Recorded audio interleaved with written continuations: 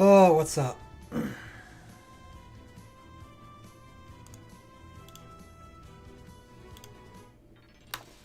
yeah, I should advertise that I'm streaming, huh? So people know.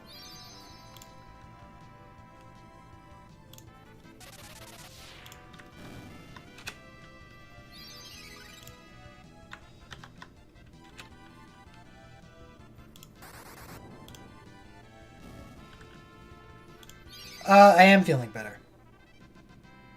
Yeah, face is fine.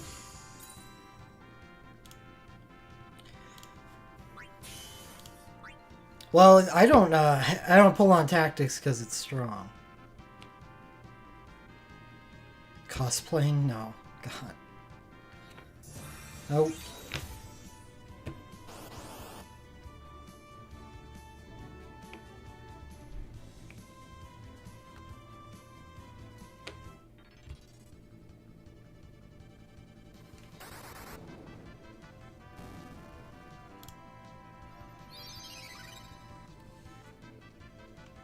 Fight is a bit troll.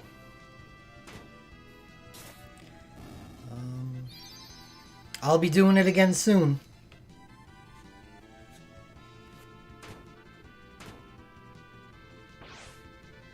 It's the stuff that I get tomorrow. You're going to determine what people I bring to it.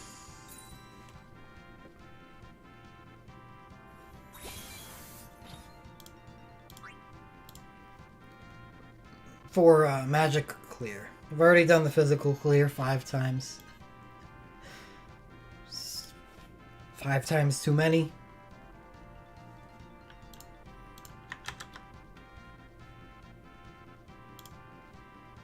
Hey, Hugh.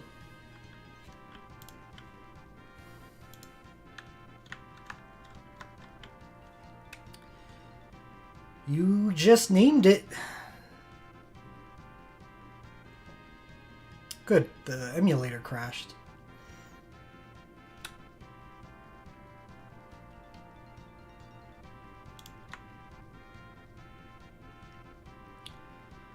I have Arc, his water USB.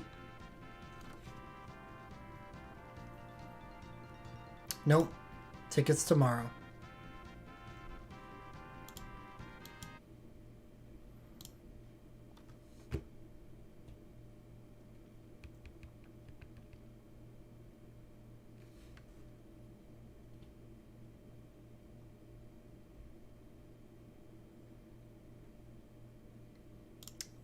So yeah, it's Onion Knight, Strago,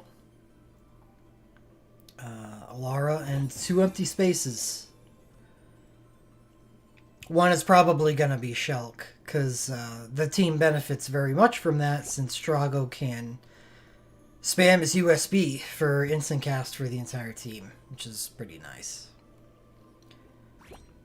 So, if no one other than him needs soul break points, then pretty easy stuff.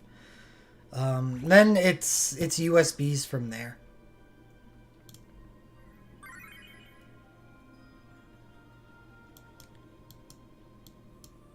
Which is Rydia USB 2, Arc, Summon USB thing, whatever it is.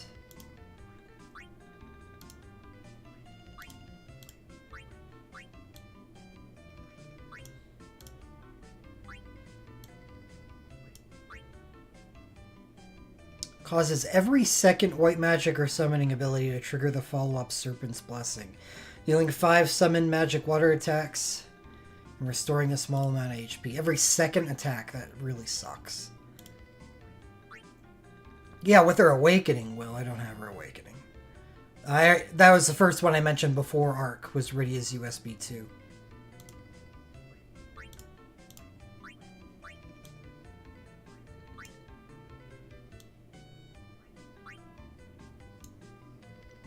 Five-hit chase.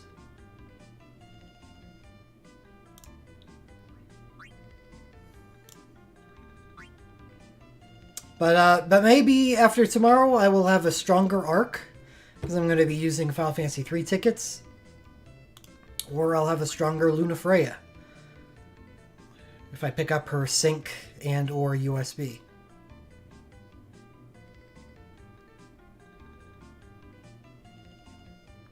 It's not special, but it is 3 stacks of M-Water. And a single target summon attack. It's pretty good, not special.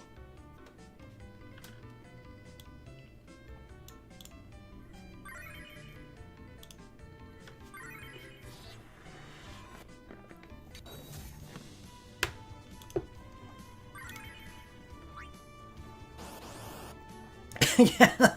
What wouldn't be the worst sync on the banner, though, next to those two?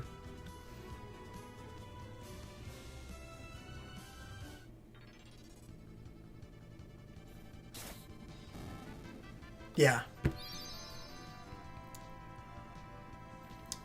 I think that may be it. 2 crystals. I think I've only ever seen a three crystal wave once. Another 2 crystal wave. Orb Meadows, thank you. I have to see what they were.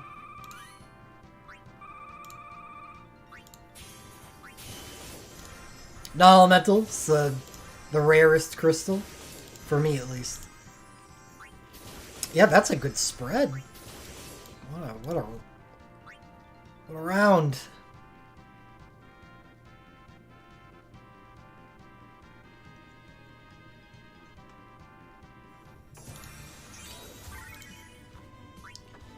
This will be the last one that I do. I don't have to get rid of all of my stamina.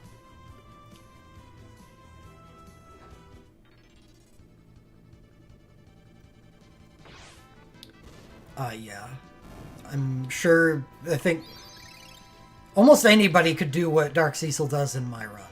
He really is there to dual cast the Imperil ability. That's it. He does fair damage while he's at it, but a lot of characters could do that.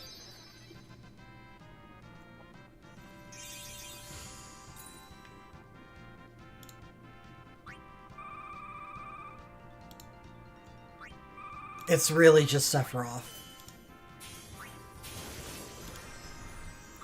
Cutting Alexander to pieces. Oh, does it, Adia? I'm sure it has more than one.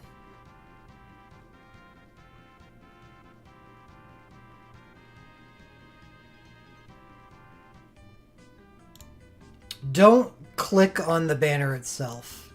Yeah, that's a goof, but you don't want to click on the banner itself anyway.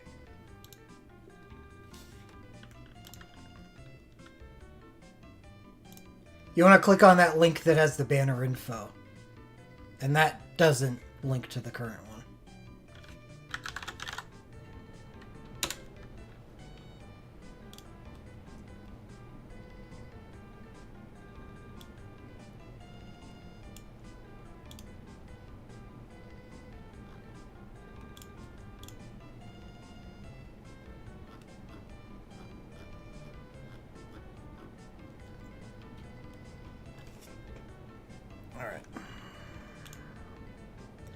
Dropping frames like crazy tonight. I don't know. But the problem is, you know, I don't really care that much. You can drop all the frames you want. It's a discussion stream. Gonna be looking at static screens anyway.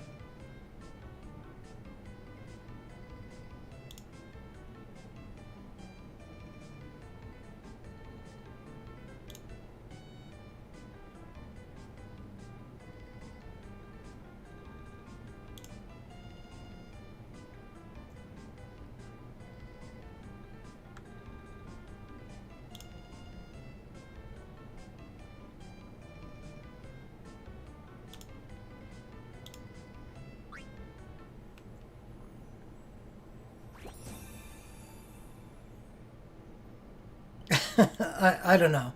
It sounds like a good idea that we should do. I should do something for it. Get so many artifact stones, just too many.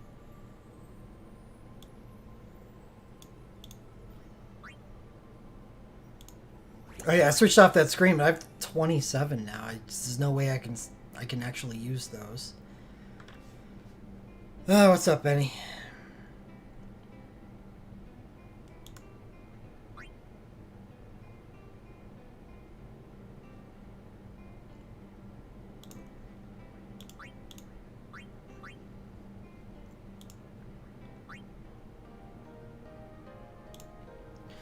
All right. So this festival, New Year Party 2020. It's the one we're currently in. Happy New Year, by the way. Yeah, realm artifacts will, but not 27 realm artifacts. Again, just way too many stones to be able to spend them. The bottleneck is not the stones themselves; it's the rainbow crystals. It is a really happy new year. 2020 is the best year that the Earth has ever experienced.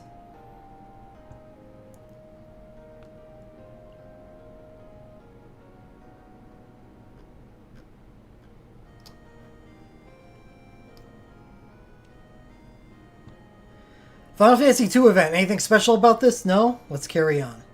So, basically what I'm going to be doing in the seasonal preview is talking about the Phantasm or Dreambreaker releases. Very facetious. And I'm mostly going to be ignoring events that have nothing to do with Dreambreaker. There might... If there is something about the event that's important for maybe a future Dreambreaker, like when the Dreambreaker for that realm eventually comes out, like Final Fantasy II. Maybe the Final Fantasy II event when the Dreambreaker comes out has bad banners. It can happen. Like the Final Fantasy VIII with the Squall and the Renoa banner that we just had. Wasn't a Dreambreaker banner, but probably a better banner for the Dreambreaker than the event that it actually comes out on. Not that that banner is bad, but it was worth noting that, yeah, the Kyros banner. It was worth noting that that was a banner worth taking a look at because it was that powerful. I do not believe that this banner qualifies. Or weaker realms, most of them.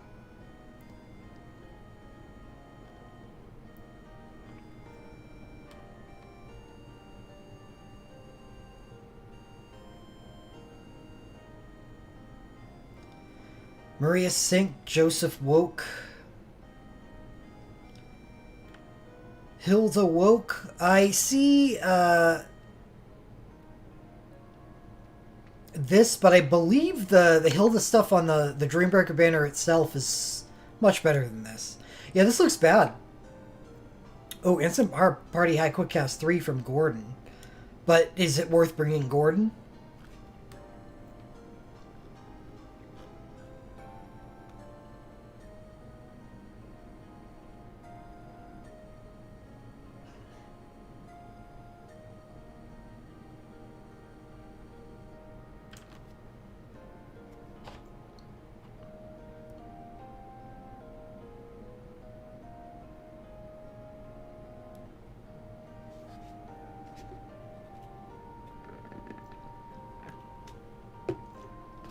This is weird.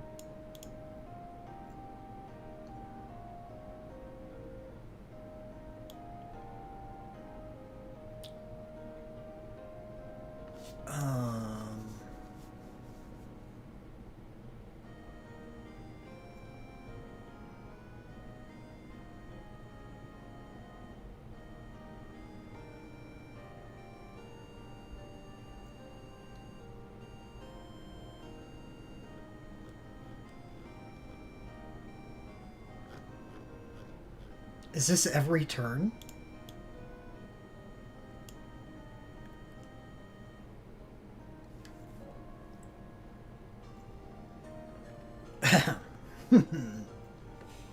Holy shit.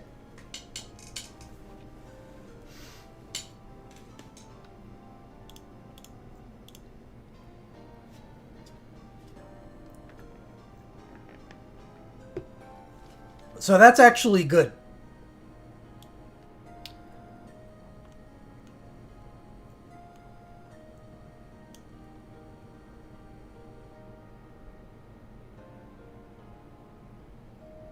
But as we're going to see on the Dreambreaker banner itself, see, the only reason you would want to look at something like this is if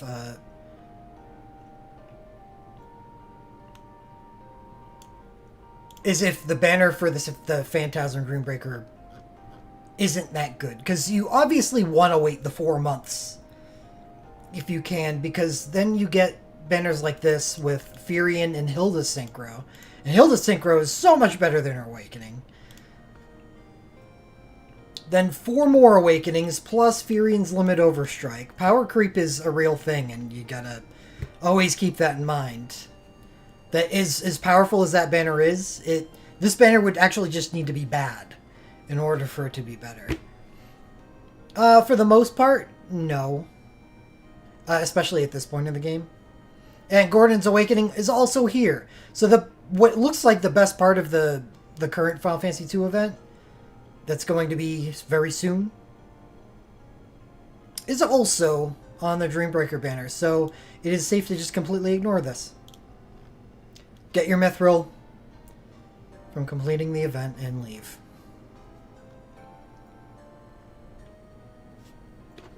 Alright. Final Fantasy Tactics is a Dreambreaker event.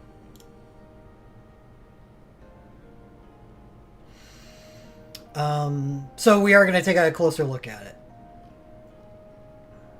I'm not going to go into a full preview, hopefully. Hopefully I remember not to go into a full preview. But what it looks like we got going here is a pretty holy theme. Surprise, surprise. Plus Gafgarian. And I've been looking at this banner a lot recently. I dislike Gafgarian a lot.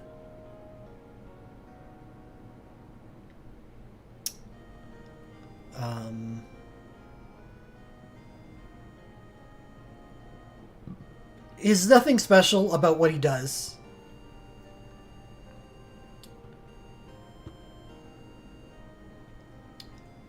Orlando Synchro is extremely good. But since Gafgarian is taking one of the 7-star slots, kind of stinks it. But the rest of the banner is actually pretty good. With Ovelia, we got Last Stands, Defense Resistance Mine plus 50%. It's kind of a neat effect on a Healer Awakening. I don't know how useful it is. And 250 Soul Break points. Actually, now I'm really like this Soul Break. Counters the arc debuff. Well, thank goodness. Thank goodness. So this 250 Soul Break points can be converted into High Quick Cast 2 from her Ultra on the same banner. So that's cool. Ramza, Realm Chain. Marsh gets a really good Holy Awakening. Marsh is a very good character for Tactics teams and Holy teams, both. Because his Awakening is basically just an Awakening version of his USB 1. Which is really powerful.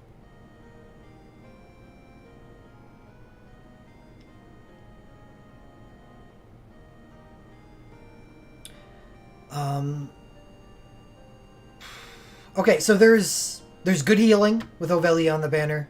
There is a lot of good Holy. And Gafgarian is regrettably on this banner and taking up four slots, 4 of the 14. That's right, Marsh only has 1 USB.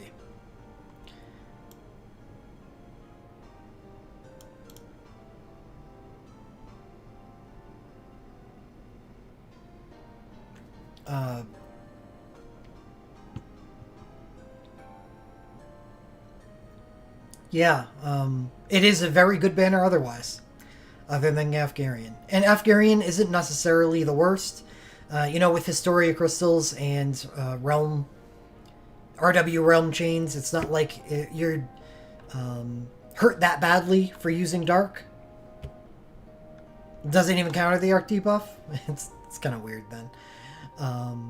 So it's really not a bad buff, but it's just funny.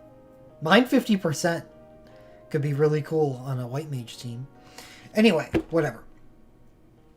Gafgarian's not even that awful, because, you know, at the very least, he is woking, he is sinking, and they're not bad for what they do.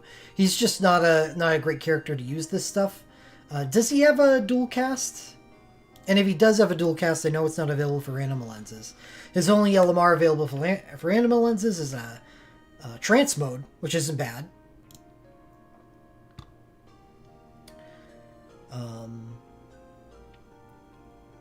The only issue with using Gafgarian is that it kind of lessens the impact of what Agrias brings to a fight.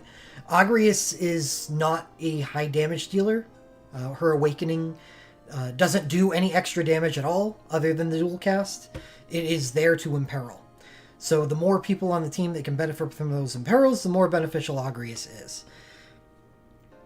And in tactics, you have plenty of holy characters to choose from. You would rather use a holy team if you can. And that is basically the real drawback of Gafgarian.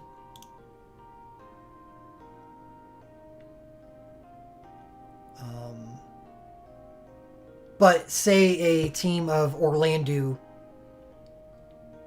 Gafgarian, and Marsh. That's a good team. And those are the three people that are on this banner. You don't necessarily have to use Agrias. So Marsh is a high quick cast 1, physical high quick cast 1 to his entire row. It's not wholly locked at all. So there would be nothing elementally locked about the team. Everyone could, you know, deal with their own, do their own thing. Well, it's not Ramza's holy chain, it's a realm chain. But yeah, it is a Ramza chain. So I would have to say it's a good Dreambreaker banner. Even with Gafgarian. Because Gafgarian's not necessarily awful. He's just someone you'd prefer to stay away from if you could, but alright, well, whatever. I think one of the bigger drawbacks of Gafgarian is when, like, you pull on a banner like this, you're like, well, I can use all this stuff for the Dreambreaker, and one day later is going to be Diablos, so I can use this holy stuff against Diablos.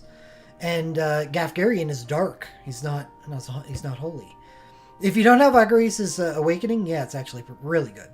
It's much, much better. Or one day later, or one day earlier, whatever. Anyway, well, shit, what was I saying? Oh, yeah, Gafgarian, he's dark. And, you know, dark is dark. Dark is Sephiroth. While a lot of the stuff on this banner is useful for two different functions, Gafgarian isn't really. He'll be great for the Dreambreaker, especially if you don't have Agrias already. But he's just he's the peanut gallery for when it comes to dark teams. Yeah, that's different because Seth's Awakening was available for 5th anniversary for anyone who wanted to take it.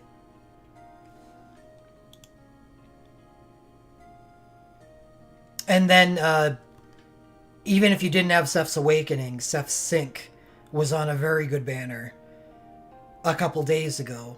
Yes. Yeah, a few days ago. And performs a lot of the same functions that his Awakening does. Awakening is better, but the Sync can fill in if it has to. And it's still up, yeah. It's a very good banner. It's just... So, combining those two factors in, it's hard to view a lot of the dark locked stuff on Realm banners as being anything more than Dreambreaker stuff. You're not going to use outside of it.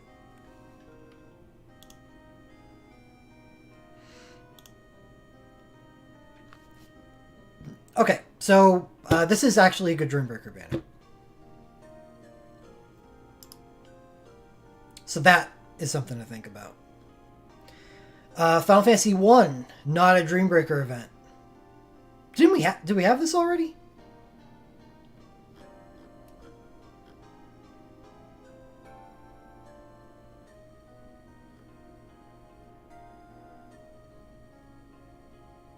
It's a different one. Yeah, it doesn't. There's no master here.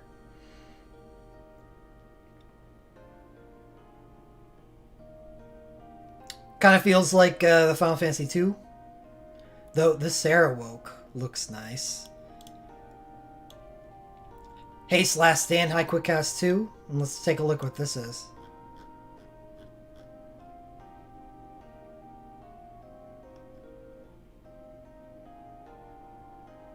Chases Medica. Okay, this is better. Dreambreaker stuff. But for same thing I did with Final Fantasy 2. Zoom ahead. Do I even have the next Final Fantasy 1 event on my list? No. Does anyone have it linked? Hold on. There is no Final Fantasy 1 event. Alright, never mind then. That all the more reason to stay the hell away. Don't even know what the Dreambreaker is yet. So it is at least 6 months out. Don't touch it.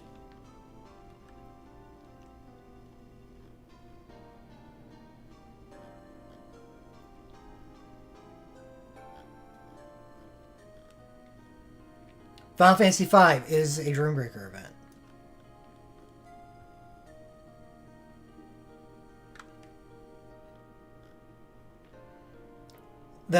The state of power creep 6 months from now is going to make that Final Fantasy 1 banner just look like dirt.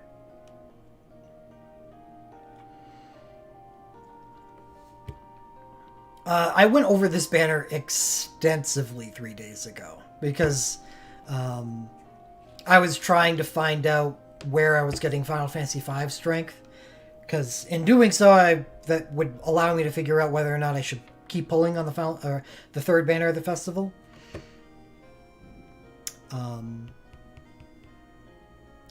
And I got... It's a weird banner. It feels kind of spread out to me, though there are some really good things here. Lena's Synchro is very good. It's High Quick Cast 2 to party. Already, Kiraja Medica and High Quick Cast 2 is exactly where you want to start. It contains basically an N heal status, which makes her just cap on everything. It doesn't matter how small it is. And she does get a hero ability with an H 17.5 Medica. That's very low. But that's okay because she heals for 5 million, so everything she does is just going to full heal everything. And it has a reduced cast timer of 1.2. Normal white magic is 1.5. So that's, a 20% reduction. So Lena just becomes a super healer, and if you do have her stuff from the third banner of this festival, she also becomes an offensive type healer because her Synchro, her Second Awakening, and her USB 4 all each provide High Quick Cast 2 to party. So kind of a neat combination. I think healers that provide stuff like HP stock, which Lena actually does with her Awakening, HP stock, stone skin, and damage reduction are the better type healers. You want more of those types of things instead of stuff like Alara's Awakening, which is just a Medica every time you use White Magic or Bard, because those things can be and will be reduced. There will be debuffs in the game. We've already actually experienced a couple of them in 6-star Magicite, but it becomes a lot more prevalent going forward. Lena is such a strong healer that it's actually not as bad anymore.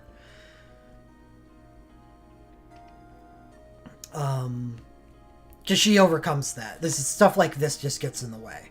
And her LM2, part of her dive, is also another 30%. If anyone's been using their souped up Lenas from Banner 3, you've seen some of the stuff that some of the numbers she puts out. And this, I can't wait.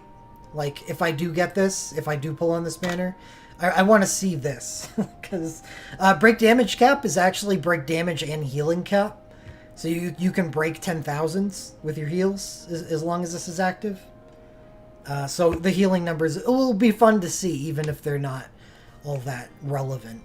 Though I guess if you're walking around with characters with 15,000 health like my Sephiroth, then breaking the damage cap with healing isn't so bad anymore.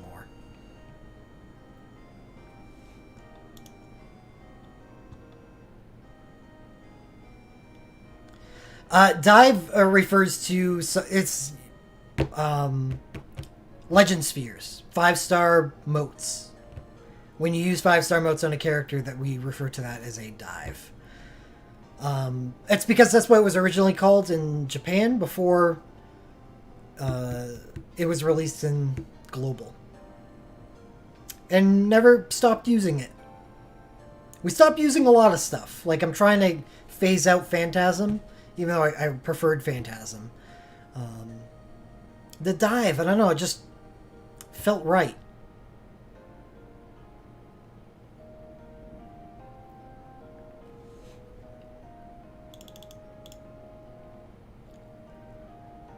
Alright. So, Lena Synchro, very good. Bart's Awakening. And this is probably the jewel of the banner here.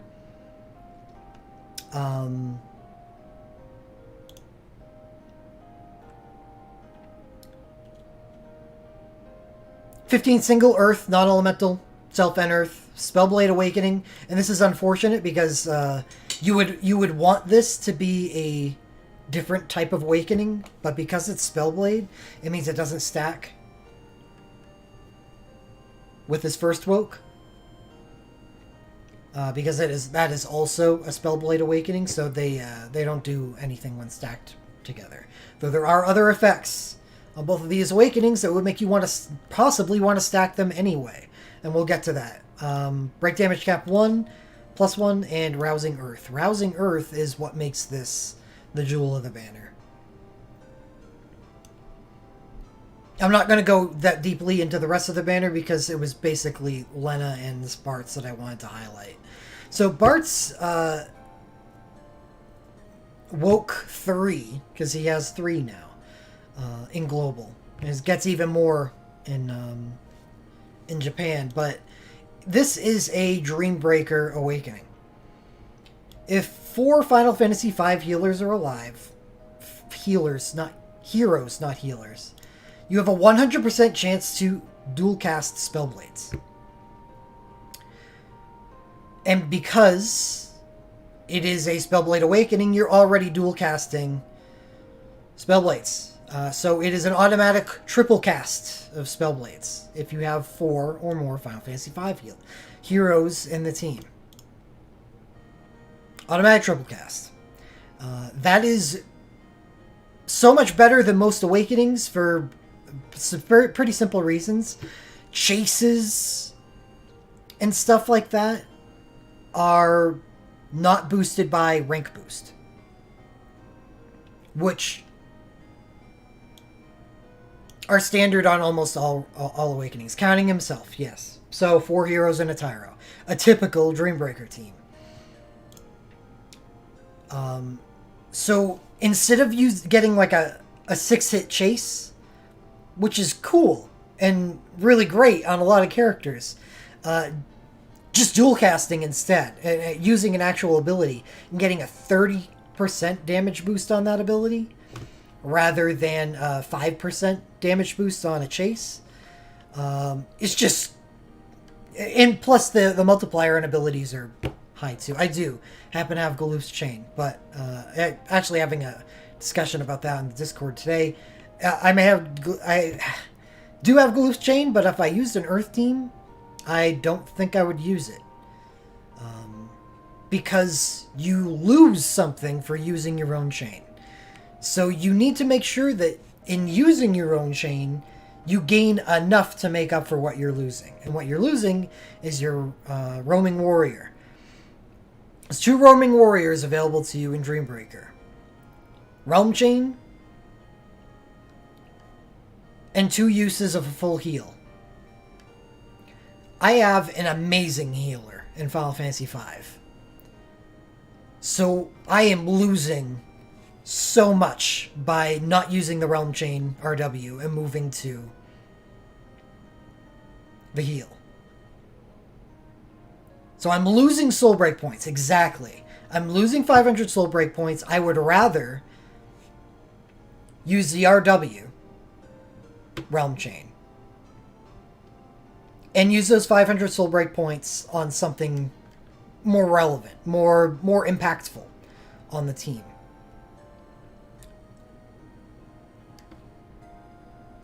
And I think for someone who like concentrates so heavily on getting a bunch of good healers, which is what I have done, I think it's going to be rare that I use a Realm Chain or an Elemental Chain.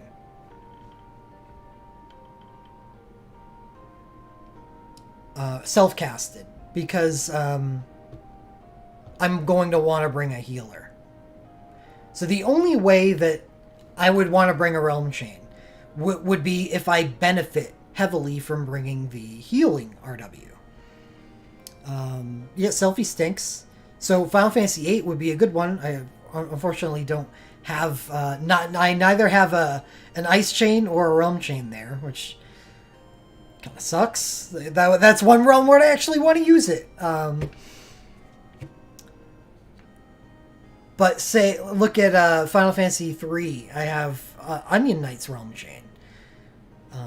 He does cast it better than most, but he can just do that with the RW instead. Why not, give him, Mako Might, or have someone entrust him. Have him first turn instant cast out Realm Chain out, second cast uses Sync for a really quick dive into doing damage. It's just, and you're prevented from doing stuff like that by spending your 500 soul break points on your Realm Chain. Anyway, I'm not even done with Bartz. This is awesome by itself.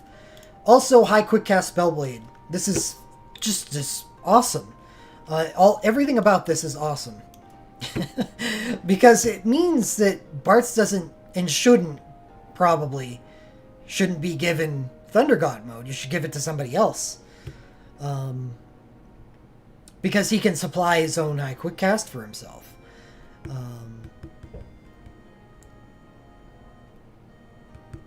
So he's going to be attacking really fast. And now somebody else can attack really fast. And with, a typical party having three damage dealers, that's a good thing.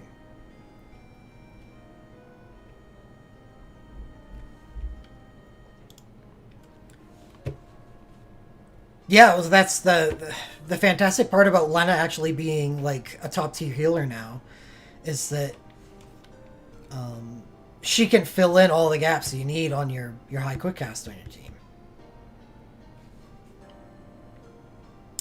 So that's basically what I wanted to highlight here.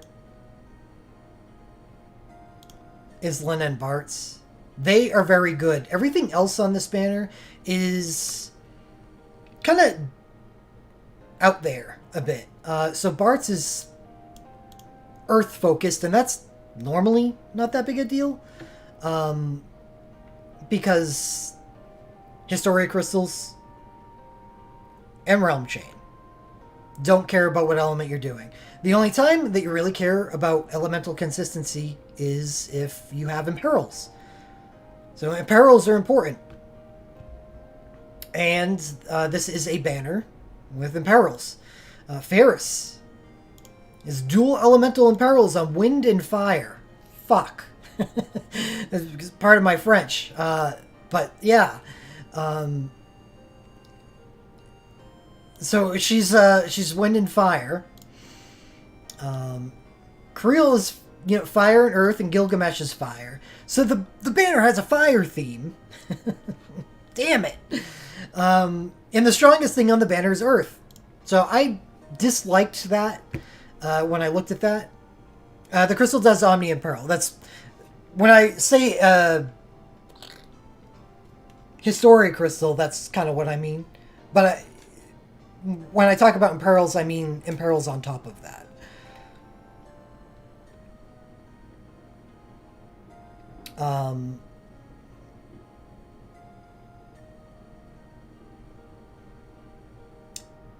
These are good characters, though. So it's not like these are bad options. Gilgamesh does have a good USB 2 that gives him a nice chase, if I remember correctly. That could be used with his awakening. Ferris has a ton of things that she can also be doing. I believe. No, her 500 Soul Breakpoint Glint Plus is not on the banner, unfortunately. Gilgamesh's is. That's awesome. But Ferris's isn't.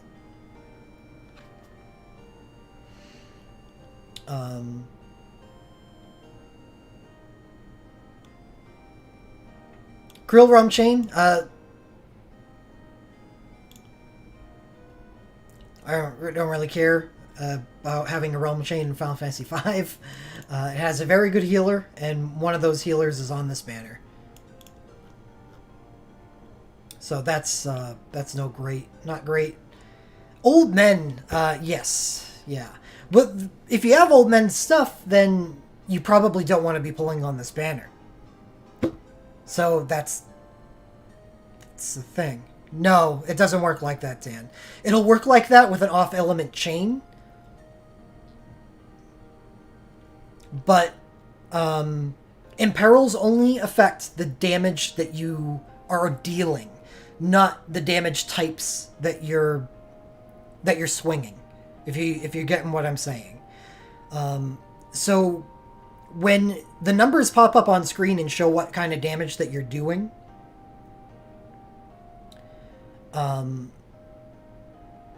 it's because it's calculated that that's the best amount of damage that you can be doing, and it takes Imperil into effect. If the best amount of damage that Bards can be doing is Earth, then Fire Imperils will have nothing to do with that.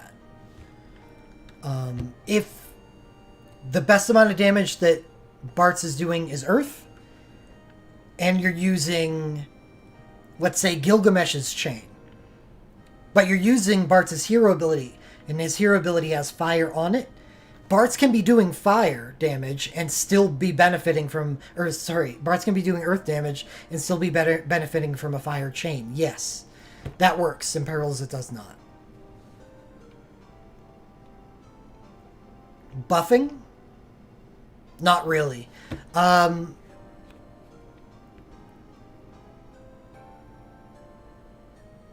but you said in Perils, and it doesn't work. So Bartz does not give any shits about Ferris's Imperils. That I just spent a couple minutes saying that they weren't.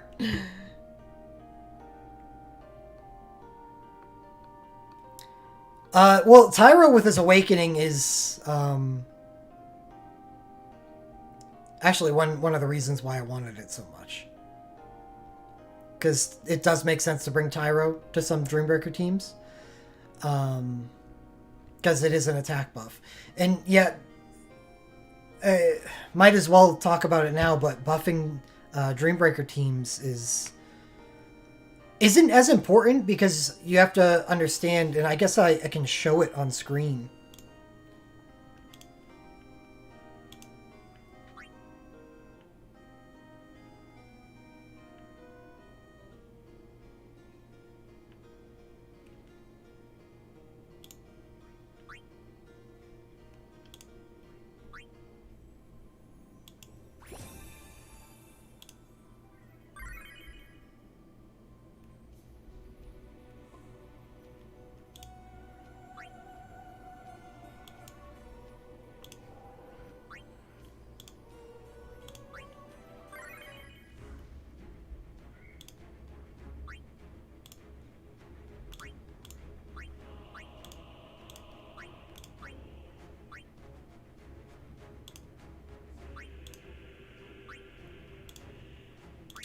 I didn't say they didn't help. Just said they're not as important. So, normally what happens when a Dreambreaker comes around is...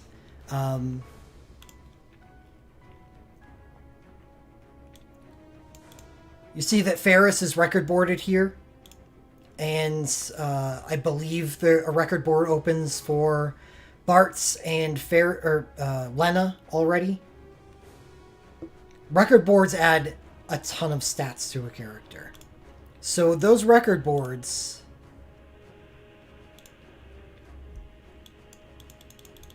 plus realm artifacts.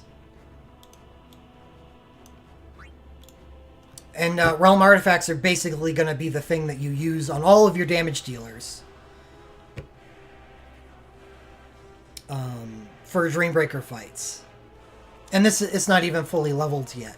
So record board plus realm artifact already gets Squall to soft cap. And when you factor in what the Historia Crystal or a Magicite also gives you, you're already over soft cap. Getting buffs above that is fine. It still increases damage, but it's not like it's essential at that point. That's a physical character. Physical characters are different. Because the soft cap for physical characters is about 1,200, 1,300. Magic cap is much higher. It's like 21 to 2,200. So buffing mage teams is much more important than buffing physical teams. And this is the big problem, because it's hard to buff realm teams. We experienced this back in Torment, and it's really no different now. It's really hard to buff these teams. So physical teams are just better. They're easier to assemble than mages in Dreambreaker. Because with physical teams, you don't really have to buff them. And since Tyro is basically a staple, he provides an advantage with his OSB, believe it or not, that really helps out teams. It's not essential. There are things that can overcome the stuff without Tyro, but Tyro is a physical support. He doesn't really do much for mages. He can at least use Allegro Con Moto, and that's kind of cool.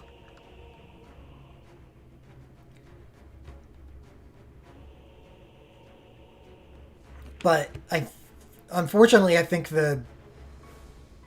I'm going to be leaning towards using physicals for Dreambreakers. There are definitely mages that, disobey. They're really good at self-buffing, or they just, they don't have magic problems. Understand that you are going to have around this much magic, or Terra. Rain's not so much, because Rain's BSB doesn't really factor in anymore. The old Rain's thing, well, let's just say Darkness Mages, because Memento Mori will always be a thing. But Rain's, his big thing was Memento Mori, the 30% buff from BSB, and the 20% buff from having Burst Mode itself. So he self-buffed extremely well. But two of those buffs are no longer a factor. So Terra, Rem, build up Legend Materia. Like Serra gets a 50% magic build up as her Legend Materia 2. Excellent mage. Because she doesn't really care about buffs either. She buffs herself. Adia, I believe, also gets that Legend Materia too. And she's nice, because that's an ice realm that uses Ice and Perils.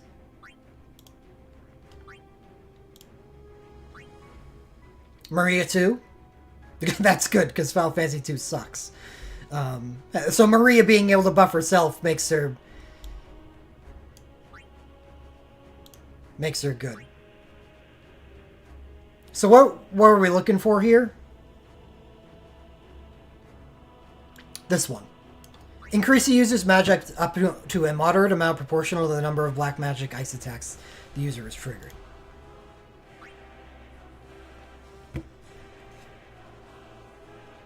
Emperor does not. Emperor has, whenever he gets hit by BLK, he does like an Earth Imperil or something. Emperor's LM2 is a real piece of work. It's just shit. Yeah, back in the day, they were frowned upon.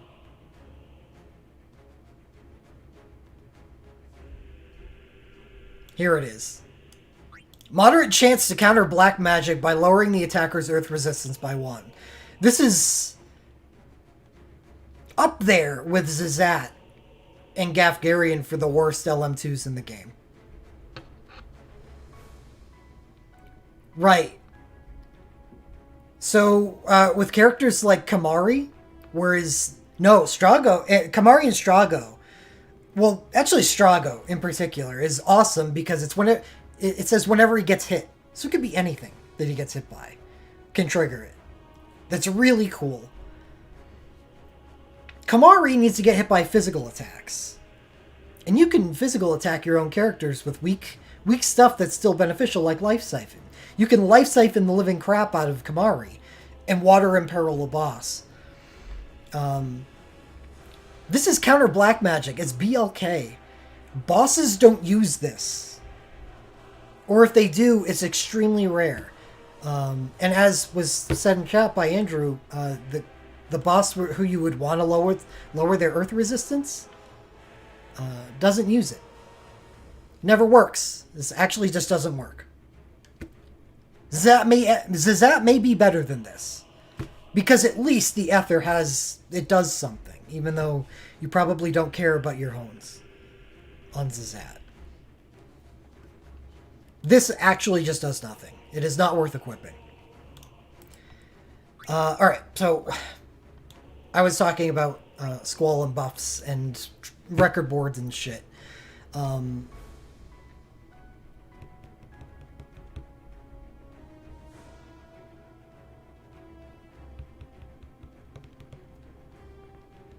I think this started because of... We're talking about realm chains and stuff? I don't know. I forget. How did I get off on this tangent? It's useful information, but how did I get there? Anyway, back to the banner.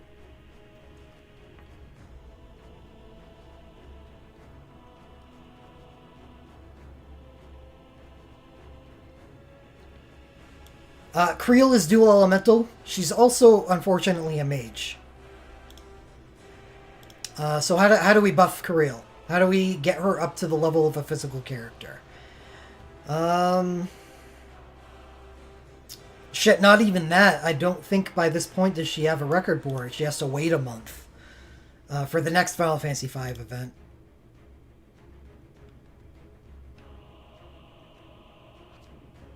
$500 soul break points for 30% magic.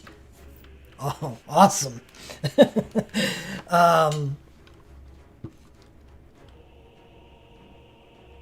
So I'm going to have to say I don't really like Creel as a damage dealer. In a realm fight situation like Dreambreaker. So at least Faris and Gilgamesh, which actually really play off each other really well. Faris being a fire imperiler and Gilgamesh's awakening isn't bad at all. Oh, her board is out? Okay, never mind then. That makes it a lot better.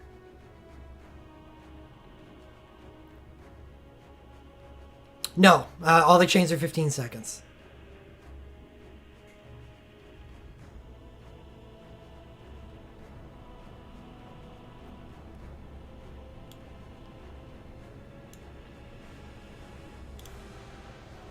Nope. They're all the same.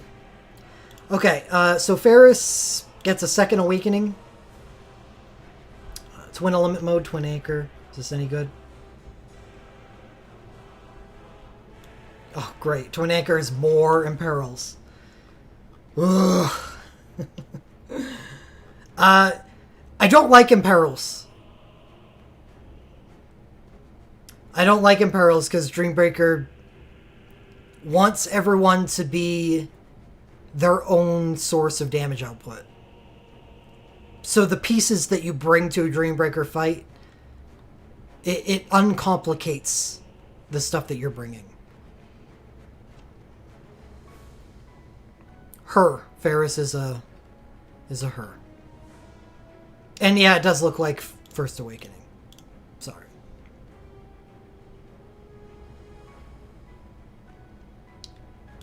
Gilgamesh is perfect. It's really what I'm looking for.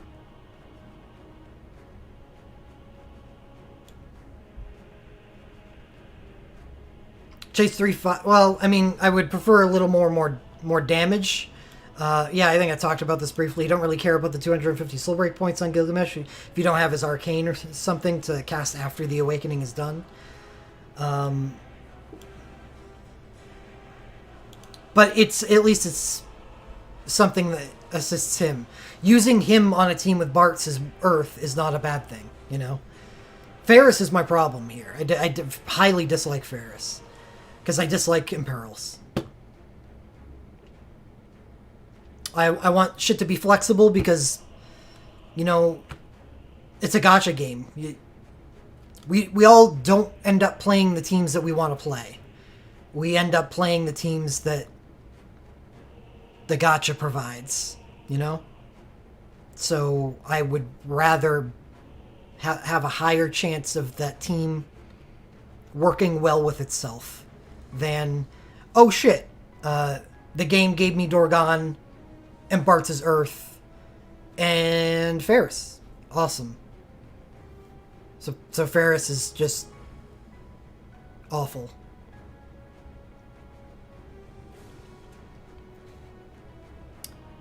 But on a Wind or Fire team, Ferris is awesome. So hopefully the gacha provides. So if I do pull on this banner, I actually just want to avoid Ferris entirely. And it doesn't seem like that's that difficult. I mean, you got stuff down here in the 5-star section. 2 things. But it's not like this is Gafgarian. It's those 2 things and this. And her Limit Overflow isn't bad by itself because it's not in Perils.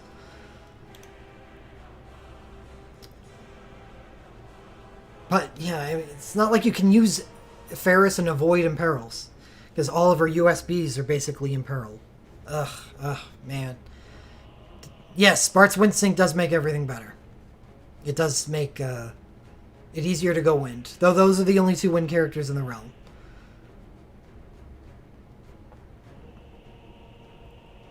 Anyway, that's what you got for damage here. Only 4 things.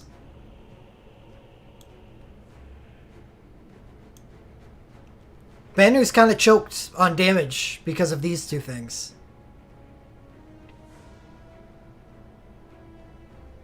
Everything below here is Realm Chain, which is whatever. USB for Creel, which, okay, but it's not like...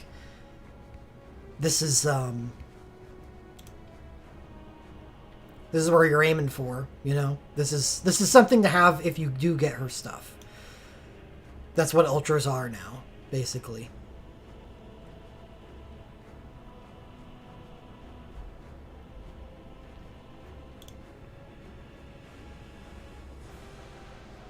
I remember liking this. So, all in all, I don't really think that this is that great of a banner for Dreambreaker.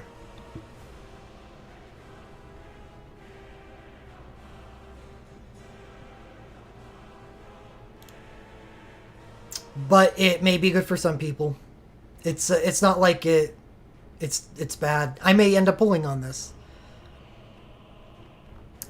And yeah, we're gonna go over the next Final Fantasy V event because it's basically 2 events in one since they're only separated by a month. And here's the sad part is that banner may be worse than this one. And I will jump straight to the next Final Fantasy V banner because we are talking about the Final Fantasy V Dreambreaker at the moment. Oh, second banner on this festival or this event is actually worth looking at least briefly. And it's a kind of a rehash of the old men banner that we had for Final Fantasy V not too long ago in Global. And this is a guaranteed double hit. So you will get at least 2 out of 9, or 2 out of 11. It's possible that this may be a better banner than the first one. Depending on you.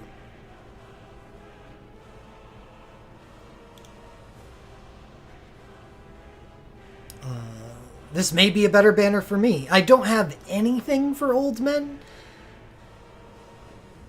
which worries me a bit.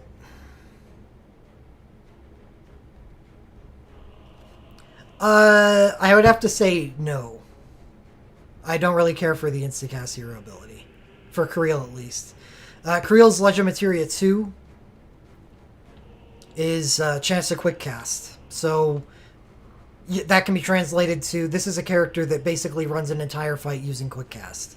So that automatically makes her a bad candidate for an Instacast hero ability.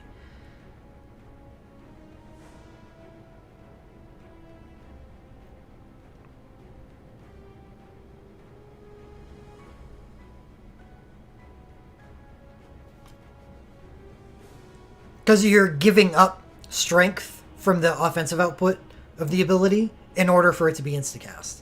It's only like 4 hits, right?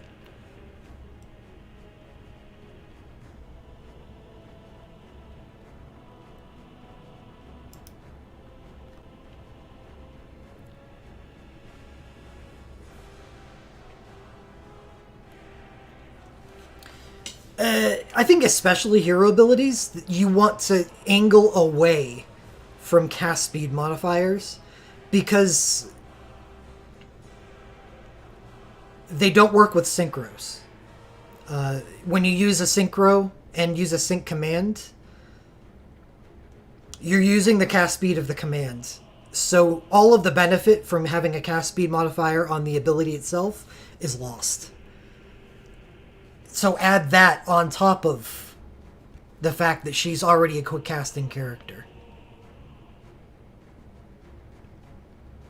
And yeah, there's no Allegro either. So if you're bringing Tyro on the team with Allegro plus her LM2 makes her a very fast character already. I would much rather be using a 6-hit rather than a 4-hit with instacast when she's already almost instacasting. So we're going to go look at the other Final Fantasy V event, which, yep, it's right here. It's a month away.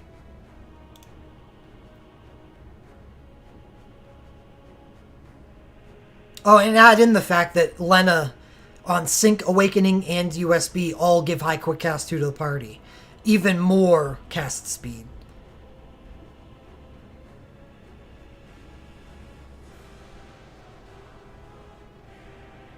Galoof gets his record board. Creel, it's just instant 4-hit. Oof, not so good.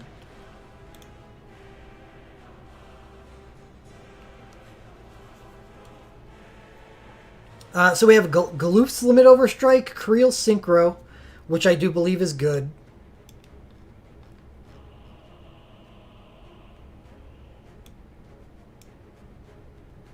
Finally, a 6-hit.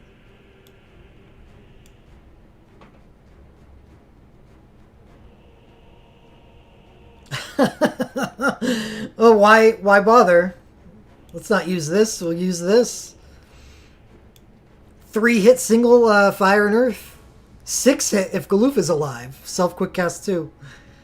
Oh yeah, high multiplier. So you would alternate these if Galoof is alive.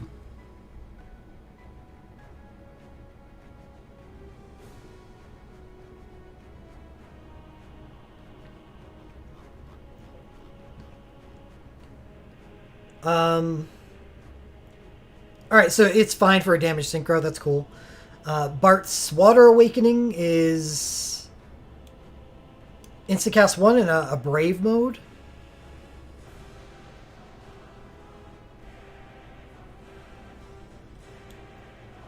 The Brave mode is just a single water overflow and self 75% damage reduction. Oops. Definitely not on par with his Earthwoke. It's actually pretty disappointing. Also, Spellblight Awakening, so it does not stack with any of his other awakenings. Yeah, this is pretty sleepy. Pretty sleepy.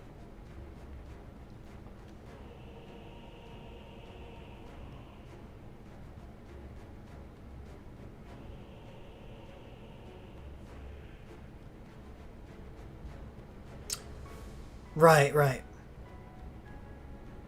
Yeah, that's better.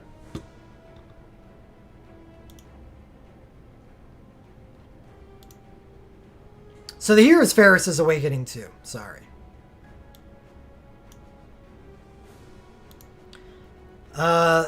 This is the anti-Tyro buff. This is the same buff that his OSB provides. So if you're using this and you were using Tyro previously on the team, this can replace that. This is great! Honestly, Ferris, thank you for finally not imperiling. Let's see what this Flamestorm is. I bet it's fucking imperils, isn't it? Oh god, it's not! So finally, Ferris brings something to the team that's not locked to elements.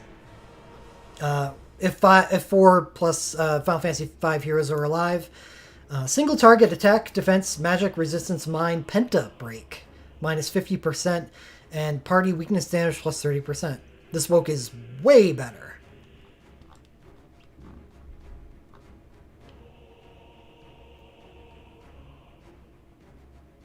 Not using an RW.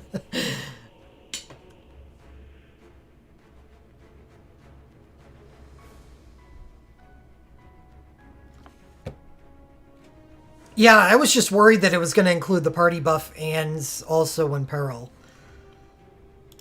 Alright, Lena Awakening is currently on Banner 3 of the festival. Can assure you that it is pretty good stuff.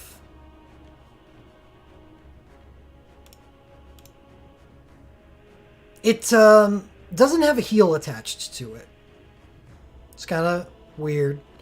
But it does have the High Quick Cast 2 and a 3000 HP stock chase on Dancer and White Magic.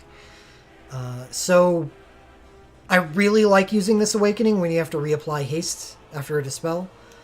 It's also has Regenga. Okay, so even if it doesn't heal, yeah, it's like a Mega Glint Plus, and it is probably worth its Soul Break points that it casts.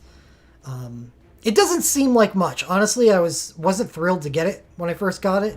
Now after using it, I'm like, alright, it's actually pretty good. Yeah, it just, the situations in which you would use it are different, that's all.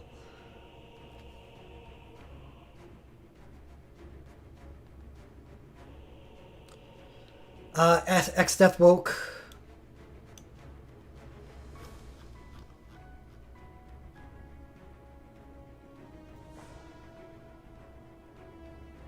Yeah, that's a good way to put it, Mazamune. How many times you cast Alara USB when everyone was at full HP? Actually, pretty often. Because the high quick cast 2 that you get from it is that valuable. So, Lena's Awakening is just an ultra version of that. Because it also provides, instead of just the high quick cast 2 and Regenga, it also provides an HP stock chase.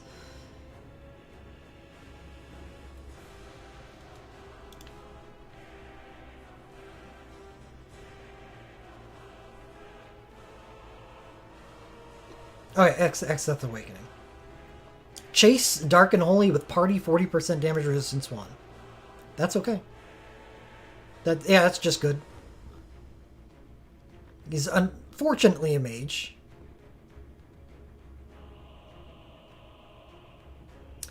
Ferris Generation 2 Realm Chain.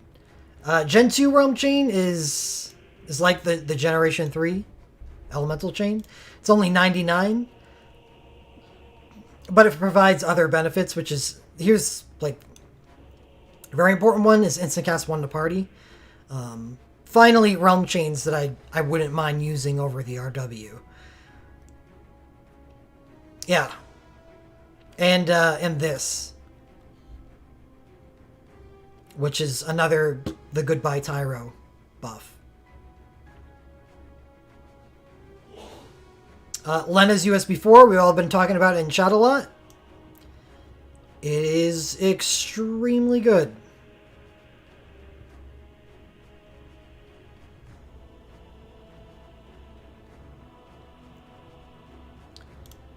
This is basically Alara's USB 1, except it reduces the entry heal a little bit and gives her a last stand brave command.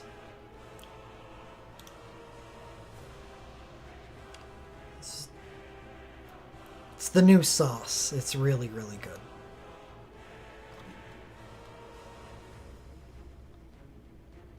Oh, and because of Ferris's plus heals on everything, this H55 Medica in Lena's hands is going to look like an H1000 heal. So you're not losing anything, and you're just gaining the last stand to party. Here's Ferris's 500 Soul Breakpoint Glint Plus. Bart's is the worst part of this banner.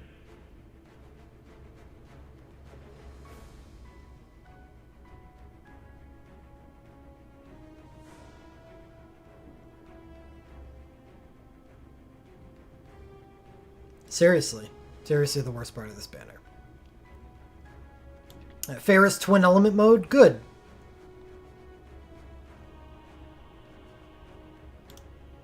It's not that no one needs them doing water stuff. Water is...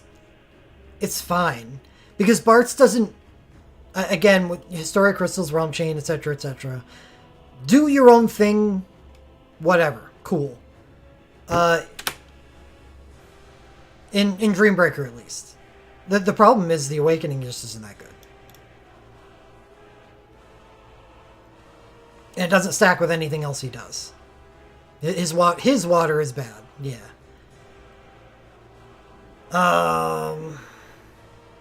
I really like this banner. If it weren't for the fact that I already have a good Lena.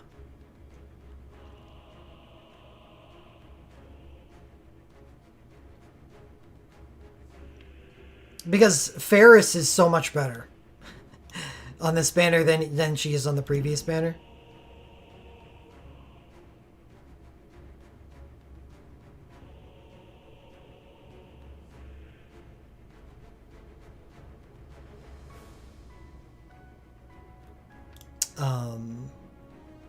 I probably won't be pulling here personally, but I can see a lot of people that would. If you missed on Lena's stuff on Banner 3, or you just didn't pull on Banner 3, yeah, Old Man is a good banner. And I'm definitely considering it, because I do really want to stay away from Ferris on the first banner. It sucks, because really like Lena's Sync, and I'd really like Bart's Earth Woke. What's banner 2 here? Bart's Wind Woke, Creel Woke, Ferris's Imperil Woke, Go-Go. Okay, this isn't good.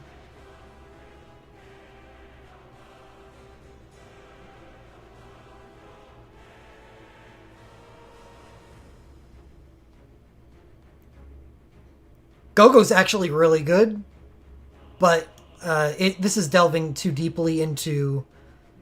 okay, this is a water character, we have fire and pearls, and we have a mage. It's like, it's just making too many compromises. For the purpose of Dreambreaker.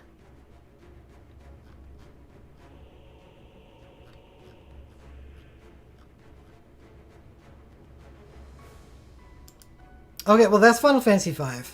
Unfortunately, it doesn't have like a power banner associated with it for the Dreambreaker, but I think if you look hard enough, banner 1 of the second event, the Creel event, the Creel Sync event, it's a good target. The Old Men banner, banner 2 of the first event, is guaranteed 2. That's the draw of it to me. I remember thinking about that back when the Old Man banner originally came out.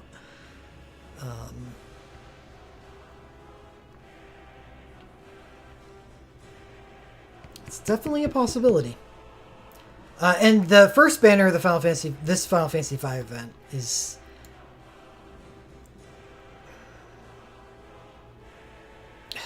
It's so weird.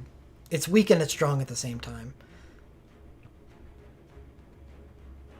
Yeah, Banner 2 is guaranteed too.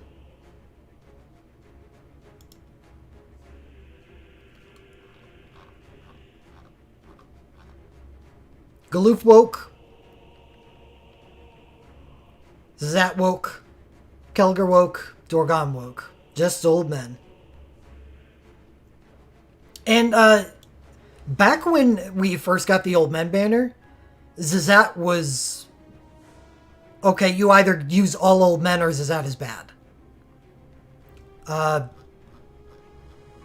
Down here. In the description. This is very nearly identical to the Old Men banner from a couple events ago, though it swaps out an Arcane and Glint Plus for Glints to maintain the lesser 6-star banner rate of Banner 2. That being said, getting nearly the same banner almost 6 months later really puts power creep into perspective, since by now, you probably don't need more Earth stuff specifically, but more Realm stuff. And if you have Zazat's Awakening, here's your chance to get more Old Men to add to your Final Fantasy V Powerhouse team. Overall, clearly not as powerful as Banner 1, but with the 2 guaranteed 5-star plus, it may be a good place to strengthen your 5 team. I believe Guaranteed 2 is taken off of banners when we get the tickets.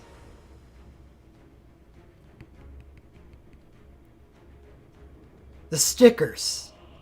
Tickets or stickers, whatever they're called.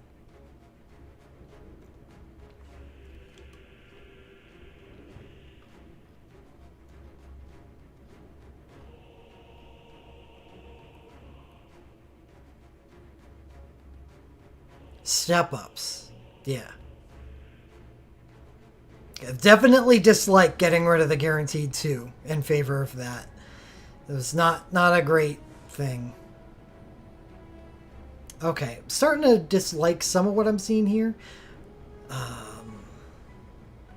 Okay, Kelger Dualcast Ninja, cool, but this is a dupe. This is a dupe. This is a dupe.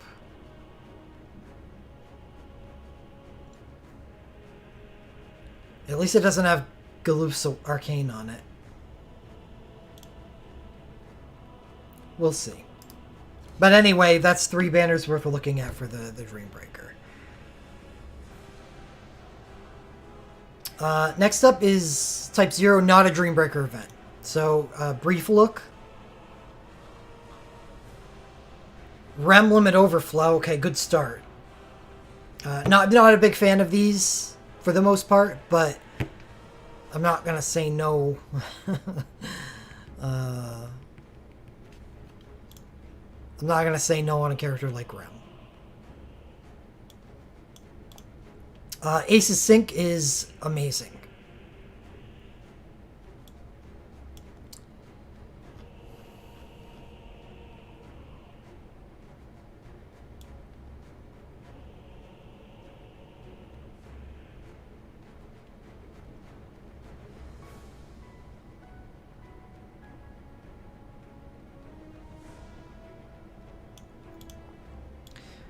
So, first sync command is 6 times single. Higher multiplier based upon physical blink. Defend commands. Instant self QC2 and physical blink 2 if... And this assault deck status that you get from a sync here is if Ace has physical blink active. Chase all sync abilities with quick ATB 1. So he can be Rem. As long as he has physical blink.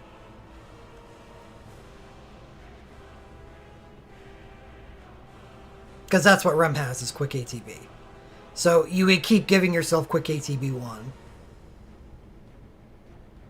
As long as you have the physical blink. Does it give physical blink on cast?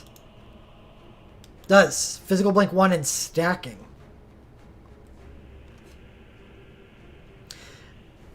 Sync and Woke worse.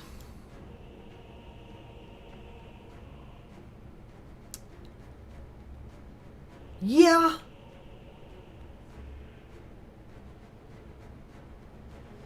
Oh, then it is for him. Yeah, then definitely yes.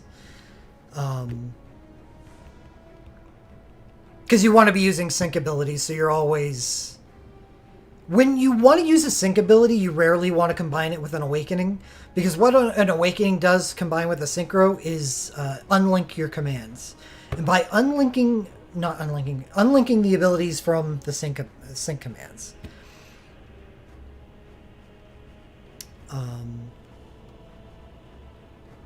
And when you do that, you reduce the damage of the sync commands, because it means you no longer get a rank boost.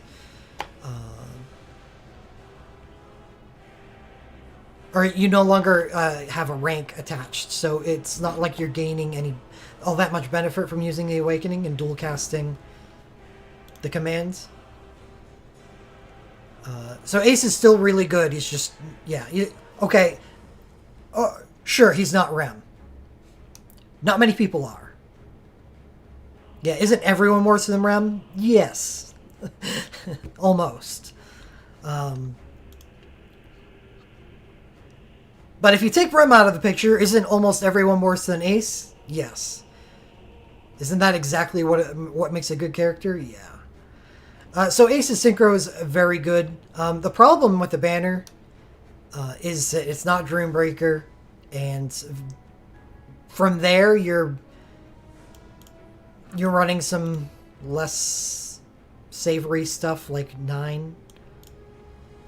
Woken Sync is very good on Rem.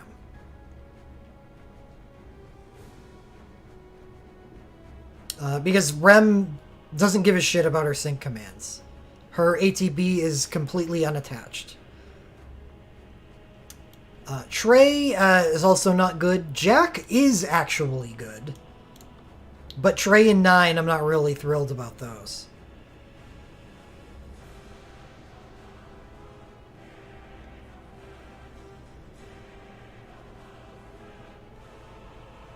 So it's just kind of a blah banner that happens to have Ace's Sync on it. And it's not for Dreambreaker. So, moving on. This is... Yeah, Jack is very good. Not talked about much. He wasn't even that popular of a character in Type 0. But, I don't know, they really like making Fire Samurai good in this game. Anyway, Final Fantasy 13. This is a Dreambreaker event. Gonna spend a little time on this one. God. In my opinion, this is the best Dreambreaker banner to be released at this point.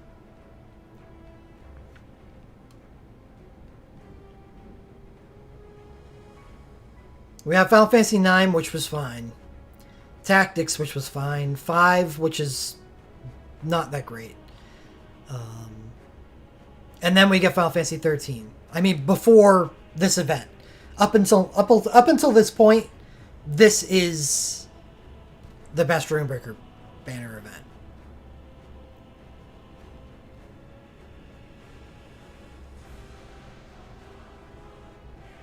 Maybe that gets erased sometime after this. It's definitely possible. Lightning's Awakening 2 is not on the banner. Lightning's Limit Break Overflow is on the banner. 3 record board abilities, 3 new record boards. Snow, Fang, and Vanille. This is, like I said, this should be common on Dreambreaker events, is a lot of characters, especially ones appearing on the first banner of the event, getting their record boards. So I like this for multiple reasons. One of which I talked about already. Before I go into any of the relics at all, look at the lineup of characters. Physical character, physical character, physical character, physical, physical, magical, but, oh, it's one of the 2 character or 3 characters in the game with a 50% magic buff in their Legend Materia too. Okay. Healer. And all physical characters in Sarah. And Sarah, which is one of the best mages in the game. So, already, it's got that going for it. And then we see if the relics themselves are any good. Or I guess we'll first look at the record board abilities. And here's the nice part about this. Is Lightning's record board ability is Lightning and Holy. Which means that you can do some fun stuff with her wokes. Since her first woke is Lightning and her second woke is Holy. A la Squall. Never believe what the game is telling you.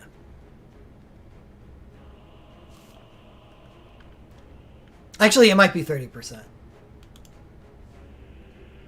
50% may be physical characters, because physical characters get everything good in the game. I'd have to check. I'll check it. Auron, tell me. Legend Materia Sarah. It's 30%. It's still a good buff. It's still a buff that no one else has.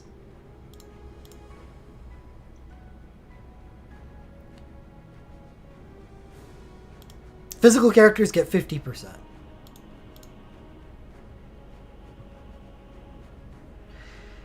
Anyway. 6-hit ability, dual element, so it can be dual woked. Long cast time that reduces with each use, that's fine. It does seem backwards, because magical characters need the buffs more than physicals do. Doesn't make any sense.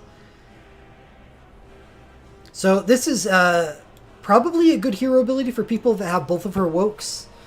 Otherwise, it's fine for Holy Lightning, because Holy doesn't have a lot of abilities. Soul Breakpoint generation is not based on school, it's based on cast time.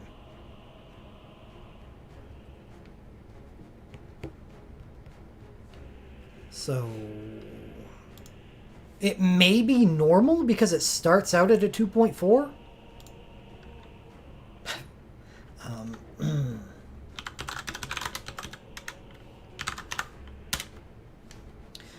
Blaze Rush, Lightning, Soul Break Charge, 90. So it is a normal Soul Breakpoint generation. 90 normal, 135 when exploiting vulnerability. Just like any other 6-star ability. Which is actually something Lightning doesn't do. Lightning uses celerity abilities with a 1.2 cast time, which actually don't generate 90. So it's like Lightning's Life Siphon. Anyway, it's a good ability, definitely if you have both wokes. I still think it's pretty good, even if you don't, for Holy Lightning. Just because holy abilities... Physical holy abilities are not good, so being able to replace those holy physical abilities with an actual good one is, ideal.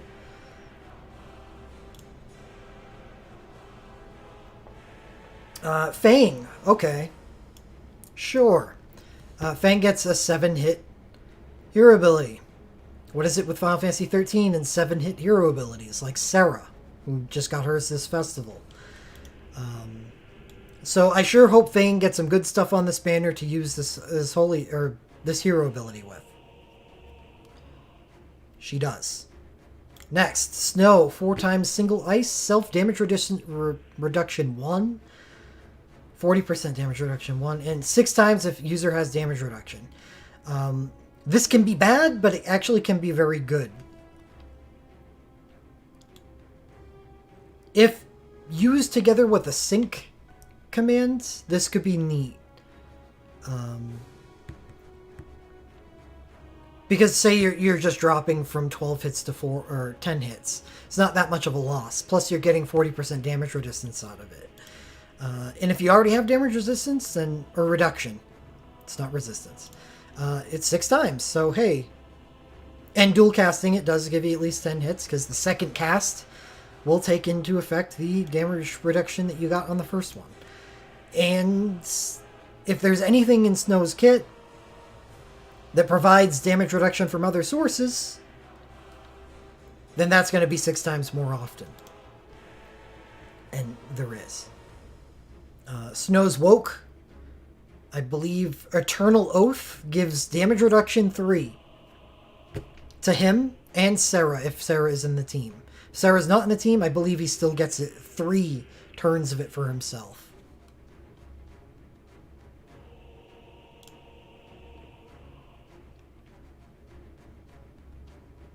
And casting his USB, his new USB on the Spanner, gives him 40% damage reduction 3. It's very easy to maintain damage reduction on Snow at almost all times. So his hero ability is actually not that bad.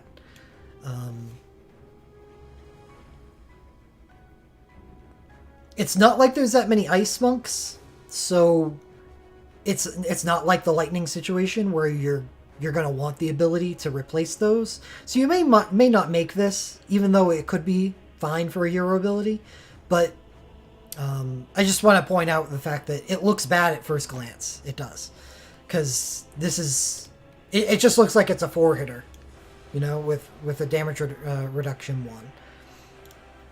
But there's a lot of stuff. If you're using Snow, if you've got Snow's stuff, you're probably hitting 6 hits at all times. And if you're not, then you're at least getting that out of it. So it is good. But anyway, moving on. Lightning, Lemon Park Overflow, don't need to talk about those that much. Other than the fact that it's only lightning. So if you are running Holy Lightning, this is not going to work that well with that. So it won't benefit from Unholy at all. Snow Sink.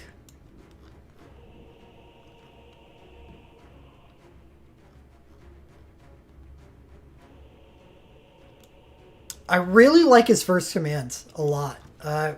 Talking about Tifa, I think we were having a discussion, I think it was during stream a couple nights ago. We were talking about Tifa and her attack command. Like, she's just good at punching people. It's not...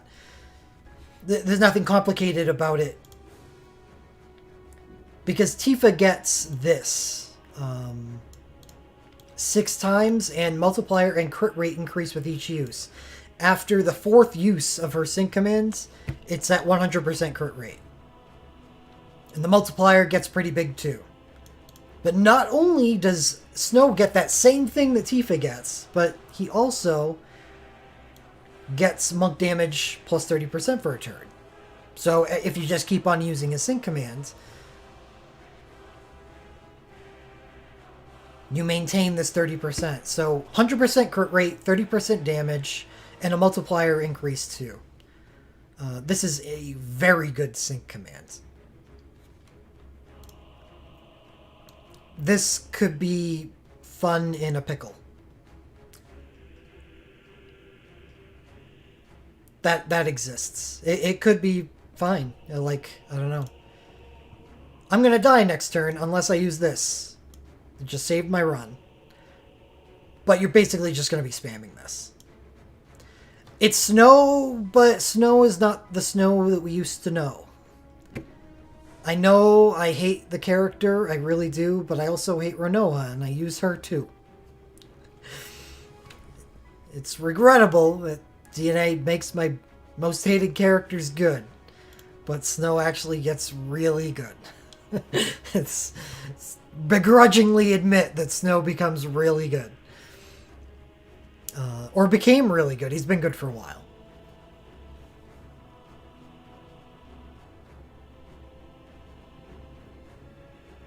Yeah, that's Snow in a nutshell. Very uncomplicated. Spam command 1. But in a pinch, he's got that command 2 if you need it.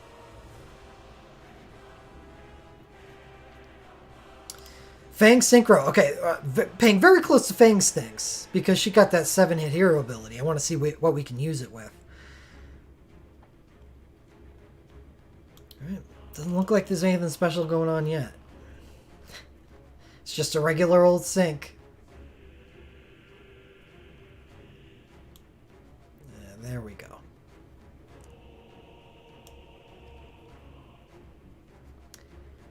So, Fang's first sync commands gives her another stack of break damage cap +1 for a turn.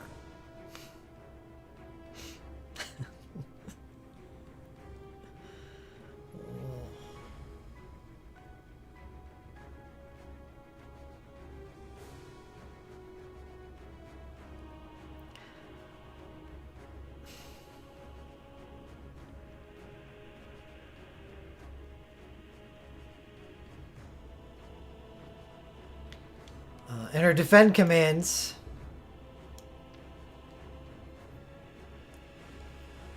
is nice. It gives her instant cast 3 for jumps and no airtime 3. If I'm using Fang Synchro, I'm not using it together with her Awakening. Because you are probably going to be wanting to use this defend command, which doesn't do anything if used twice. So I would want to link something up to it, like Sky High. And link command 1 up to her hero ability.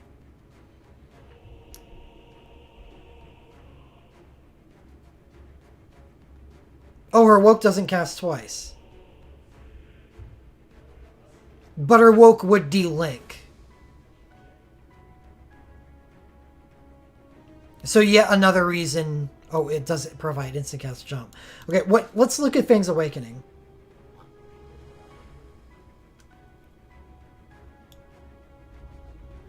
Yeah, it's a Dragoon Awakening, so it would de-link. You would be dual cast, or not dual casting, single casting. Yeah, you'd never want to use these together. Woke plus sync equal very bad. Don't ever use these. Yeah, you use one and then you use the other.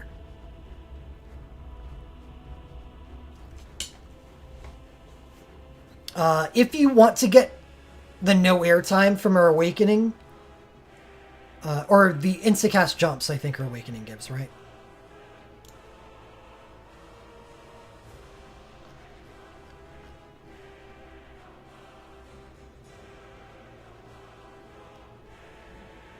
Yeah, it's not no airtime from her Awakening. That is instacast jump. Airtime is what happens after you've casted. Instacast is the cast timer.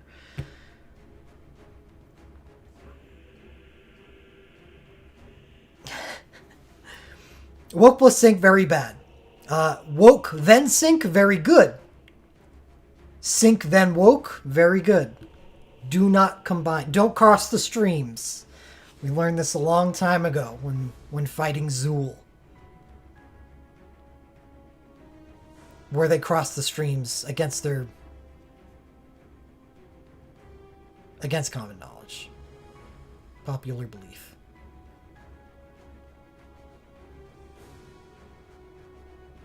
Yeah, our USB 1 does instant jumps.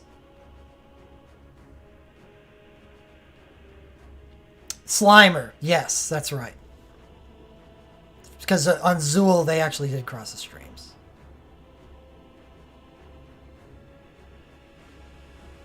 Or a Gozer.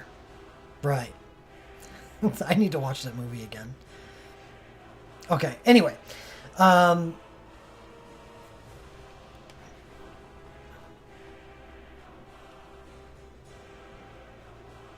Fang Synchro is very good. It's nice that it's very good because her hero ability is awesome. Snow.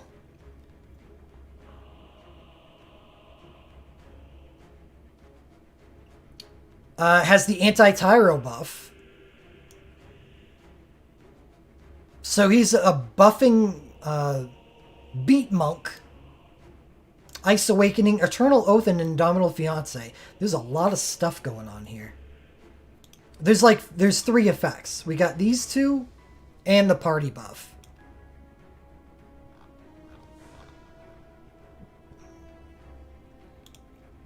So regular dual cast Awakening, Eternal Oath.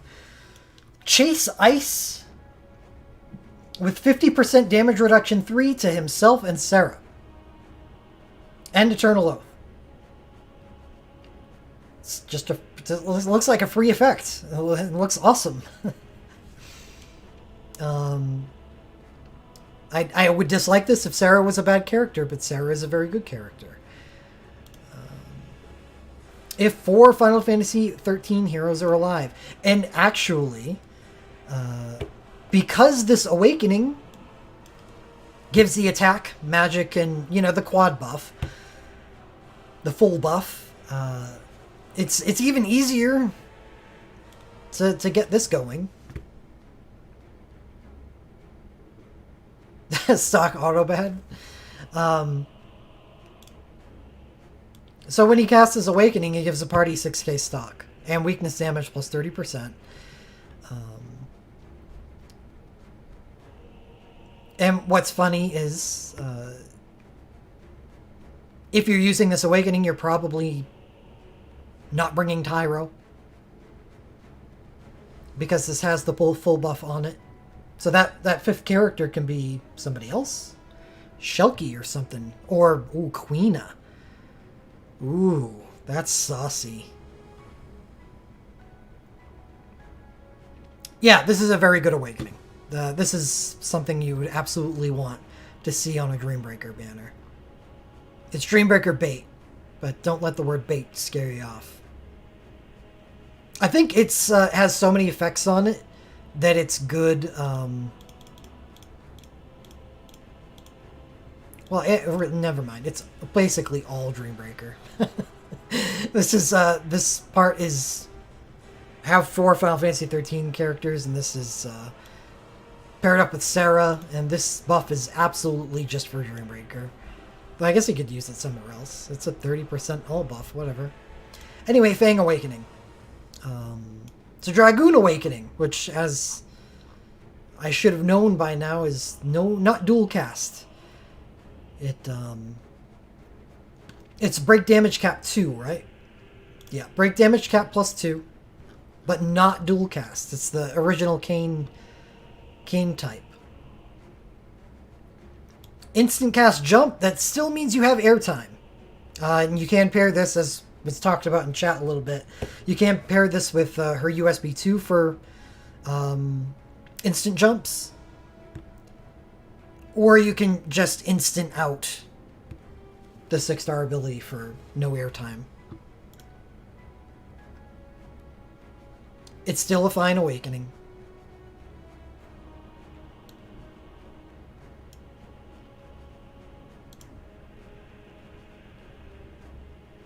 Don't need. That 6-star ability is pretty good. The one that removes airtime for your next 3 turns.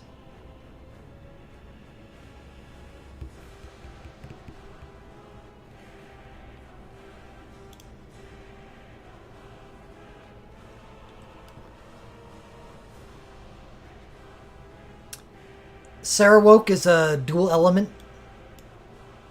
Water and Ice Mage Woke. Sarah Arcane, dual element. Water and Ice Mage Arcane. Snow Ultra is new.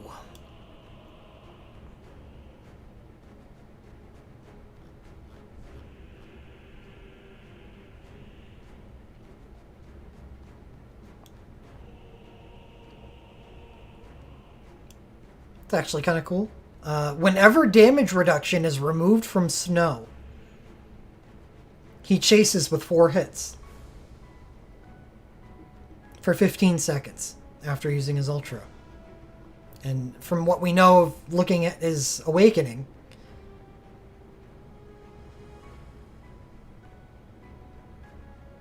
well, I did because it's old. It's old. I described it sufficiently.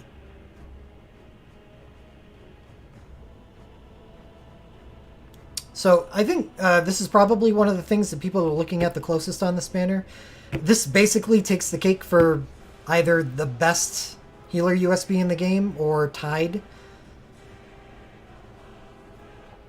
with Lena's USB 4.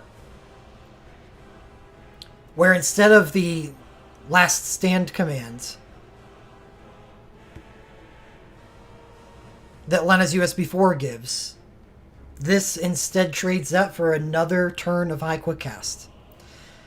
So there's 3 turns of High Quick Cast. This is basically a lot closer to Lara's USB 1 and being a direct upgrade to that. Just an all-around upgrade to that. Yep, you'll lose a little heal potency, but that's okay. Because, as was noted, Vanille does have an increased heal LMR, which...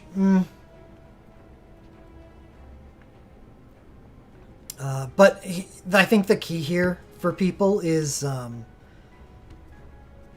if you use, say, Rosa with her USB 2, you use her USB 2, and you get 2 turns of high quick cast. Well, no, you don't Wrath. That's not how these cycle USBs work. You need to cut out a turn. Because when you cast a healer USB, you're doing it and then everyone else is taking a turn. So everyone else is taking more turns than your healer is. So what you need to do is cut it by 1. So it would be USB, Wrath, USB, Wrath, USB. If you Wrath, then the other people on the team are going to spend a turn not having high quick cast, because they're not spending turns using an instant USB. If you get what I'm saying. That's why the cycle for Alara is easy as pie. It's USB, turn, USB, turn, USB. You alternate. And that's how you maintain high quick cast on the entire party for the entire battle. And that's really the benefit of high quick cast 3 is with Rosa you only get a 1 turn to Wrath. And even if you have Ace Striker equipped, that's only 270 soul break points. Let's say you get hit once, that's only 320. So she isn't self-sustaining. Vanille has 3 turns. Vanille also has support 4. If you do have Ace Striker, Wrath is 540 soul break points. Vanille is completely self-sustaining with this USB. So all entrusts, if you choose to bring in entruster, go towards damage.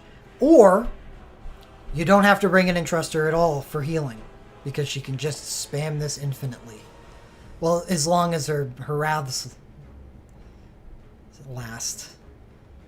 Does Vanille's Awakening have support on it?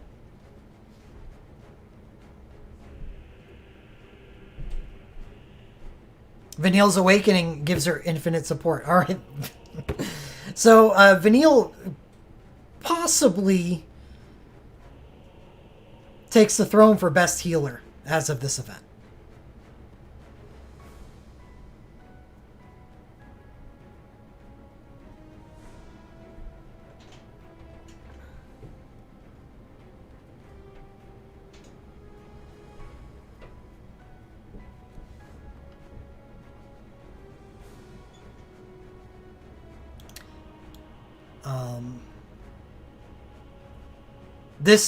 I will be pulling on this banner. This will be my top win.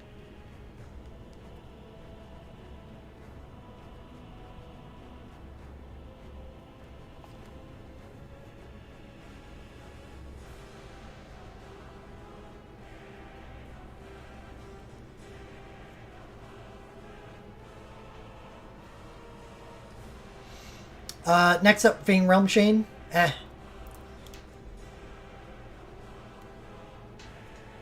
Snow Glint Plus, stacking, sure. Sarah Glint Plus, stacking, okay. Or ice stacking. Not our water stuff. Vanille. Healer Glint Plus, sure. And Snow Dual Cast Monk. Obviously. Very good.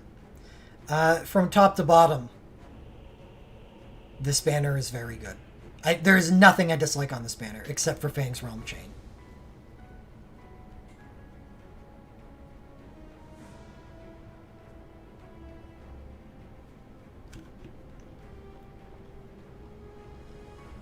If it wasn't lightning, why is Fangs? Because I don't like Realm Chains. That's all. I already explained why I don't like Realm Chains when I was talking about Final Fantasy V.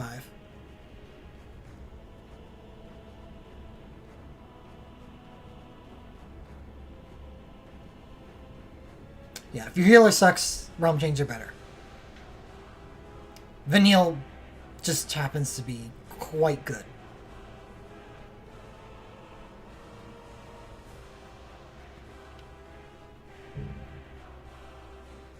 Vanille doesn't suck. Well, Vanille woke, which is actually very good. Before Lena, Vanille had the first High Quick Cast 2 Awakening. Hope woke is fine. Nabat woke is fine. Mages. Like a mage theme. Hope Nabat reigns. It's dark and holy. It's just hard to look at it. Oh man, what is this?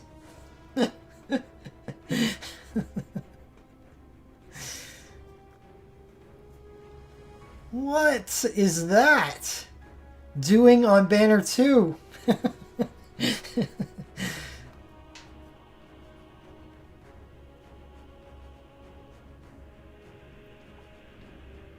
This is actually not a bad banner at all. It's just overshadowed by Banner 1. So this would be if you are still looking for Alexander and Diablo's strength. With Nabat reigns and Hope.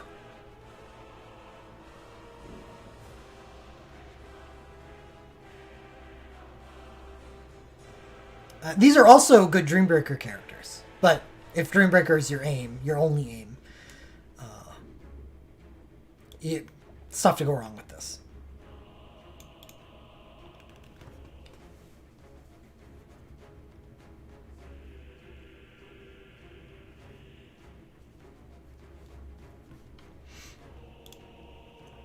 So that's 13. Final Fantasy III, also a Dreambreaker event. I was hoping to get through these kind of quick. I'll be able to get through this one kind of quick, the Brave Exvius collaboration. Who knows if we're even going to get that. And that's why it'll be quick.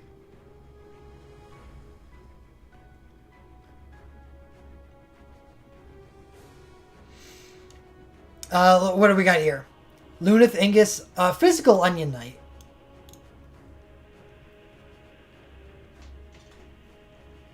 It is, but it's a collaboration. So, lining up the event for us and the global game in the same way that it was aligned for Japanese Record Keeper and Japanese Brave Exvius. It's crosstalk, I guess. It's hard to coordinate that. So if we do get it, who knows when? They'll need to agree to a time. And when we do get it, is it going to be any good when they do? Maybe we do get it on time. Who knows? It's just not really worth reviewing because it's so up in the air. Okay, anyway. Luneth, Ingus, Onion Knight, Physical Onion Knight. Wait, first this record boards. Ingus, Luneth, Refia, good. Ingus, Hero Ability. 4-time single Earth, chase 3 uses with party Earth damage plus 10%. This has got to be one of the worst record board abilities in the game. Perfect.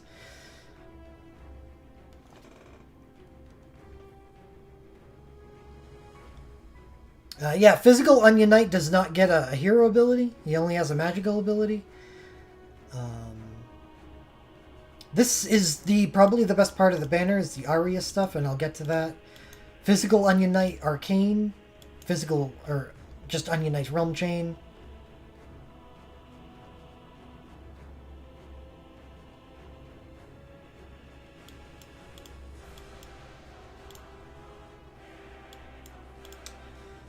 Alright, there's a lot of new stuff on this banner. And first take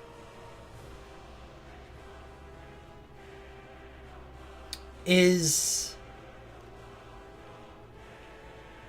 if you have basically nil for Final Fantasy III, this is probably a good banner for the Dreambreaker. Because this is building Final Fantasy III in a way that it hasn't been built before. Because Onion Knight started leaning mage a while ago, the whole realm started leaning mage.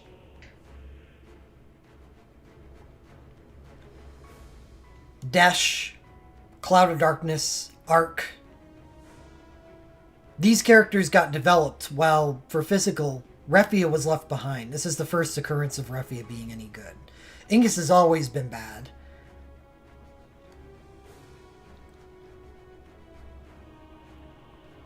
So this moves Final Fantasy III into physical. And this is the first occurrence of it as a real physical realm. So if you have nil for Final Fantasy III, this is a good place to start. Because it is all physical. And that, as we've talked about, is pretty good. But if you have already a somewhat developed Final Fantasy III team, you actually want to spend tickets on this realm. Because you want to spend tickets on this realm now, because you don't want this physical stuff added to the pool. Once the physical stuff is added to the pool, then you're rocking both types.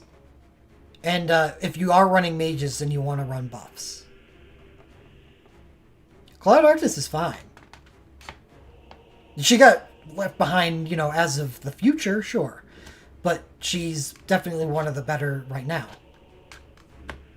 So you really need to make a decision whether or not you're going... Yeah, she's very good right now. I guess they just don't release anything for her in the future. I guess it feels like she got left behind if you're talking from a standpoint of Japan, which is 6 months from now. But right now, she's one of the strongest characters in the realm. Oh, she got developed this week. Never mind. She doesn't get left behind at all.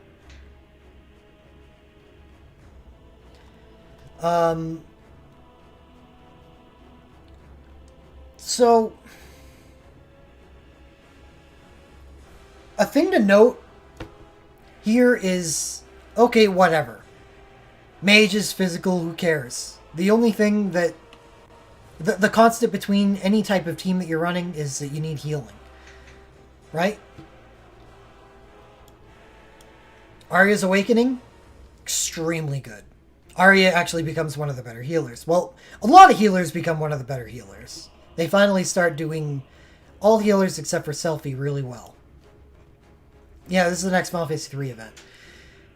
Both of these things, her Ultra and her Awakening, which are both her best soul breaks, aren't new. So you can either decide to go the ticket route for mages, which also has some physical stuff on it. I think Luneth and Ingus, who is bad, but whatever. Or wait for this banner and aim for Arya here. So that is what this seems like.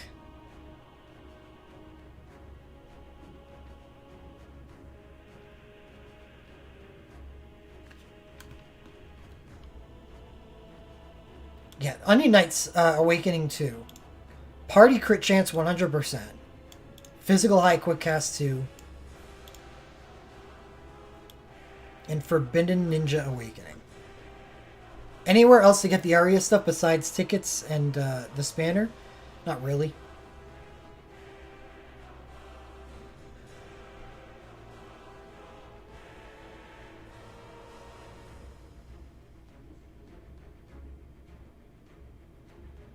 Arya USB, not her Awakening.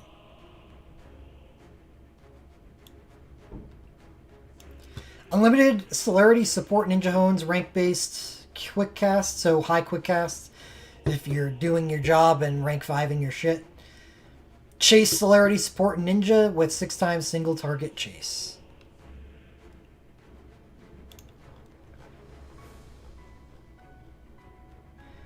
Since Arya's USB here is the good stuff, has been released already. It is old at this point.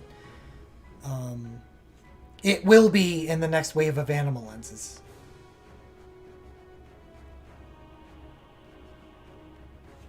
Oh, what elements was that? Oh, just his 4 elements. Right.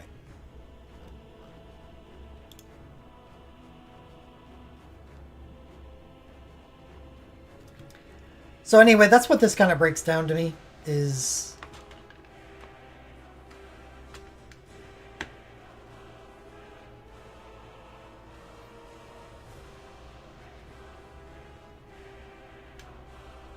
yeah, because he only has dual cast Celerity. And he doesn't do lightning, so it's just wind. Which is okay. I don't think this realm specializes in perils at all. So you just make him a wind character. Yeah, it will require a heavy investment.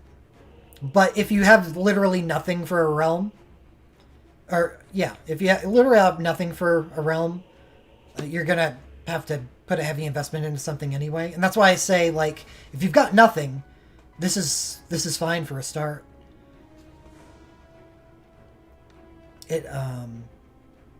It's all physical plus healing. It's really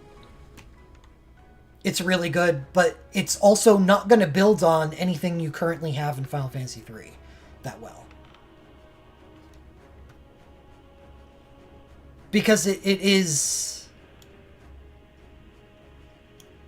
kind of centering around this, which is very physically focused.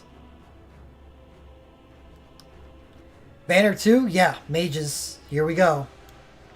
Desh, Cloud of Darkness, Arc, and Ingus. God, get out of here.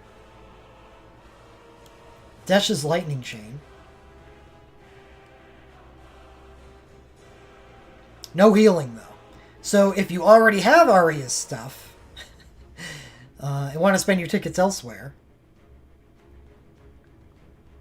here's your mage banner. I don't have Aria's stuff.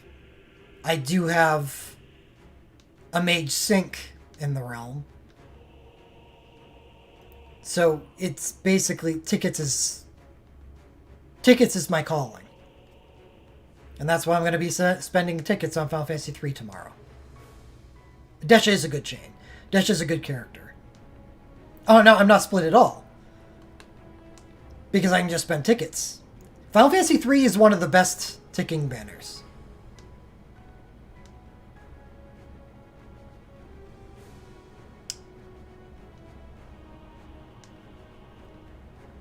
Tickets is mages plus healing. Banner 2 is mages. Banner 1 is physical plus healing.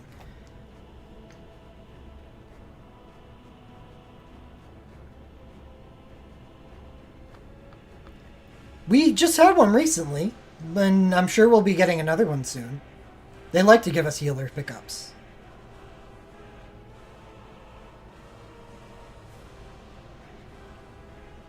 And yeah, I like healer pickups myself, as long as... I'm running out of healers to develop, though, so I may not have to pull on them anymore. The last one was good for me, since it had all stuff that I didn't have already. Okay, so that's Final Fantasy III Dreambreaker.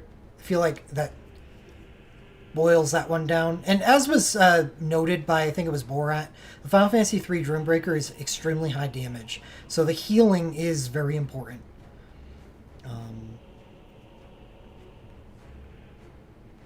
Luckily, Aria is up to the task if you have her stuff. If you don't, then... you know, maybe that is a realm where the realm chain is a good thing to have because you want to use a healer and the heal RW. It's a good thing Onion Knight is a good realm chain user. Since like 50% of the realm is stacked on top of Onion Knight.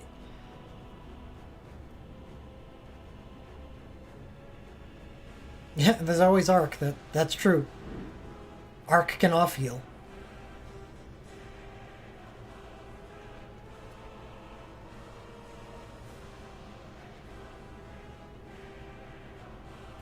Arc is not a bad healer.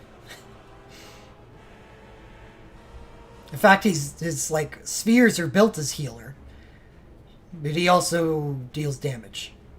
He's a weird one. Anyway, Final Fantasy Brave Exvius collaboration. Not going to spend long on this because not only we might not get it, but if we do get it, it's probably not going to be relevant to the game. This is a heavy Dreambreaker period of the game. There's no Brave Exvius Dreambreaker, so these characters would need to be good for White Odin.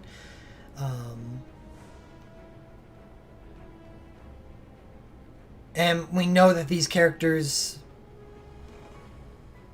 are probably not going to be supported past this point. It's really just a giant mistake. But you may be a fan of the game, and it is a triple sync banner, but only triple awakening. So it's not even really that much better.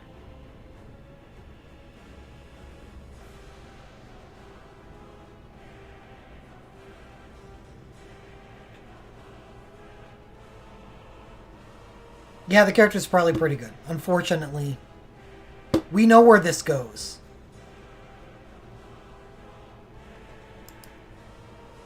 Record Keeper just doesn't do all that much with off type things. I already went over the Final Fantasy V event. That's a relief. Final Fantasy VII is a Dreambreaker event.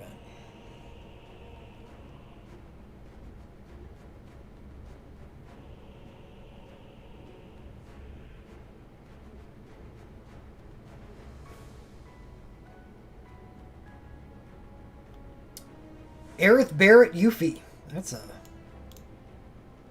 2 out of 3 ain't bad. Meatloaf. Cloud. Hero ability. A lot of people waiting for this one.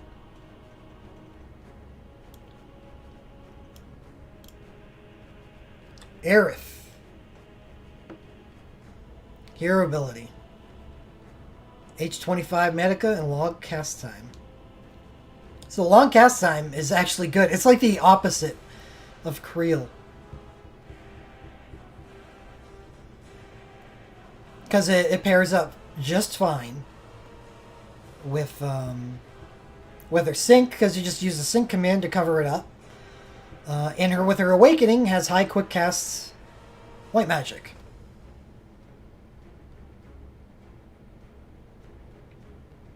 No, Creel.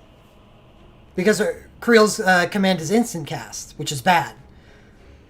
You don't want that. This is long cast time, which is good. You do want that. As long as you're getting something in return for it being long cast time.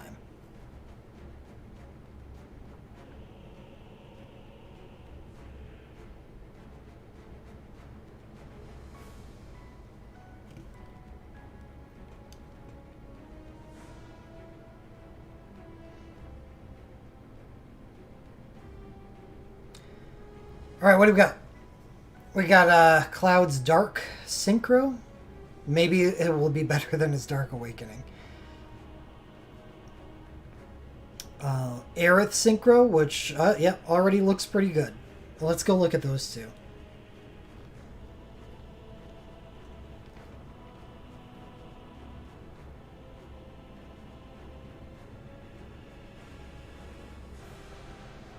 I'm comparing cast times!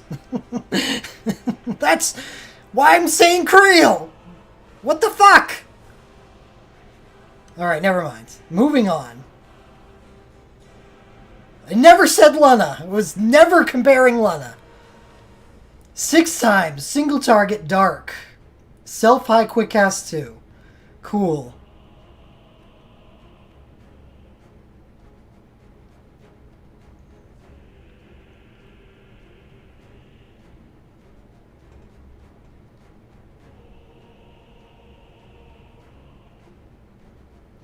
Defend command does not deal any damage. Oh god, this is like Sephiroth's.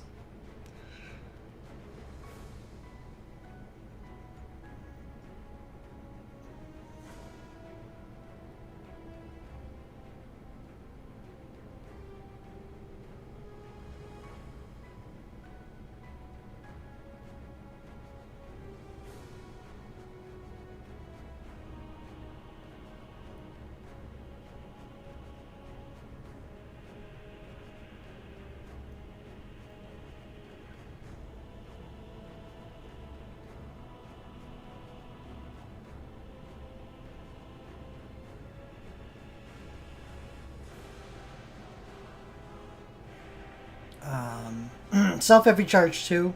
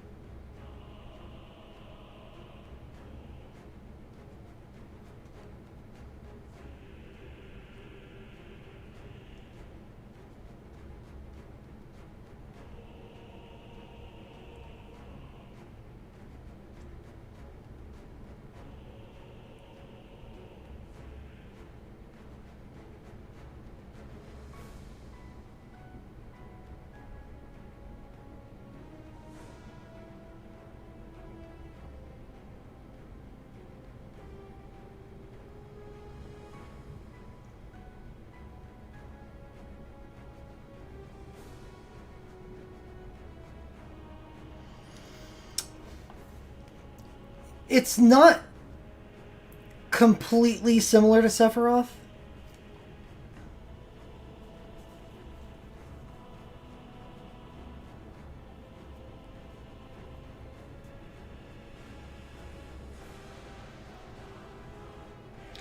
Because heavy abilities imperil. Weird as it might be, I think the defend command turns Cloud into a pretty good imperil character. Not just like good, like really good. Because you can just spam the defend command with the 6-star dark heavy ability attached to it. It's going to deal a lot of damage because of all these buffs. And he's going to imperil 10% every turn. But do you need to imperil when the boss is dead? Well, it's not really a given anymore.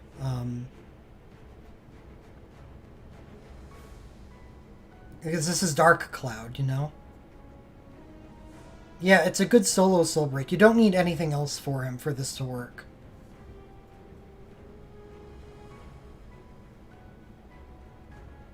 His USB 1 is always available, but there's no... That's 500 soul break points you would have to use, and it's worth it if you want to use Cloud in a different way. But imagine pairing Cloud up with Sephiroth here.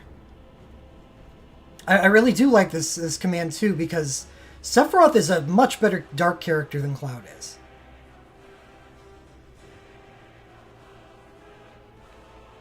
So being able to pair them up together for the Dreambreaker,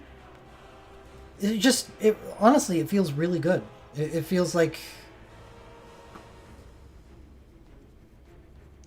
this works.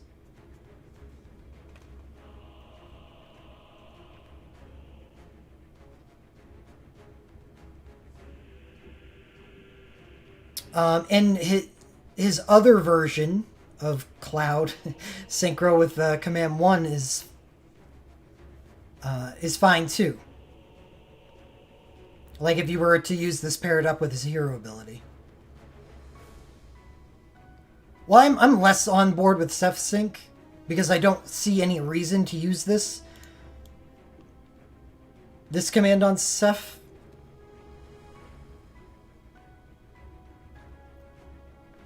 Yeah, that makes sense. You put his hero ability, and if the imperils are stacked up, then Cloud can start dealing damage on his own. Yeah, if you are using Rufus, that's a lot of imperils. And that has to be probably the best team that Final Fantasy VII can field, believe it or not, as a Darkness team. Because of Rufus, Cloud, and Sephiroth.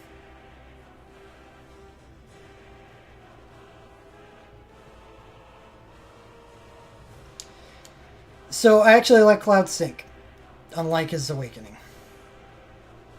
For Dark.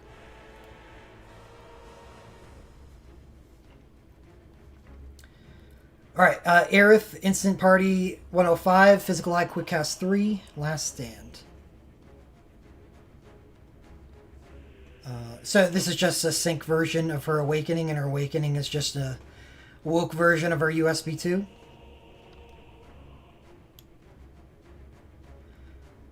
Well, yeah, Omega Drive gets buffed to provide the same amount of Soul Break points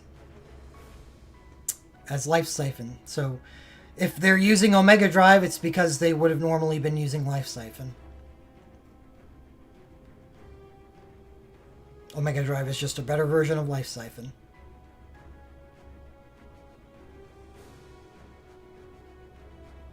When it gets buffed.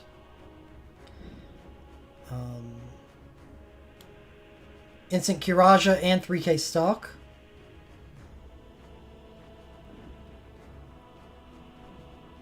Okay.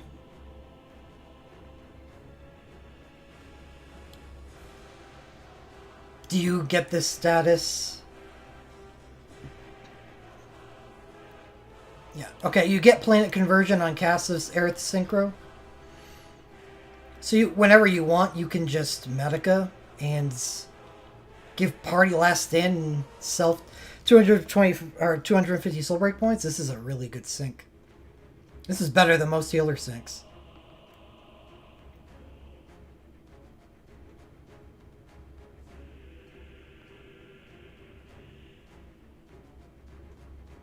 Because healers absolutely always, especially Aerith, have a way to spend those soul break points.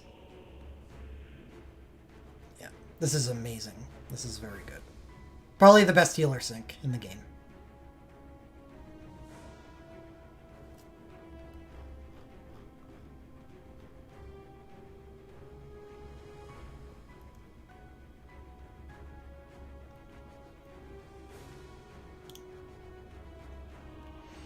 Tifa Limit Strike, Limit Overstrike, sure.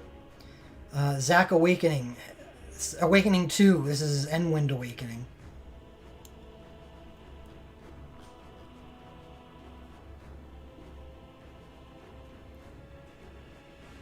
Self-crit chance? Okay. I like that in Final Fantasy VII. There's so many characters that give themselves crit chance. Like Cloud's USB 1 and Sephiroth's USB 2, that it allows you to focus on finding ways to improve crit damage instead of worrying about crit chance. Like Tifa, her sync command gives her 100% crit chance. Chase 2 Wind Imperil wins. If Sephiroth is in the party, 10% Dark Imperil. I actually like that. That's kind of neat, yeah. Wish Ferris did this shit.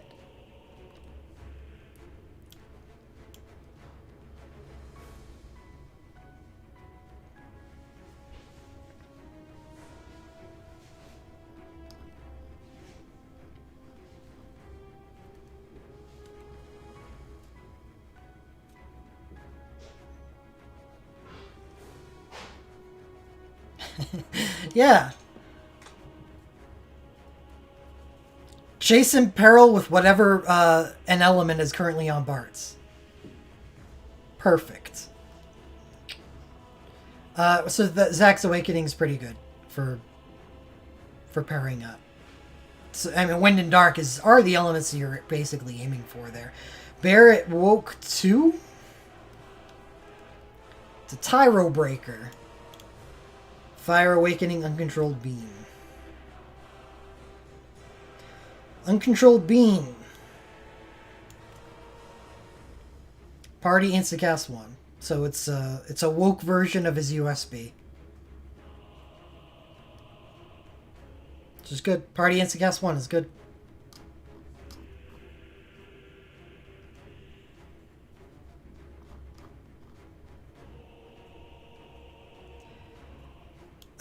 Kate's good. Kate's weird. So this status right here, magic damage plus 30%, is awesome. It's really good. There are no mages on this banner. 0. Kate is doesn't really get the fact that he's a Final Fantasy VII character.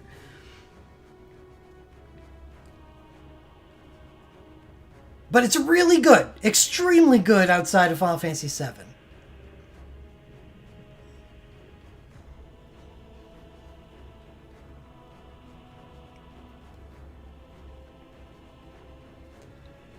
Magic and Mind plus 50%, Magical High Quick Cast 2, Magic Damage plus 30%, and Self Fortune Teller Awakening.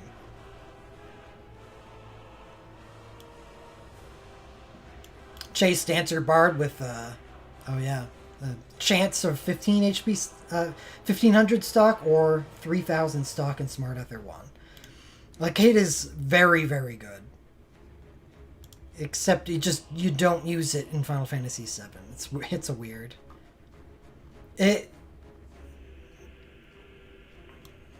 It's fine. It's so damn good that you don't mind it not being for Final Fantasy VII, because everything else here looks great. Like, obviously both of the syncs were good. Zack and Barret Awakenings were good. Yuffie gets Generation 3 Water Chain. That's never going to be a bad thing. Zack's good Ultra that's going to be in Banner 5 of this festival is really good. Yeah, if you do eventually, after this point, get Red 13 stuff, you could run mages. It's just never going to be a mage-focused realm. Yeah, that's what I mean by Kate being that good. He's so good that it's basically future-proof. So he's not for the current level of content, he's so good he's for the next level of content. Anyway, Cloud. Just a switch draw Glint Plus. If you have Mog, then that's a different story. I think Kate may possibly be better situationally than Mog.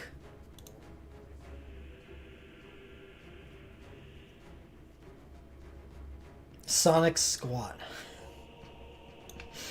Well, anyway, it's just a M1 stacking Glint. Yuffie, M1 stacking Glint. Aerith. What's this? Instant 3k stock to party. Asuna. It's always a nice little thing to have in a healer's toolkit. Actually, kind of like that.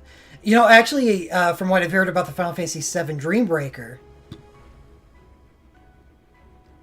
Thank you. Arigato gozaimasu.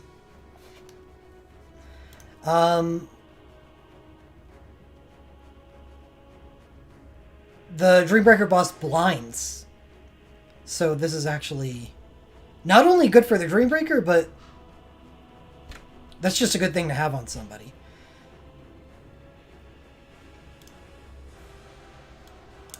And Barret and Fire stacking. So this is a really good banner. I don't dislike anything on it.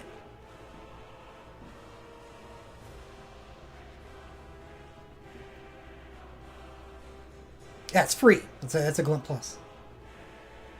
Oh, actually, that's a Glint 1? I guess. This is a 5-star? Yeah, okay. Well, I'm not as as thrilled about that, but Barret does have difficulty in firing, so maybe it is actually good just because of the Barret, the character it's for. Yeah, this banner is kind of up there, out in the air. I do have good Final Fantasy VII stuff. I have no idea how much more I need. Because Final Fantasy VII is always weird.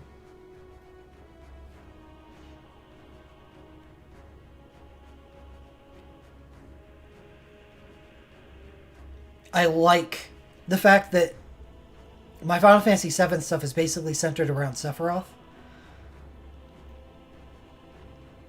And Aerith is awesome no matter what. Cloud is dark and helps out Sephiroth. Zack is wind, but also helps out Sephiroth. I like that if I do feel like I need help with my 17, this banner builds upon my strengths.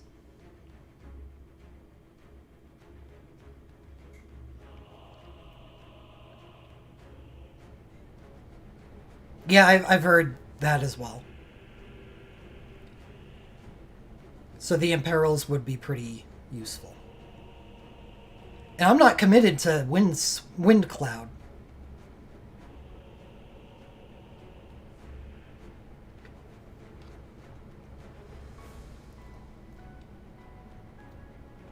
Yeah, believe it or not, Zach helps. This Hell Arrow thing attached to his Woke 2. Chase 2 wind with 10% Imperil wind. If Sephiroth is in the party, though, it chases with 10% Dark Imperil.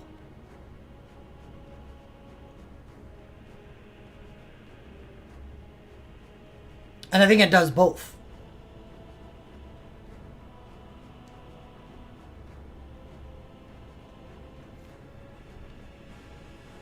So you could completely run Zack ignoring his Imperil capabilities by using the 6-star wind ability. I mean, he would benefit from himself, but he's benefiting from himself and he's benefiting Sephiroth too. This is the banner in a nutshell to me, is that if you have a strong Sephiroth, this banner improves your capabilities. I wish I had Rufus. I wish I had a good Rufus, but I don't. So if I did pull on this banner, I'd be looking to get Cloud Sync so I could spam Dark Imperils with Cloud, which feels weird, but it really seems like it works.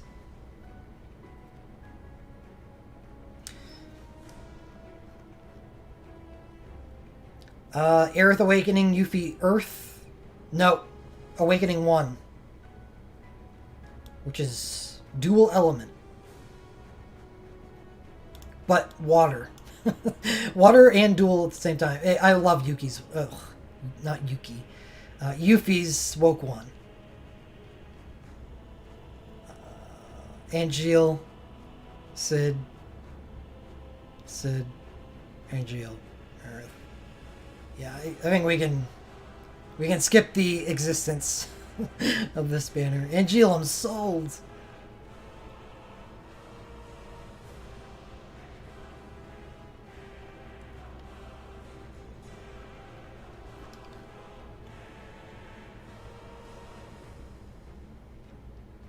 Aerith's Awakening is admittedly very good, but I'd rather just pull on Banner 1 instead. Sync in USB 2 seems pretty good. It's better than Woke in USB 2. If you already have her Woke, even better. So Banner 1's good. That is a good Dreambreaker event. Final Fantasy 12. Not going to spend long on this one. Final Fantasy 12's Dreambreaker isn't for a very long time. Penelo gets a record board. Penelo gets War Dance. Party 5, 10, 15, 20% attack magic for 10 seconds. So it's an ascending buff. The 4th time you cast it, 20%. It's like, so she turns into like a bard dancer. 1k Medica. It seems good, honestly, for Penelo. Because Penelo is a good healer.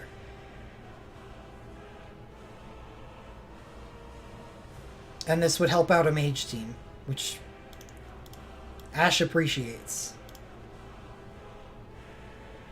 Gabrath Innocent 6 times. Self +1 heavy charge. So a heavy charge, a plus charge ability that's not a 5-star.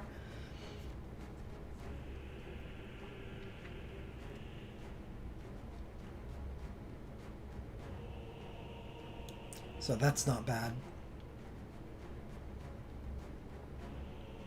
Gets +2 heavy charge just for casting his sync.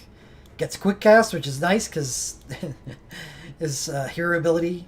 Well, it's synchro, so it doesn't. The cast time doesn't even matter since you're going to be using sync commands.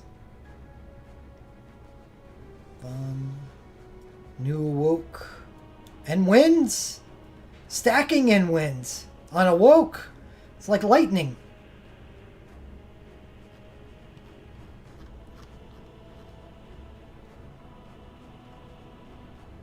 It is exactly lightning. Chase 2 Thief with Self-M wins. Is just like Lightning's Awakening 2.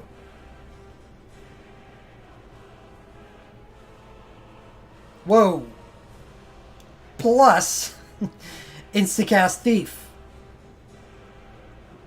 Wow, Vaughn got good.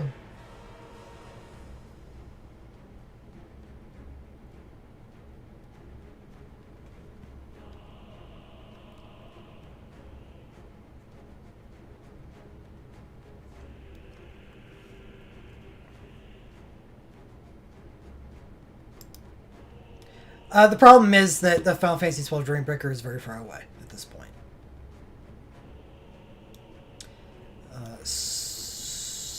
Very far away. So,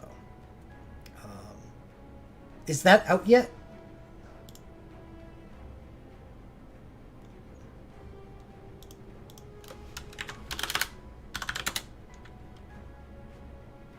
It's not even out in Japan yet.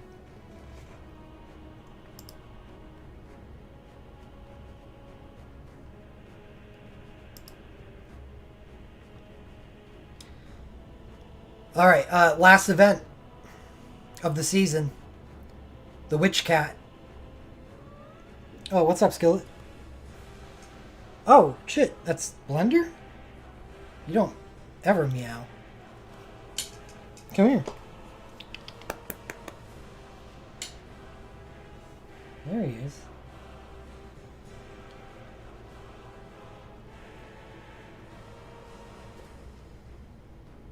So we got a new character. Heyo.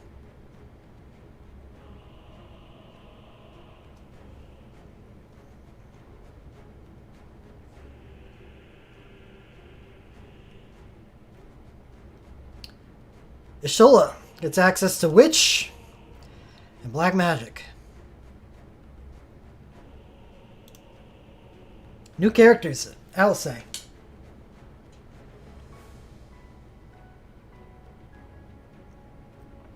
Black Magic, White Magic, Summoning 4, Spellblade. So Spellblade and Sage. Not full Sage, doesn't have the summoning. But Black Magic, White Magic, and Spellblade. It's pretty neat. It's very red mage. Which makes sense because I think she's a red mage.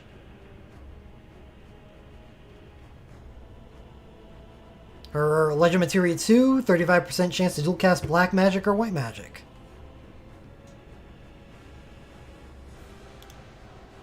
Record boards. Cat, Alice, Horsebro, and Minfilia. Record board abilities. They're just giving her everything as soon as she comes out. 3 times single Wind Lightning and self-instacast 1. So, running start, but 3 hits instead.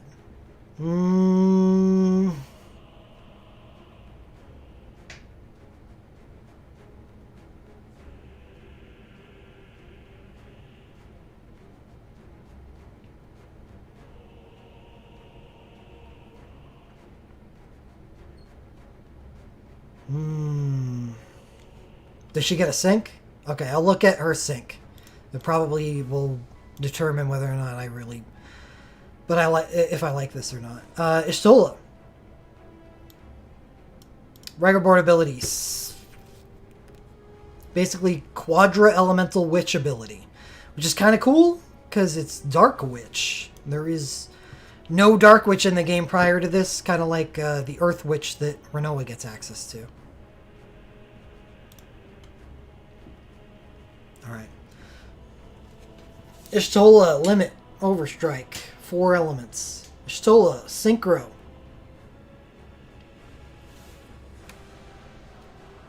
Quad Element Mode 3.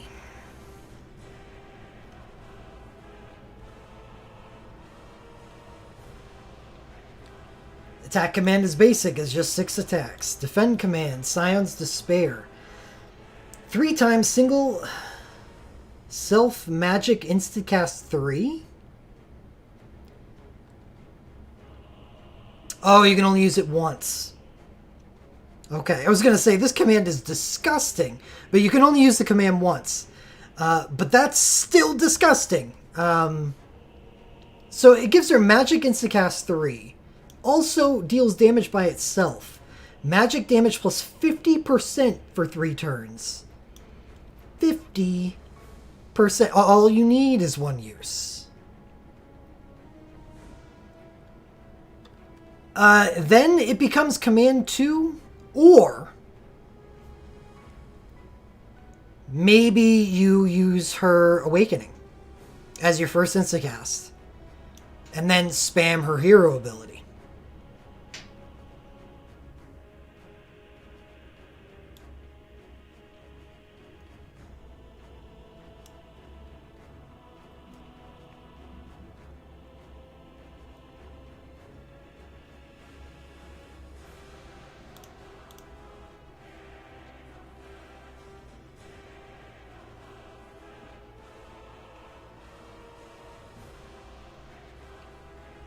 Okay, so I really, really like that command.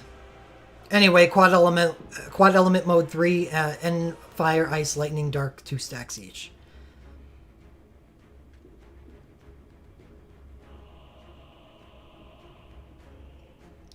Oh, if you do not have the status, so you see how it removes the status on the first cast? Once you remove the status, it just turns into command 1.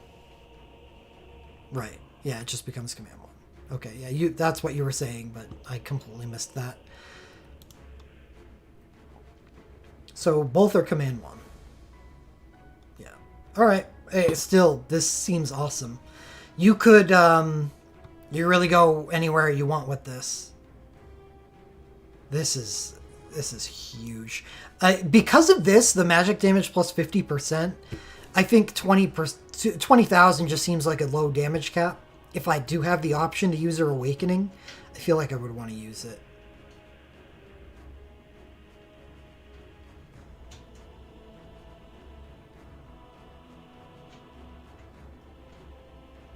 The first thing I will do after using her Command 2 here, just pop the Awakening and then start slapping away with the 30,000 damage cap. It's kind of similar to that Final Fantasy III event. Because you're using a completely new character in Y'shtola. Because it's a different version of Y'shtola. And you're using a completely new character in Alizé. So it's very similar to the physical resurgence of Final Fantasy III. Just in a completely different way here. This is stuff you haven't focused on before.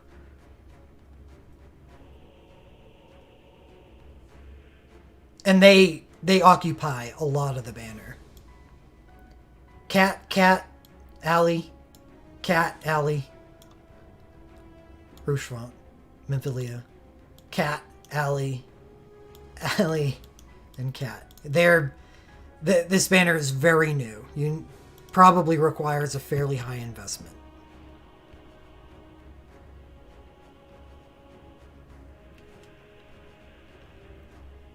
I mean, look at anything in bolds on the left means that it's new.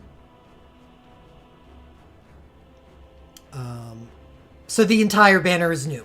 There are no unbolded relics. It's all new.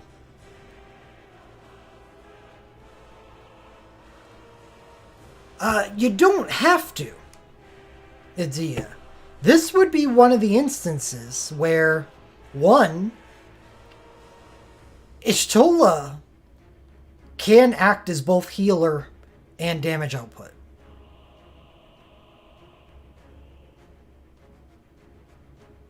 Even if there's stronger CSDX, you would get rank boost on the hero ability if you have the Awakening active, while you would not get rank boost on the sync command.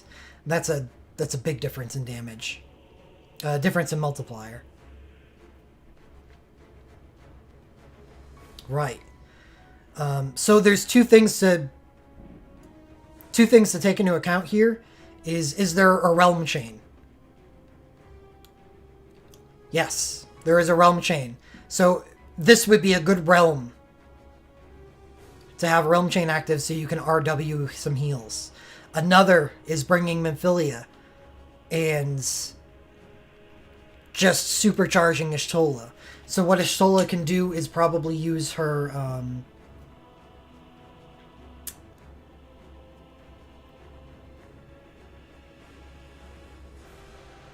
USB 2, Magical High Quick Cast 3, and then start mowing into her her damage output after that.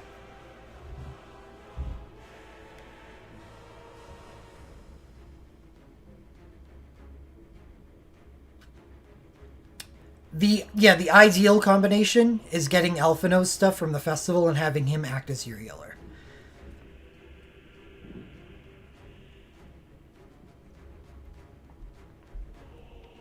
But that's by no means a guarantee. But there are ways to go about using the stuff on this banner without Alphino as your healer. And that's an important thing to remember.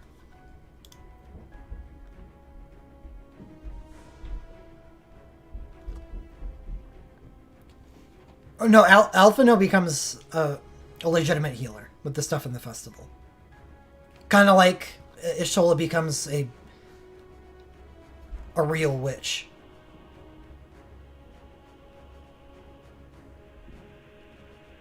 Kind of like, yeah, Eiko and Yuna. You know how they use summons and chase with heals?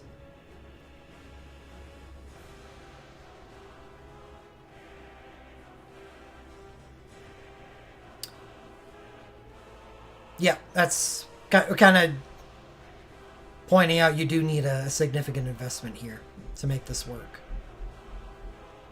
However, know that Y'shtola is not just useful in Final Fantasy XIV. She is quad element. So investing in here is going to pay off for mage teams against White Odin.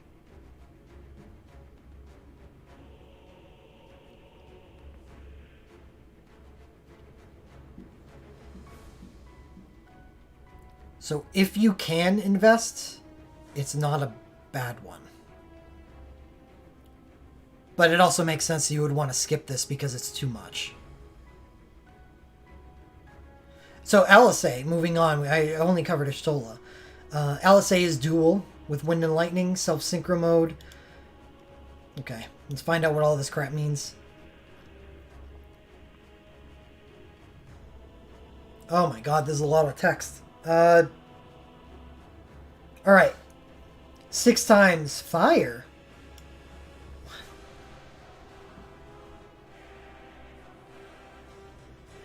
So the entry is Wind and Lightning. But the command does fire damage?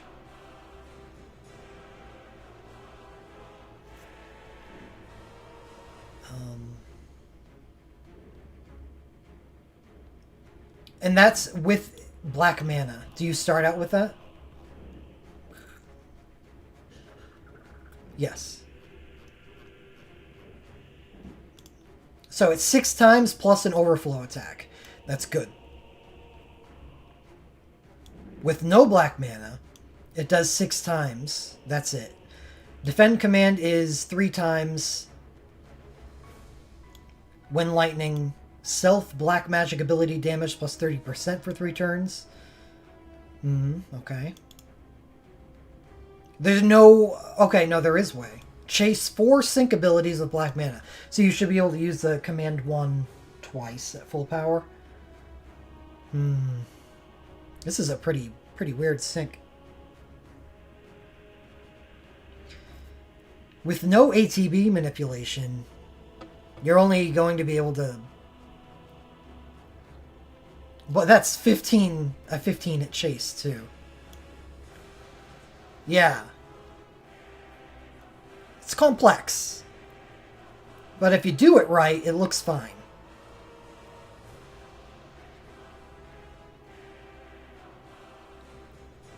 And this command right here,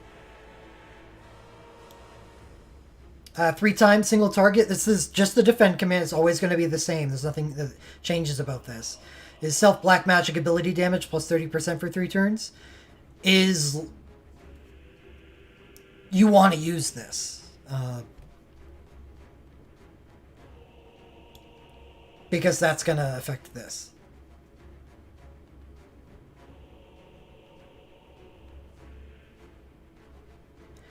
Yeah, you know, that's probably a good way to put it. It sounds a lot like an MMO rotation on a DPS character.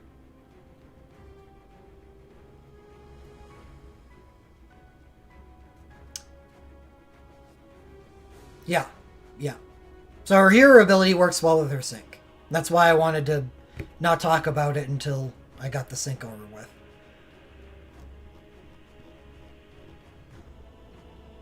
So moving on to their wokes. Let's see. Sorceress of Dawn Awakening, because they need to come up with a new term for it, since there's nothing else that does fire, ice, lightning, and dark. Quad element mode and Knight's Blessed. What's Knight's Blessed?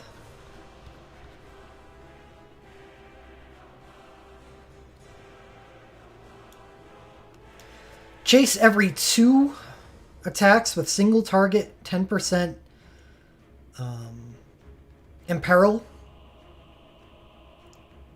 and self damage increase. Okay.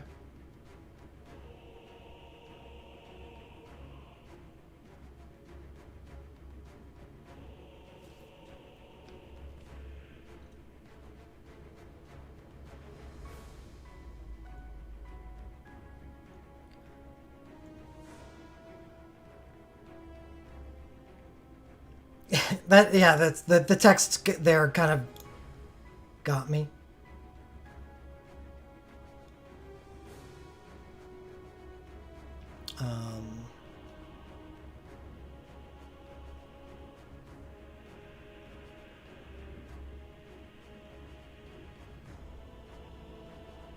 Anyway, that combo I talked about with the awakening still seems active, or the synchro. So Alisaie's awakening.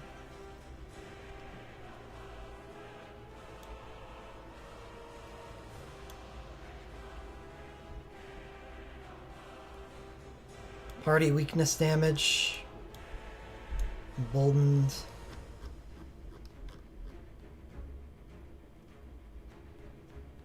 Chase.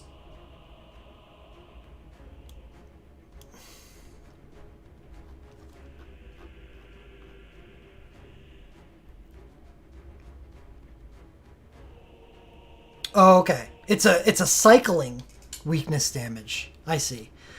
So, you know how with quick cycle the USB gives a turn of quick cast or high quick cast, and then it says every time you use an ability after that, it renews. So that's what the cycle is. So that's what it gives party weakness damage plus 30% for a turn. Then it's not totally a cycle. It's chase every 2. So every other turn is going to be 30% again.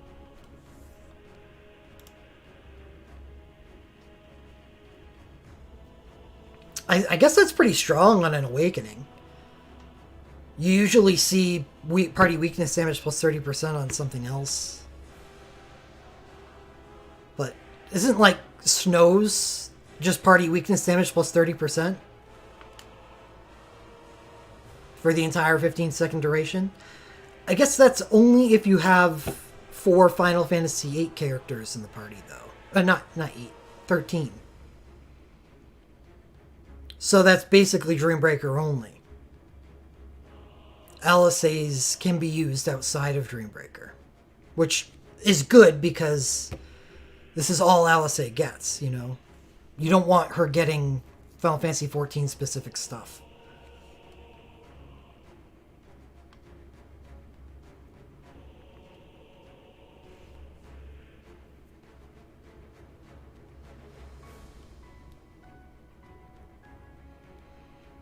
I mean, it seems fine.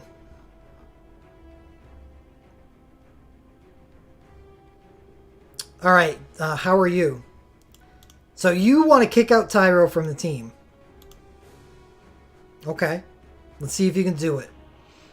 Party Tyro buff.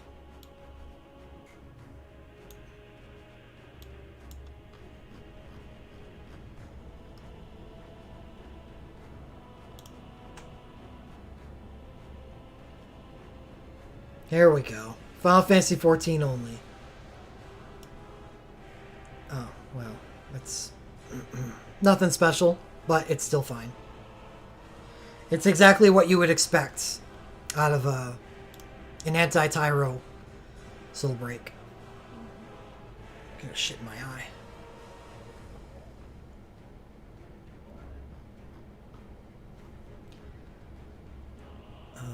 Alright, Arcanes for Assailant Ida? What the... No, okay, that's Banner 2. Like, what? Alright, Mephilia Realm Chain, which already went over, is actually a good Realm Chain. Because,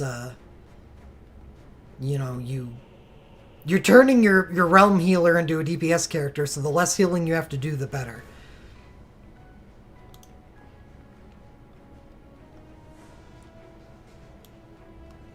Y'shtola Ultra, Quad Element Mode 2, Instant Cast 1, and Party 30% Stone Skin. That's not bad for an Ultra. I think... Yeah, it's fine. It's, you know, whatever. You need something to cast multiple times in long fights, I guess. Probably not for Dreambreaker, but whatever. LSA, Red Mana Mode.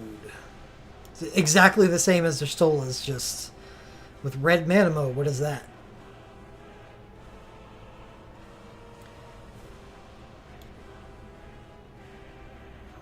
When chase status removed?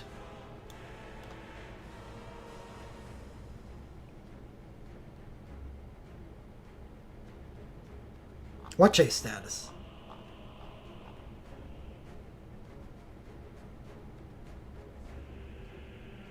I don't get it.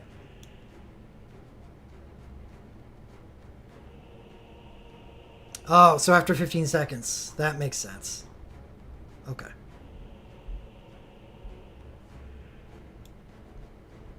Multiplier increases with each chase, so it can't be a finisher.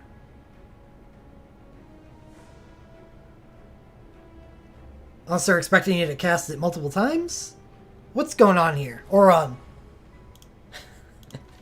Oron, help.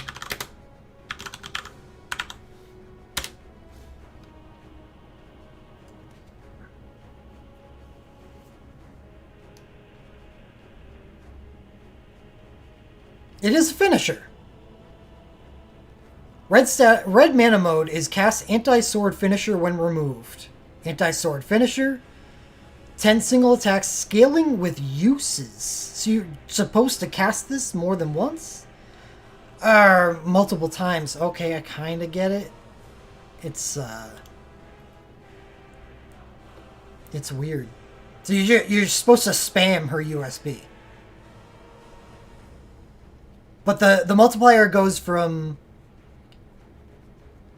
2.02 per hit, it's 10 hits, to 2.12 to 2.22.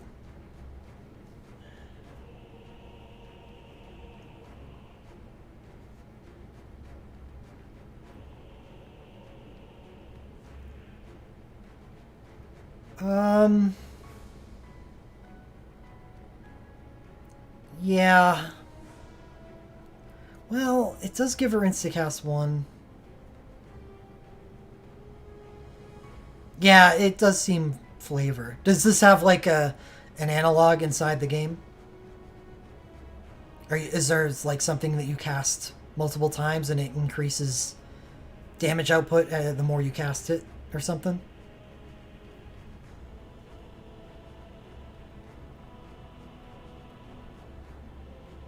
It's just spending that many soul break points.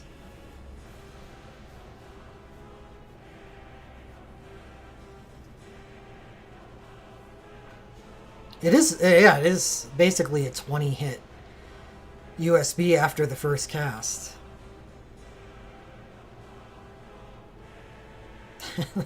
if if I pull on the banner and I got this, I guarantee you, I would try it to get her some break damage cap, and then just funnel all the soul break points into her that I could to spam this ability, to spam this soul break. All right. Anyway, that is a weird one. I would not want to pick that up on the banner. Though if I did, I'd have fun with it if I could. All right, Horse Bro, what's up? Party Last Stand and 50% damage resistance or reduction 1 and Self Unholy. That's fine.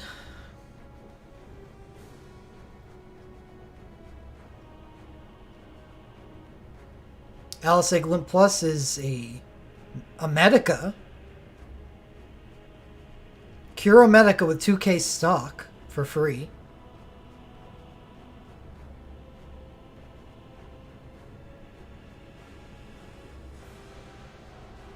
It's helpful if you're not running a healer.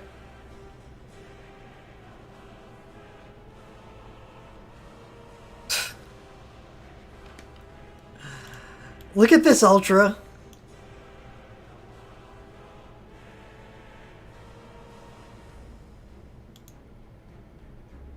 It's got Last Stand on it. So 500 soul break points for Last Stand is Glint Plus. 50% damage reduction 1 and Holy Stacking.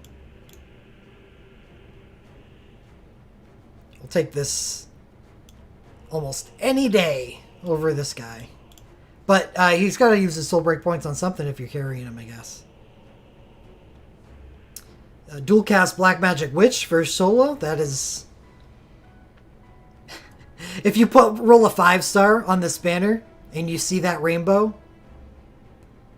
you're like, oh god, please the cat. Please the cat. Because the alternative is dual cast Knife for him. But I guess even getting his is probably fine if you get his, if you get that.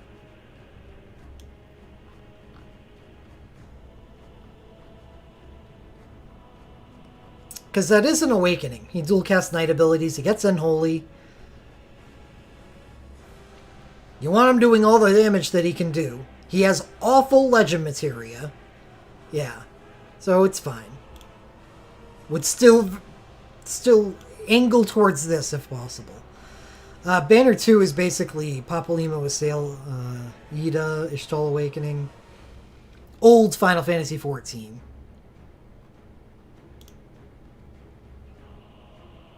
Still a Sorceress cosplay? It's a very complex cosplay.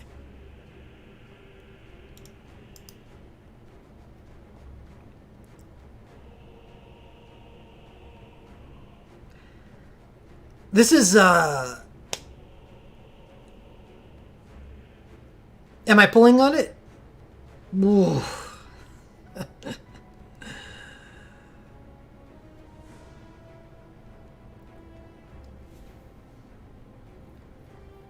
I don't know.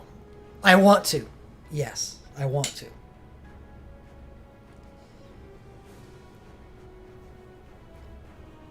I think I will. This is a ways away. It should launch about the same time as the festival. Yeah, I do want to. Because I think Y'shtola is really cool. That's a lot of capability in a single character. She's a great healer. And a Quadra Elemental Witch. Like...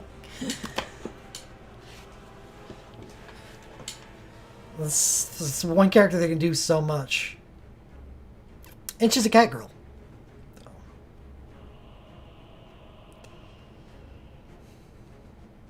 I can't betray my feelings.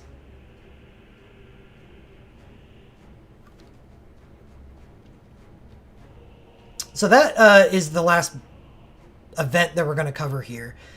And That's 1, 2, 3, 4, 5, 6 Dreambreakers. So, my point, and something that I've been coming to terms with lately,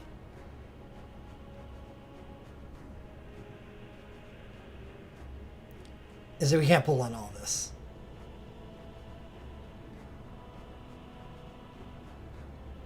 You're going to have to leave some of these Dreambreakers behind. Which is why I'm probably going to be skipping this Tactics banner. And what you do when there's so much that needs to be pulled on, you need so many things. The one solace in life at that point is festivals. Festival banners, their drawback is they're not focused. Multi-elemental, multi-realm.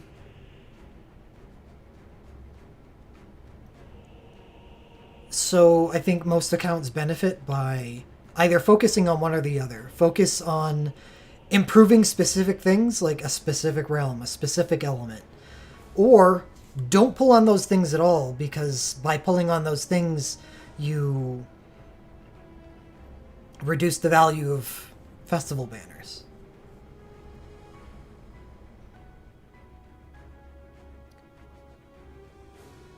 So I think Dreambreaker territory is just where we are right now. There's so many different things that we need that there's not enough Mithril to cover it. It does make sense to tighten up and stay away from only anything but the best, the clearest wins in realm banners, and focus on festivals, which is what I'm gonna get to in a second, is our first true Dreambreaker festival. I know Dreambreaker is available right now with Final Fantasy IX, but it hasn't really started yet. We've only got 1.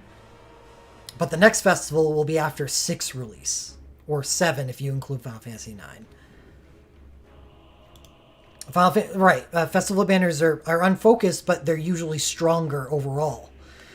So you want to make sure that there's as many wins as you can possibly get on those banners. So even though they're unfocused, if you throw Mithril at it, you got a good chance of coming away with good things. And then, after a festival, which is what I do, is usually after a festival, I'll, take stock of what changed, what I got, because your account is going to be in a... You can't guess where your account is going to be before a festival starts and after, because there's so many random things that can happen. And then after that point, you say, what do I need to focus on now?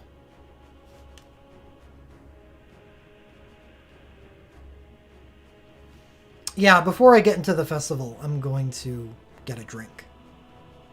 Maybe some chips and salsa.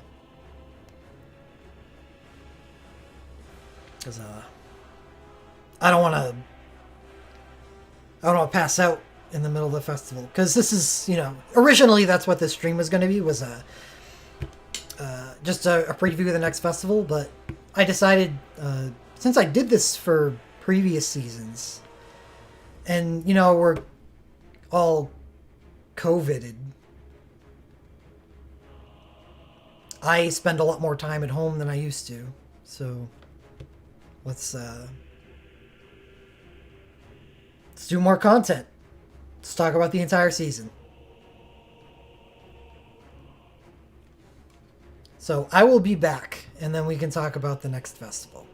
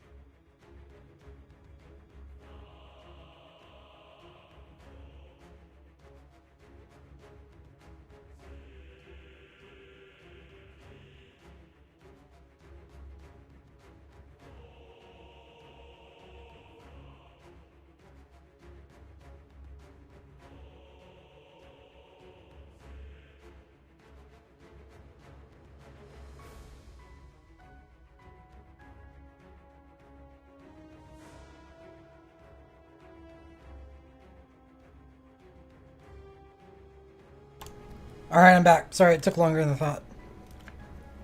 I gotta...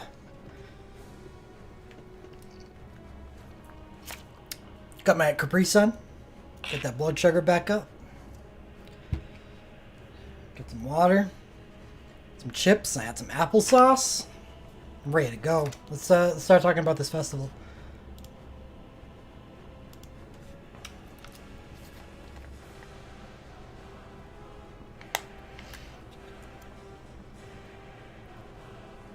I already went over that, E-Daddy. We're on this now.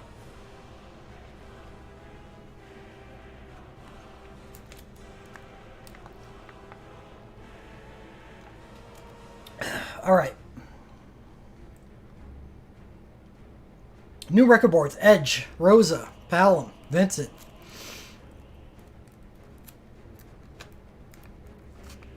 Red 13, Gladiolus. Gladio. Oron. Oron's a random one. Just apple juice.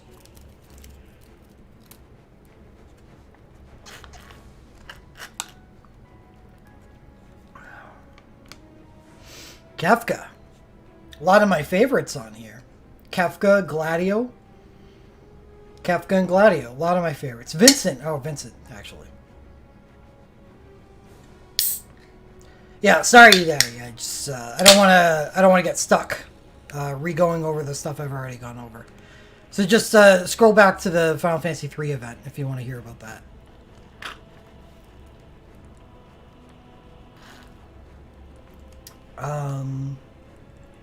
Record board abilities. Oh god.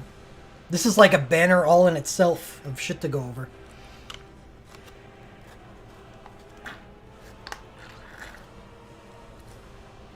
Zidane has a 6-hit thief ability.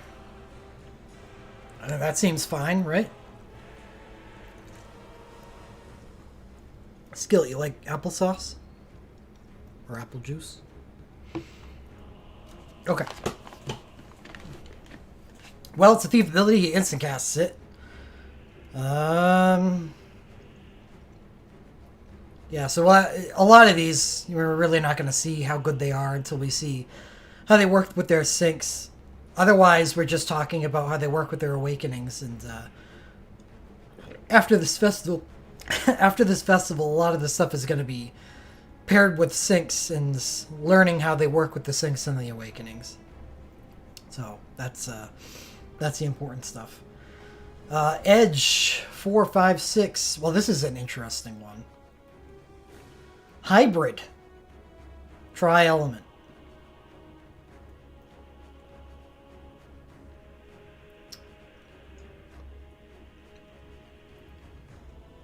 So Ninja Magic has not been a big deal for a while.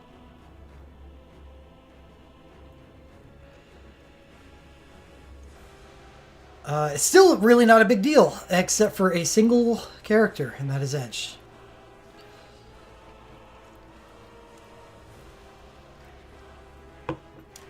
Interested to see where this goes when we take a look at Edge's synchro.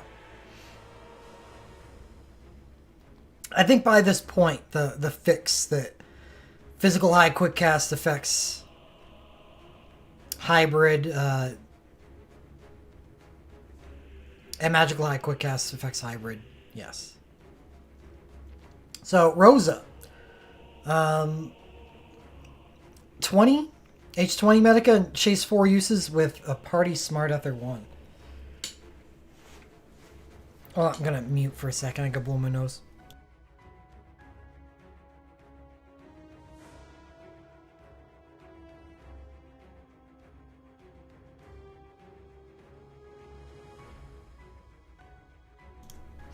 Am I required to make your hair ability? I don't know.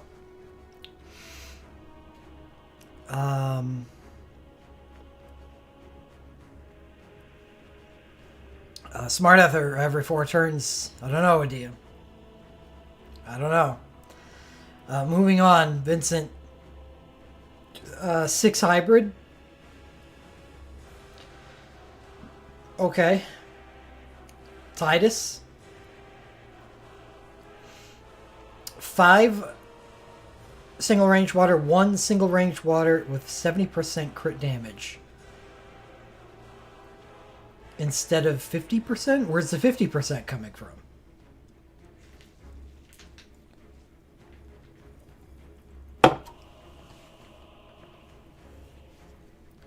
What, instead of what 50%? Are the first 5 50%? Because I feel like it would have said that they were. Oh! Okay. I see what you mean. I'm just, I used to crit damage being referred to the buff. Crit damage. You know? It's a weird way to put that.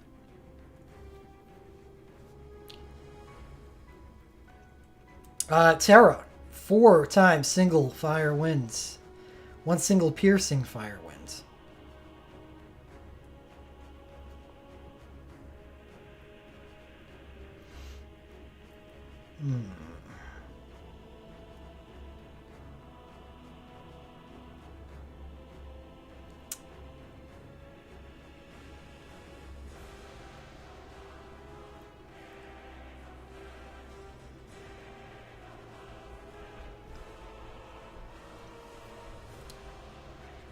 I don't know. We'll move on. Just keep that in mind.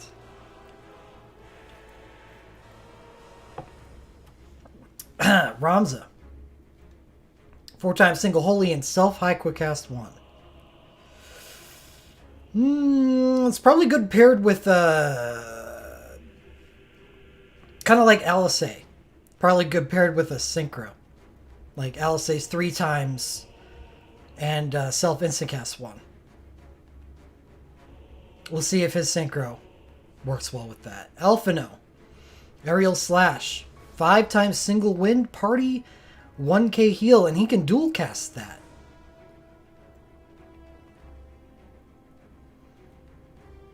And we'll see if that works with his new healer kit.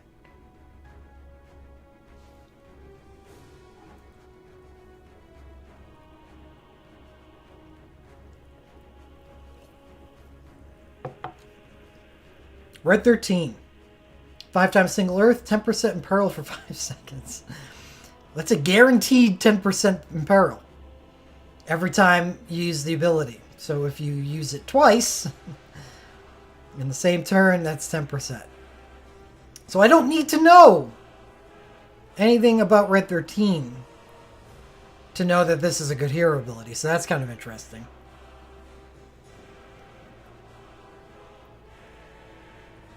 Gladiolus. 6 times single earth with a long cast time, self 20% damage resistance 1. I really like when they add penalties for long cast time and give you other benefits, because long cast time can be solved. That is a fixable problem. And the cast time reduces every time you use it anyway. So I like this hero ability.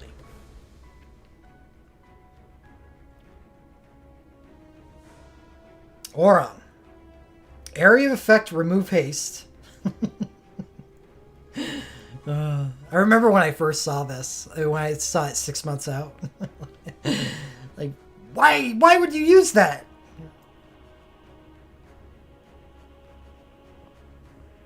What do you mean scroll? Could you not see it? You didn't say this. Why would I scroll? I don't understand. Area effect, remove haste, and party physical quick cast 2. So this is basically a physical version of Legricon Moto, available only to Auron. Really, really nice stuff right there. And I know that it works well with this sync as well. So when I first saw this, my knee-jerk reaction was that it was removed the party's haste. I'm like, what? I don't think Party Quick Cast 2 is that good that you need to give us a penalty like that. And then, you know, a couple seconds later, I'm like, well, it probably doesn't do that. That's crazy. That's crazy talk.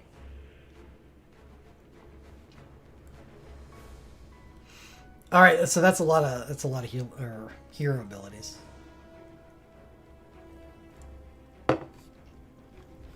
Some of them seem good right off the bat. Some of them seem like I need to see their syncs first. First, banner. Well, it should be. Celestial Stasis is the War of the Lions version of Galaxy Stop. Because that version of the game decided to change the name of everything. First banner is Zidane's Sync. Well, this is a very easy thing to understand. Instant ATB 3. So it's front loaded. Rem gets half ATB for 15 seconds, which is going to net more benefit than this. Because she half ATBs for like 10 turns. And Zidane Trance is instant thief. So for the first 3 turns of Zidane's Synchro, he will be machine gunning as fast as the game can load the UI. Because you're going to cast, then you're going to instant ATB, and then you're going to cast, then you're going to instant ATB, then you're going to cast. And then it looks like the benefit of the Synchro completely dies. So from that point on, you just, you're just using your damage cap break and doing things past that point. It is good. It's just going to feel weird because you're going to feel like you're not doing that much damage anymore after you cast the sync. For something like this, you would still have the trance, but you could have the trance anyway through the Legend Materia.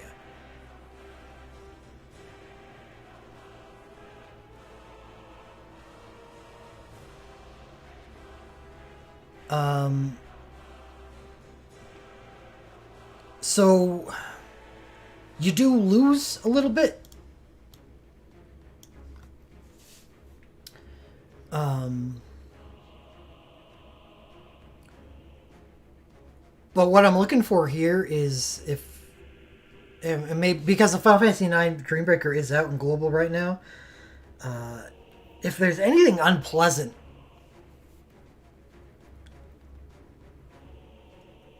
in the AI script of the boss.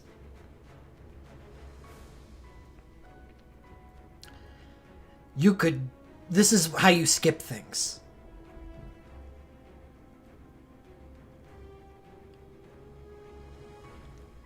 Because he can do so much damage within a few ticks. That this is how you get out of the phase without having to deal with what's happening in that phase. Yeah, it doesn't surprise me that he can destroy the Phantasm.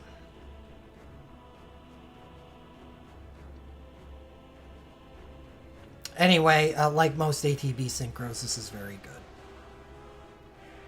And we don't have to... Oh, actually, I'm going to clone this. Right, because all the information on the sync commands is at the end.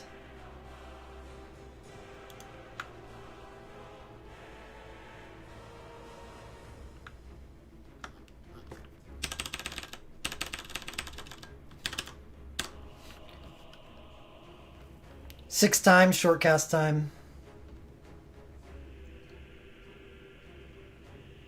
3 times short cast time. Chase 2 uses 10% power wind. Self wind damage 10%. Not worth using. Alright. So nothing special about his sync commands.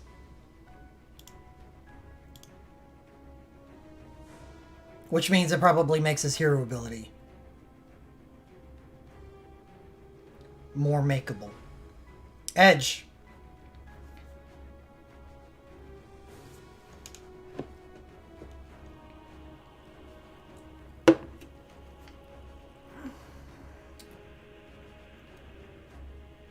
Oh, okay. Interesting. Oh.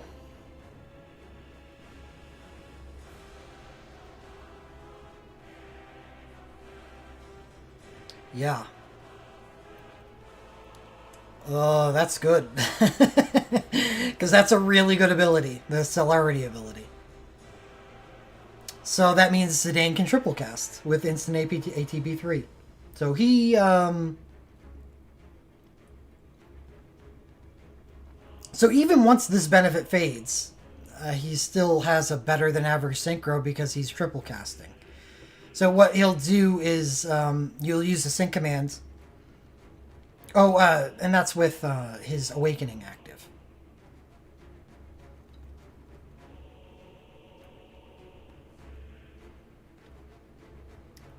You'll use his sync commands.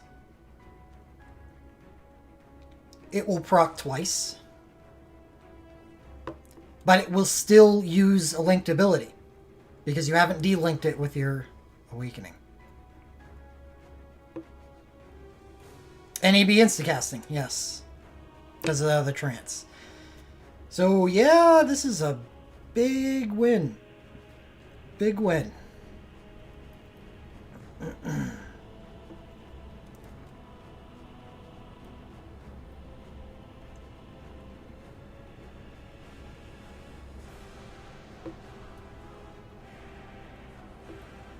And that's the first relic. It's the first relic on the banner. We've already got something that's pretty friggin' awesome. Next, also something pretty friggin' awesome. Edge Sync. 15 times hybrid. Water, fire, lightning. Self-synchro mode. BDC 1. Tri-element mode 3. Evelyn Unity.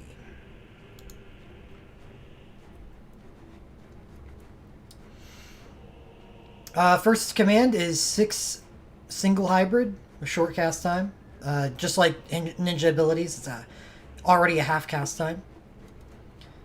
Defend command is 3 times single hybrid and water, fire, lightning damage plus 10%, short cast time. That's kind of interesting because it doesn't require multiple uses. I wonder if that's usable. Alright, what's Evelyn Unity? Chase 3 sync commands.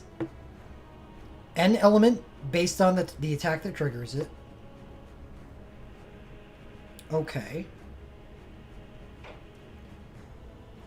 Evelyn Unity will infuse for any element. As it triggers, it checks if he is infused with any element, then infuses him with the same element. If he isn't infused with anything when it triggers, then it doesn't give him any infuse. In other words, it doesn't care what elements he's using, only the element he's infused with. Okay. I was going to say, if this could work for giving him, like, Enwind or something, that would be cool.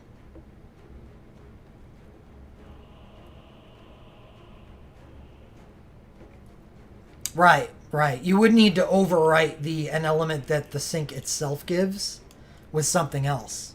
So it's really not relevant. It does give him another stack of an element, though. Oh, limit flash whatever glints. Right. Right. Yeah. We'll get to those. We'll get to those. Rosa Synchro. Instant Party Kiraja. Magic Blink 1, High Quick Cast 2, Last Stand. It's a good suite of shit.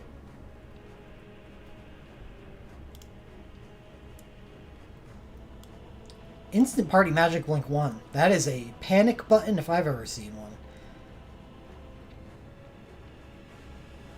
Kinda. Oh, I kinda like that.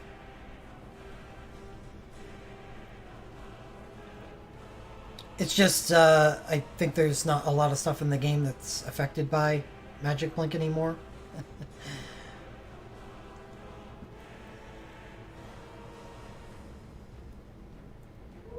So I guess at the end of the day, I still like something like Snows. Most things are still affected? Okay.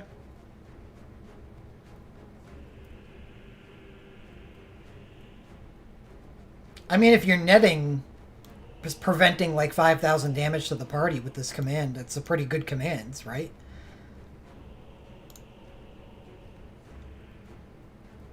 And you can always have something linked up to this, like her hero ability.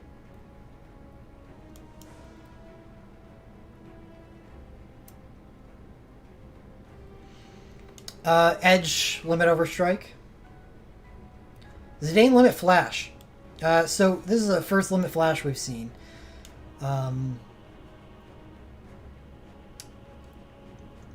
There's a lot of them in this festival. And this is where the edge thing comes into play, because you can overwrite the end element that his synchro gives with a limit flash. And then, by what we read about the trait of Evelyn Unity, you can start, with the synchro, building... well, actually you wouldn't, because he wouldn't have any stacking status, would he?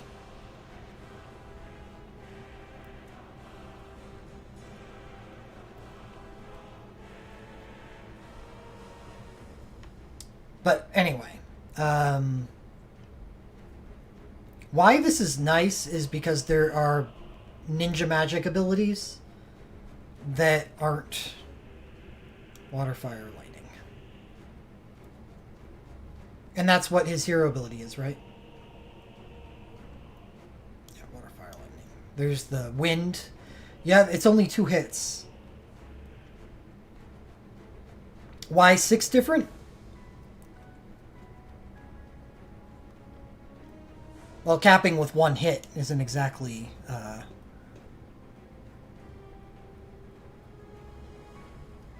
much of an achievement.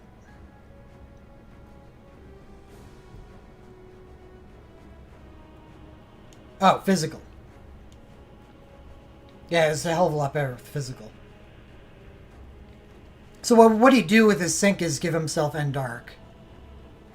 If he used the darkness, if he got a limit flash, and is there a, what would be the 2 elements? Dark and earth. What do we got?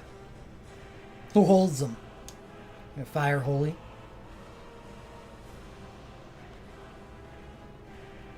Alright, nice. Earth and dark, Creel and Kefka. Banner 4. Well, that's a weird little duo. But these aren't going to be the only holders of limit flashes, I'm guessing, in the future. If you want to make, you know, Edge and Earth Ninja. Yeah, I don't like it, the fact that it's on mages.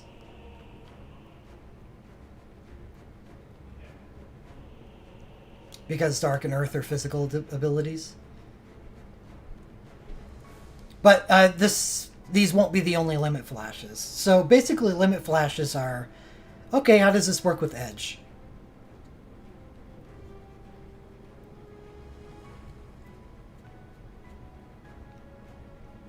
And on this banner we get Zidane with M Wind and Palin with M Lightning.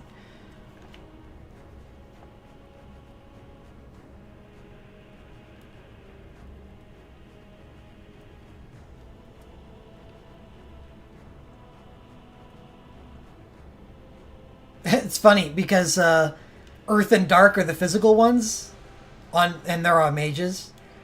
Wind is the magical one. It's on Zidane.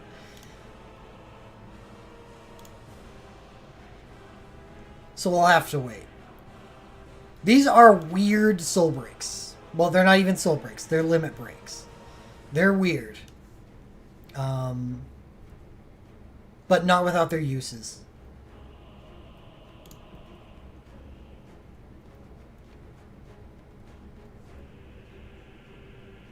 There's characters with otherwise good ability or good soul breaks that don't have any an element attached to them that can be made good with these.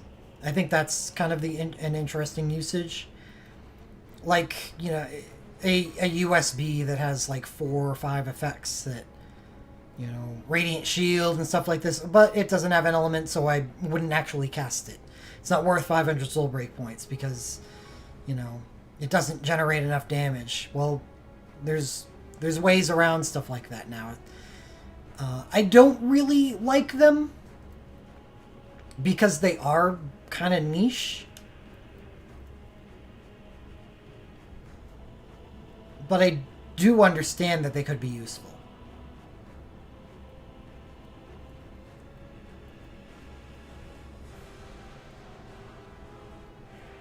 That's a good point. You can give healer an element. I'm going to use limit flashes on Deuce teams, because Deuce is the Black Mage 6 healer. I really want to use Black Magic on Deuce. So I want to give her End Fire and her Ever Throwdown Meltdowns. But moving along, we got Edge Awakening, Self-High Quick Cast Ninja, Ninja Awakening, Eblin Tactics.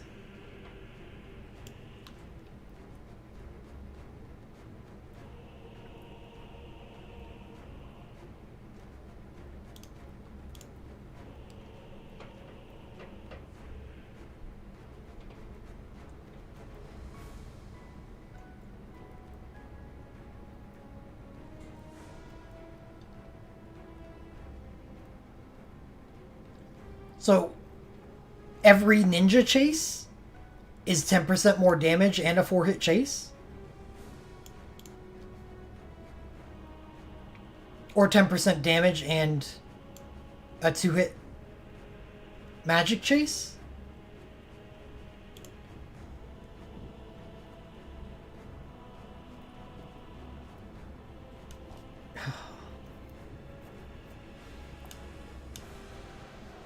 Man, Edge.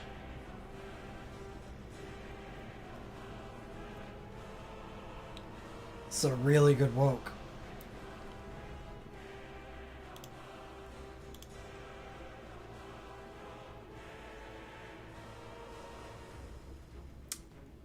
Well, I mean, he already has this. This is not new stuff. It's new to me though. I read so many of these, I forget what everything does. Palin woke. What's Rising Thunder mode? QC? And chase lightning with lightning damage 10%. Like I guess the QC makes up for it. Makes up for a 4-hit chase every turn, I guess.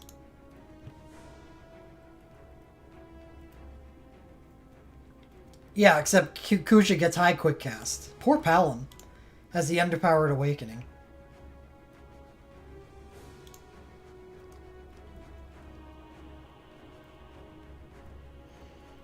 King woke.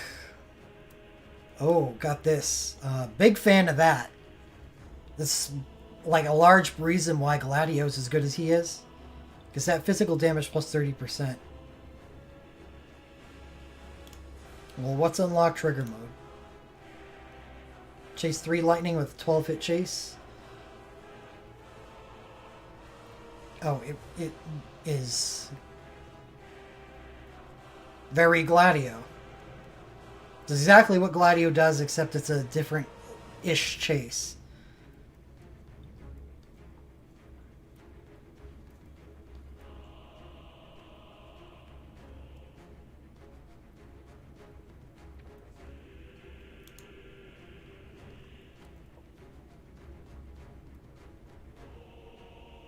Eiko woke. Instant party Curage Medica, 1000 raise, or 100% raise. Last stand, Haste High Quick Cast 2. Unfortunate Girl Awakening. Chases White Magic and Summon with stock. Alright. So, the reason why I ignored Final Fantasy IX was basically because of this banner. And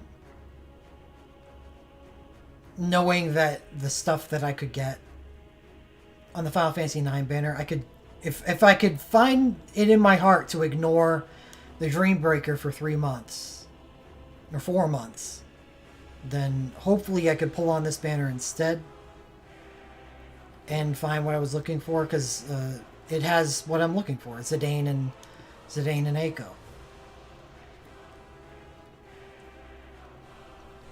Because I figured I also need Final Fantasy IV stuff.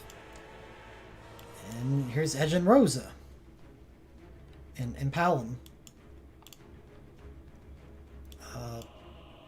King just seems good. Well, Kuina Awakening, I stopped there. We'll talk about Kuina Awakening, even though I know very well about Kuina Awakening. On entry is attack and mind plus 50%. The mind is there so it stacks with other attack buffs, like Generation 2 chains. But the mind is also awesome because it makes healers great. Haste, physical quick cast. For 15 seconds, all physical abilities have half cast time. And Queena's other stuff it sounds a little complicated, but it's not really. Rank-based quick cast means that because Queena's abilities are not physical,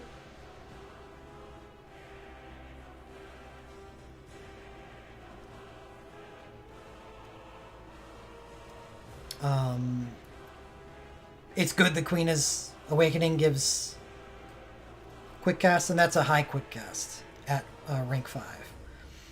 And chase support with a self cure of 1000. That's there for flavor, because Queena eats frogs. Apparently they have a healing effect.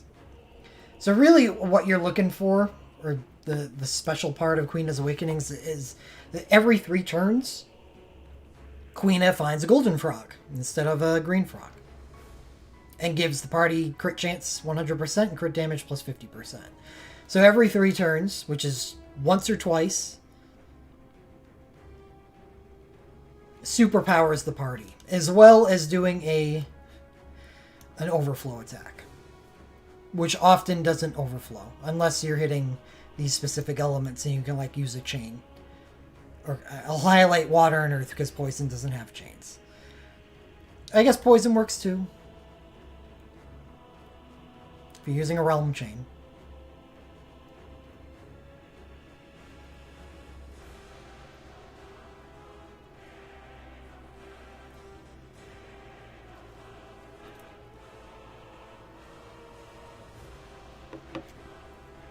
Oh, you have to get it pretty up there if you wanted to kill a Titan Wall, I think.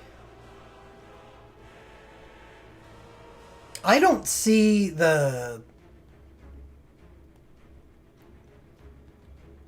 my Frog Stomp get above like 30k. I know you need to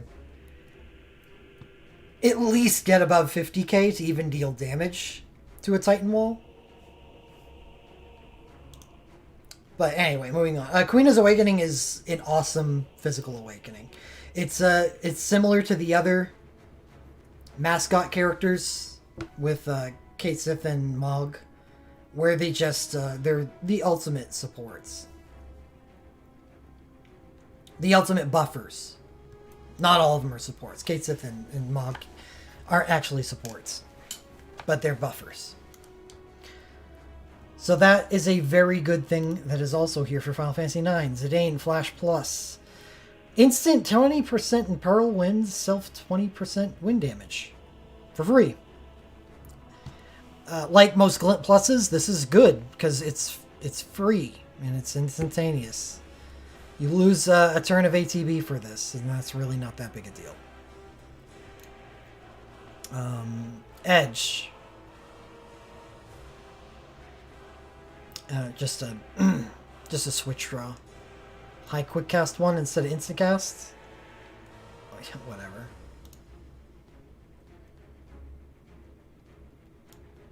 And Queena's Glint Plus, which instant party Regenga, kind of cool because I don't think Eiko does Regenga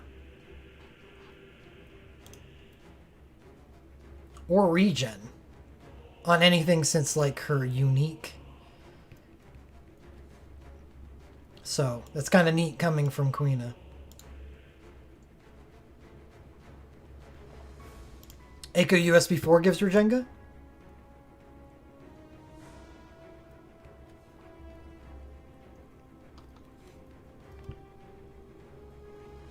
Alright.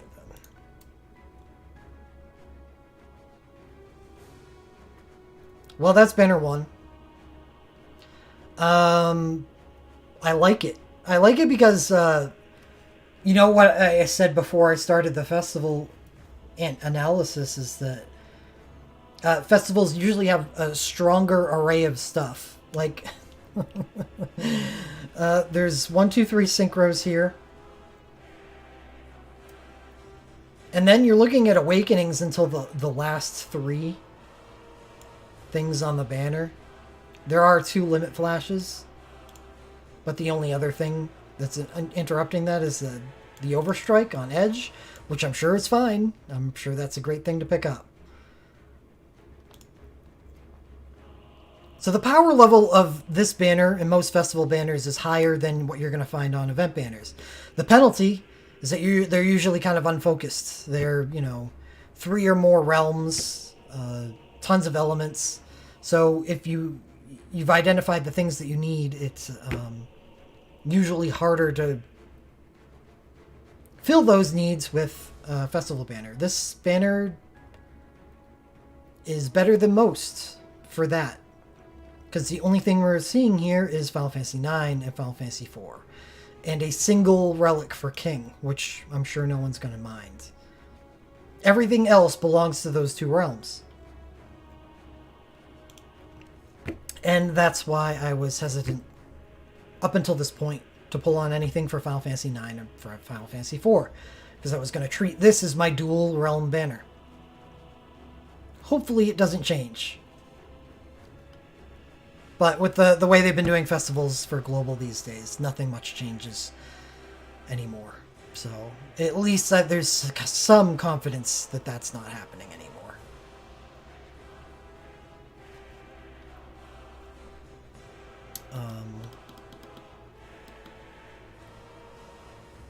Yeah, so I'll be pulling on this banner.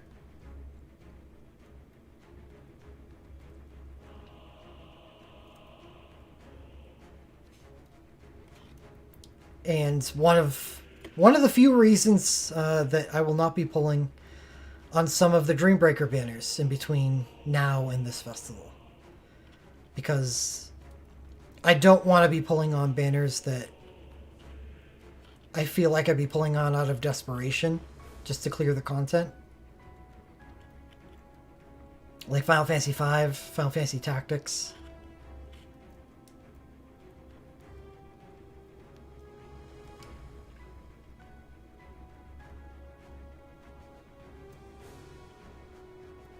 They're decent banners, but decent isn't good enough anymore when you need to pull, or when there's so much different types of content that need to be cleared. You need to start focusing on the right banners because there's just not enough Mithril to go around.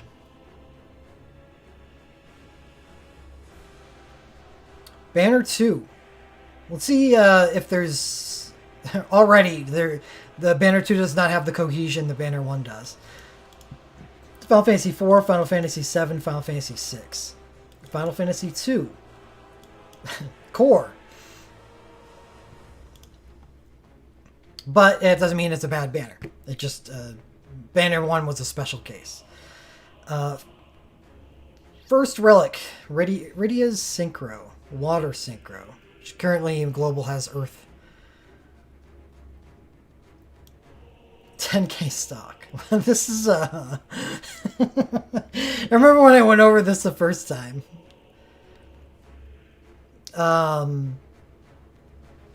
This is DNA's answer to Ifrit.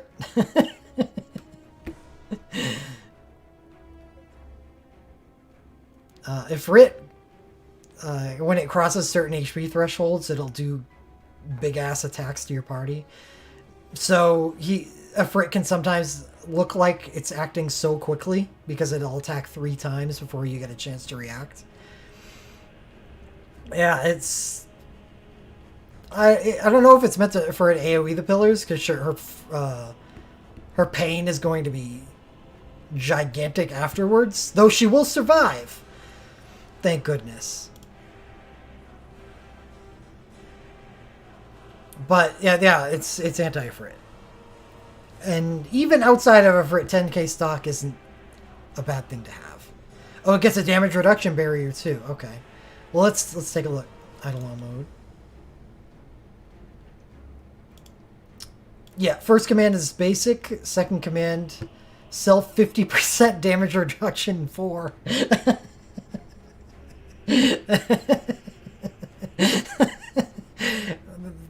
Coincidentally, there are 4 pillars that she would blow up with a summon.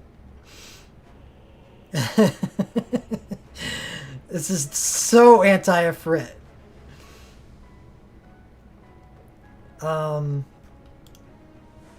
And otherwise, it's still a good synchro because Rydia has that same effect that we talked about above with Zidane's sync.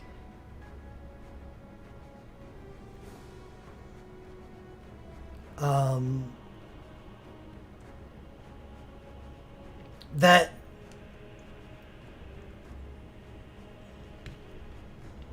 well, Rydia is actually just one of the original users of the mode where her awakening is summon based, while her synchro is water based. So if you can find an ability that deals water damage but isn't a summon, that means it won't get delinked, and you can triple cast if you pair them up.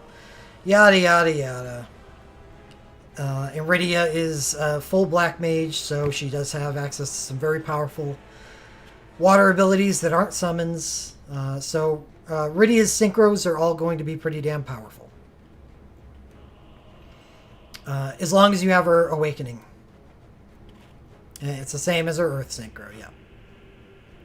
So even though this is meant to very, very focused on the tomfoolery of Ifrit, it's still going to be extremely powerful as a water synchro.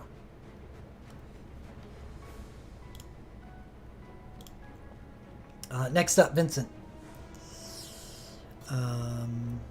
Well, that was simple. Vincent Trance. Let's see what those commands do. So Vincent Trance gives him a buff. Oh, yeah, it's right here. Quick cast and a 20% buff for a bunch of stats. Oh. Just 10% Imperil Fire every time you use the sync commands. Hey.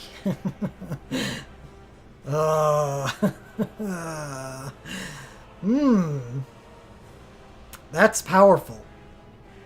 Especially if you pair his sync with his awakening. It's like they put Vincent Trance on his synchro because they want to convince you not to use his awakening with it, because his awakening also gives him the trance status. But I have to say, like, if you can dual cast this command, please dual cast this command.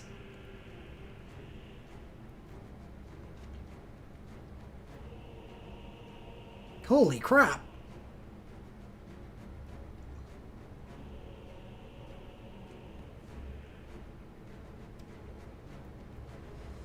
So yeah, if you compare Vincent Sync and his Awake, do it.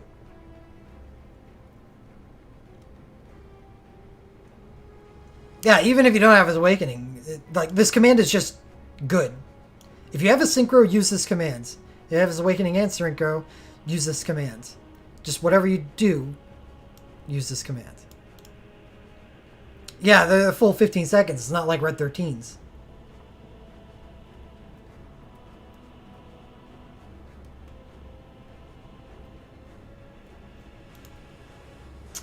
Defend commands, fire ability plus 30% damage or percent for 2 turns. No, because that's a turn I'm not using this command. So get out of here with that noise.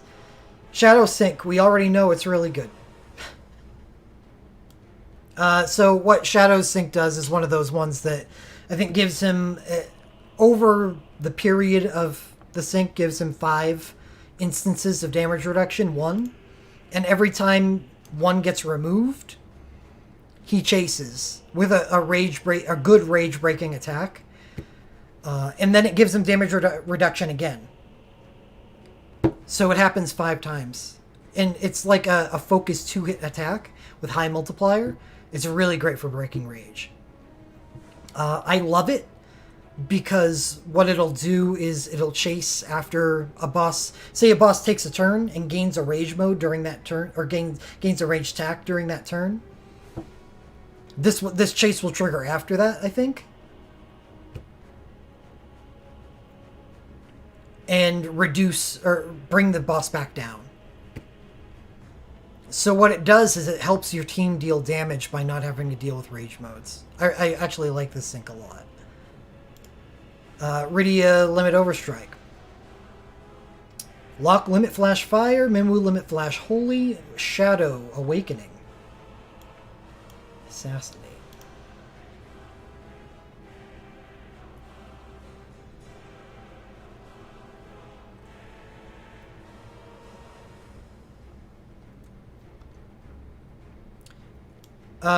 Okay, so it's just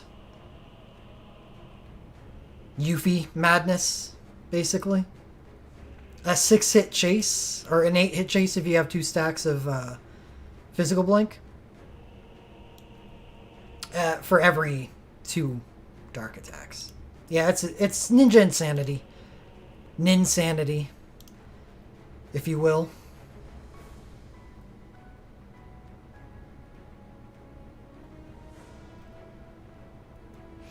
Minwu Awakening is actually busted. It's better than his sync.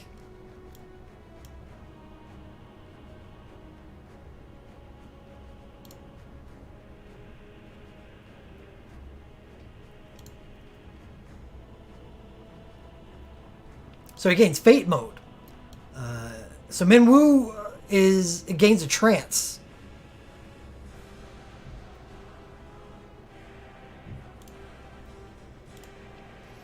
That trance mode is 20% most stats, like most trance modes, but 50% chance to dual cast white magic. So he's White Vivi.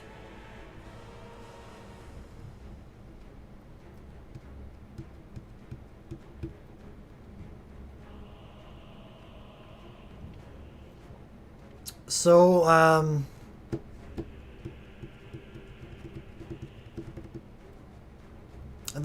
it's unruly how much casting he does. He fires a lot of sky lasers. The trance is, I believe, I don't think there's any other place he can get this trance other than here.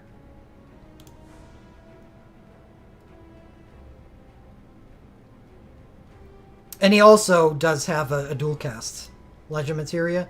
Unfortunately not available on this banner. But it will be available for Animal Lenses 3 months after this festival.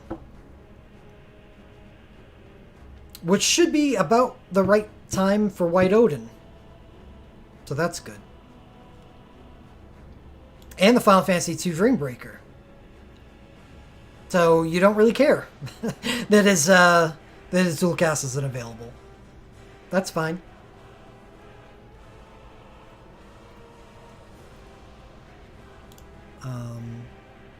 Dr. Mog, woke. Marine Wave. So Dr. Mog isn't bad. Dr. Mog used to be bad because they started releasing no N element stuff when we really wanted an element on on our characters. But then they were like, okay, we messed up. We'll give Dr. Mog an element. And they made him Water Mage.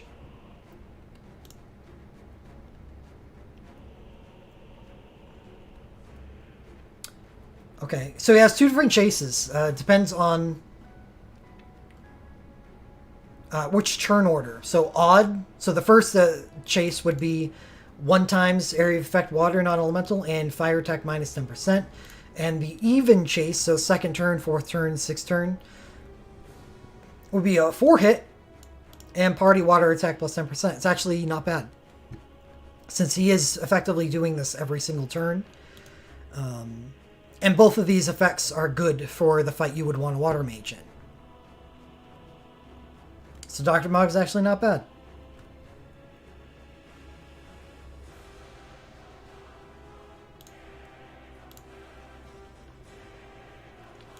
Shadows Gen 3 Dark Chain.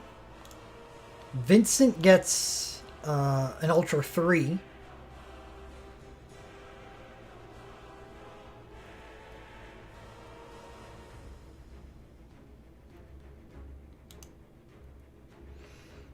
Radiant Shields.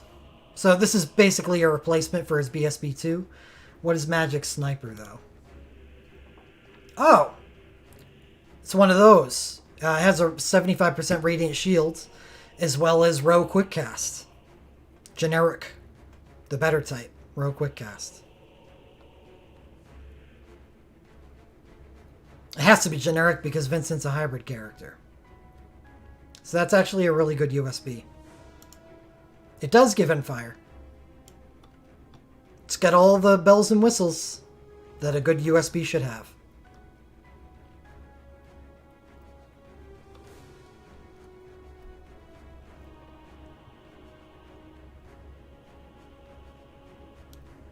Rydia Glint Plus. Switch draw, smart, summon Ether 2, 0. Whatever. It's switch draw. You'll take it. Especially because it makes Rydia's Awakening more usable if you don't get her synchros.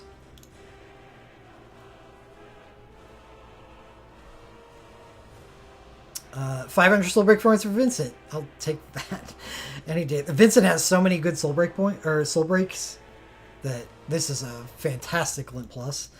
And Shadow gets one too. And yeah, he has a lot of good soul breaks.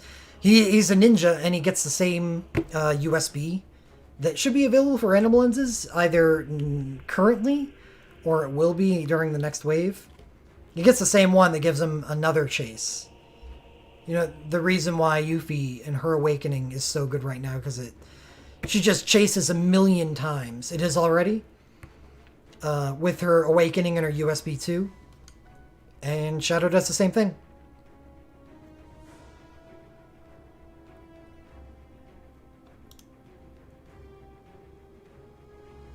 Yeah, it does.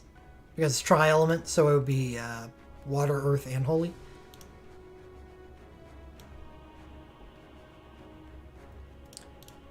So where's the bad shit on this banner?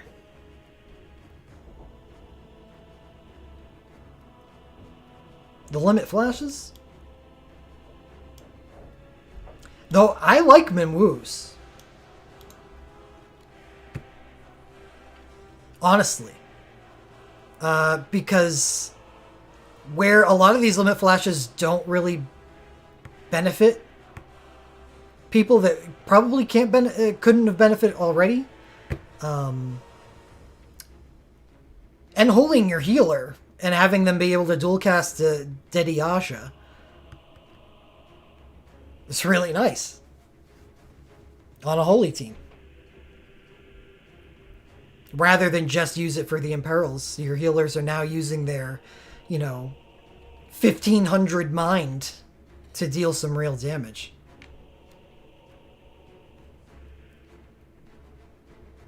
Yeah, Minwoo is also the second best holy mage, so you certainly don't mind bringing him to a holy mage fight. So, Banner 1 was good, and Banner 2 is also really good. What are its strengths? It doesn't really. This is, Rydia can be a holy character, but not with her Synchro. It would be with her Glint Plus. Her Limit Overstrike here is holy. So there's Minwoo and Rydia for holy. Shadow Dark, Vincent's Fire. They're all 3 different realms. There's no cohesion here at all. It's just strong stuff.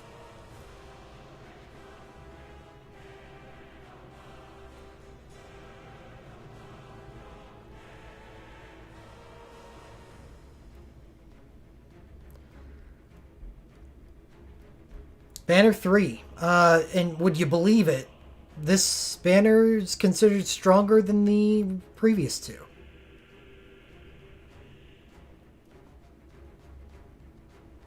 Four synchros.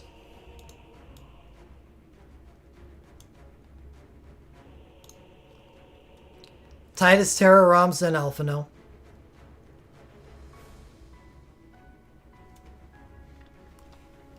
This is the... This is a totally unnecessary soul break. Oh boy. Looks pretty basic when you look at it from here, but let's take a look at this Abe's Ace mode.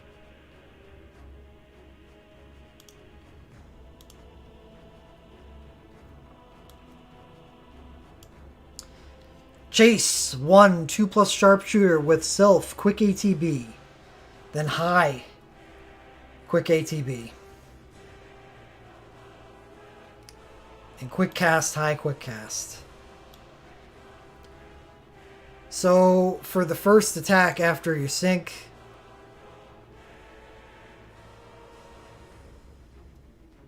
it's going to be basic, but then the fun starts.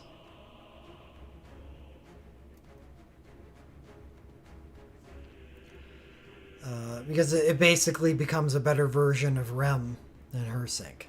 It's a 3 months later, we've reached the point where we have to start power creeping away from the weakness of Rem into this.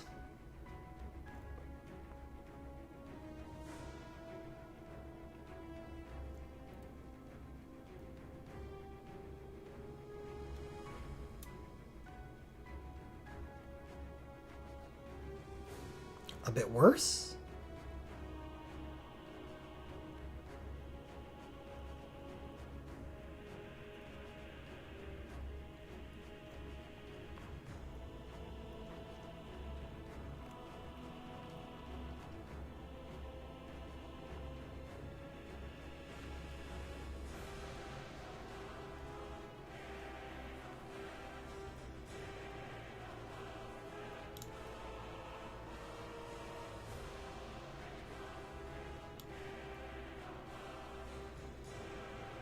Yeah, Tidus gets high quick cast. Now, which isn't a problem if you're using Rem's Awakening with it. But you have to use Rem's Awakening with it. Tidus' Synchro works by itself.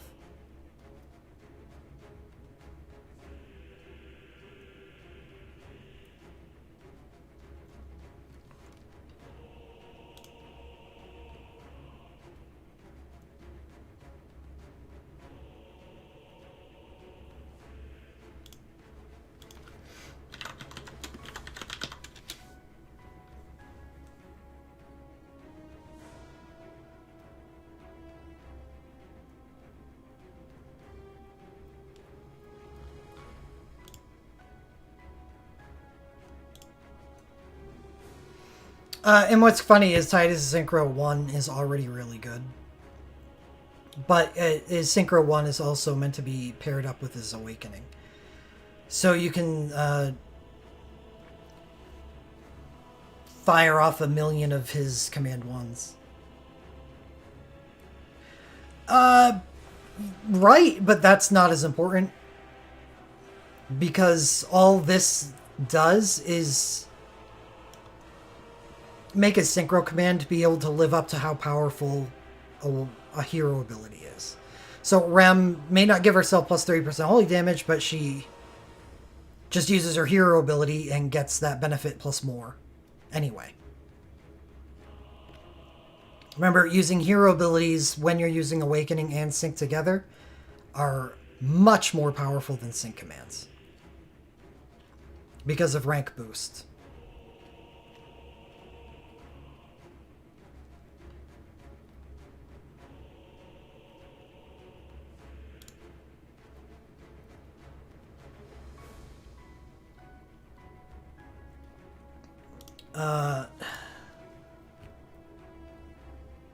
Next up, Terra.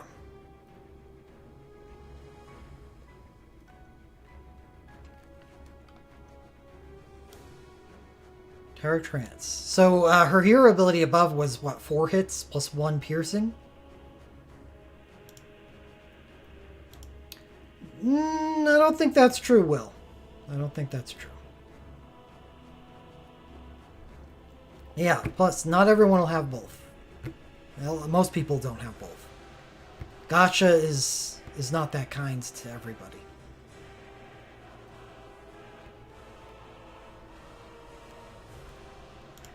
So this is Terra's Wind Sync.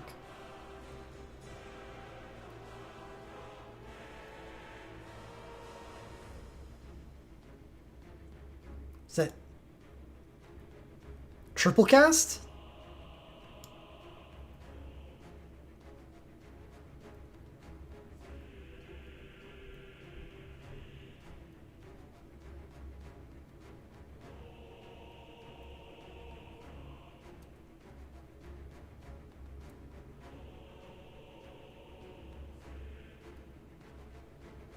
Well, that's absolutely worth using.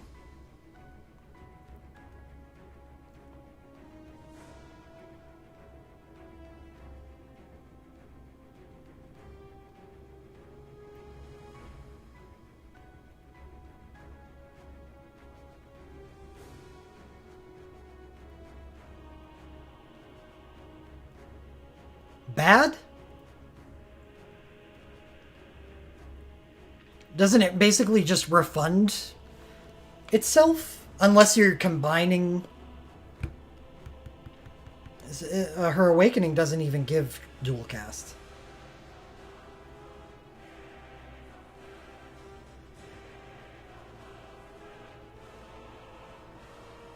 So where's the drawback?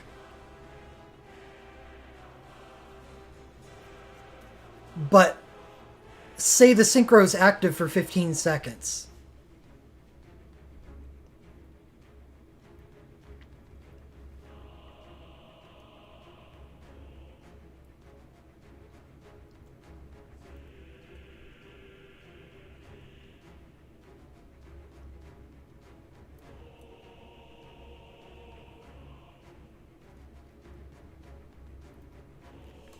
It's not instantaneous?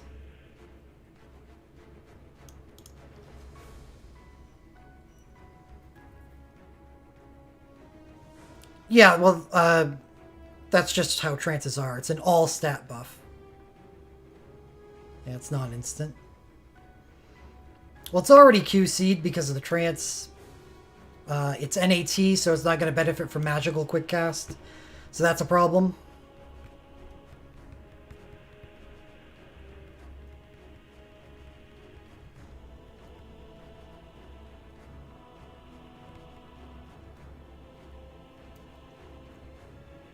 Trance is just a status.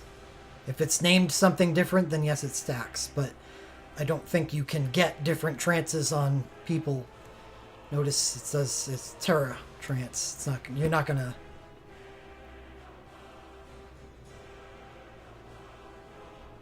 Yeah, this is meant to be standalone because it really isn't gonna work with their other stuff. So her woke 2 is instant cast wind. This is a non-damaging NAT ability, so it's not going to... You're paying a price for using this. And her first woke is just not going to work with this.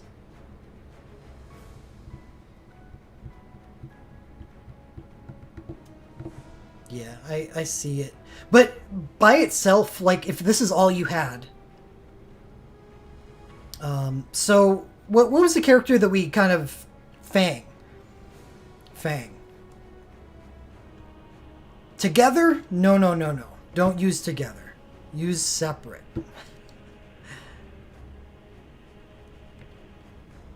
It's a fine sync. And, or a fine command. But you just don't want to use it with our other stuff. True. Yeah, true. It's not like... It's certainly not on Tidus's level. That's for sure.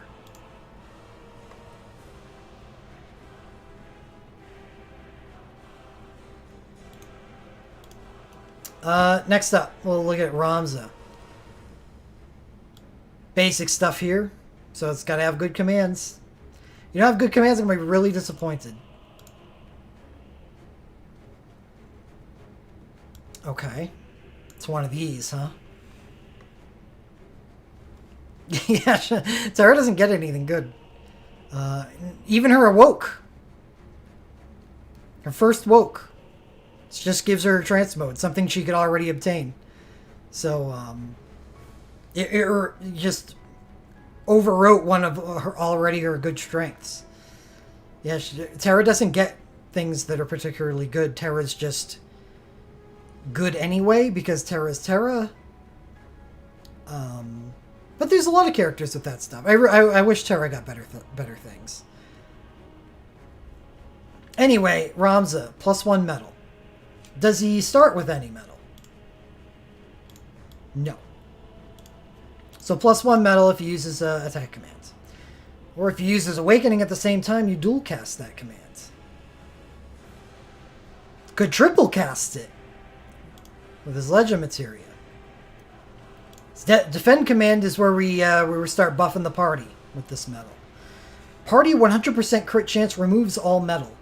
That is good by itself. 2 metal.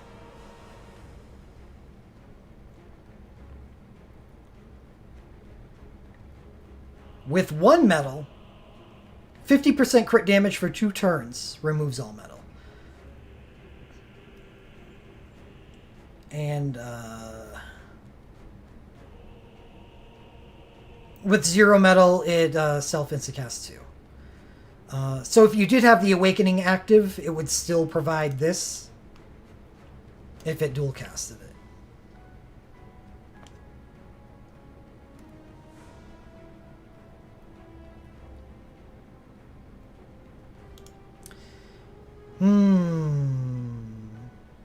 It's okay. You know, as far as Ramza stuff goes, I think this is kind of useful. Especially useful on a lot of tactics teams. The only thing it would interfere with would be Orlando's Awakening. So you wouldn't want to use this together with the Orlando Woke or Orlando Woke Sync. Orlando just Sync, though. But you really want to use Orlando's Woke with his Sync. You don't have to.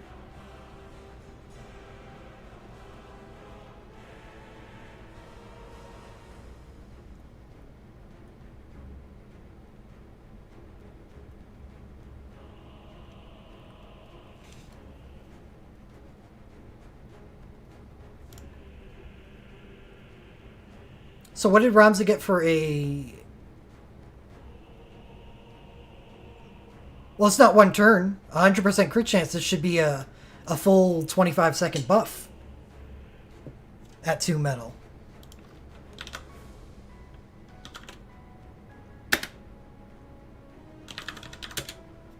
At least from the what it says here, because it doesn't have a turn count after it.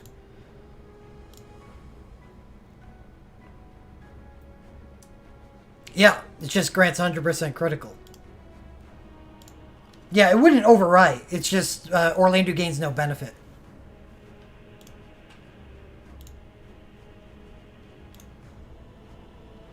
That's all. That's all I'm saying.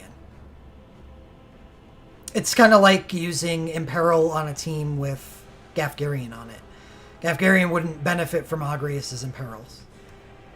But Agrius does, and so does probably the other DPS on the team. What was Ramza's hero ability?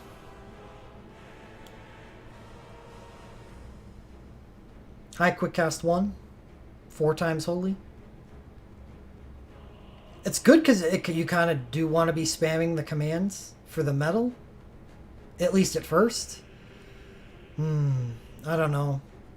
It's good, but I'm not really that thrilled with all of this.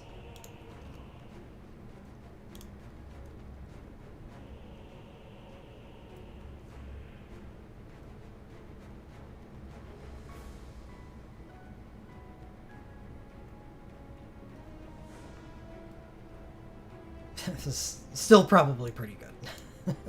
100% crit chance for 25 seconds is a good buff. No, he doesn't get any metal on entry. So you do have to generate it.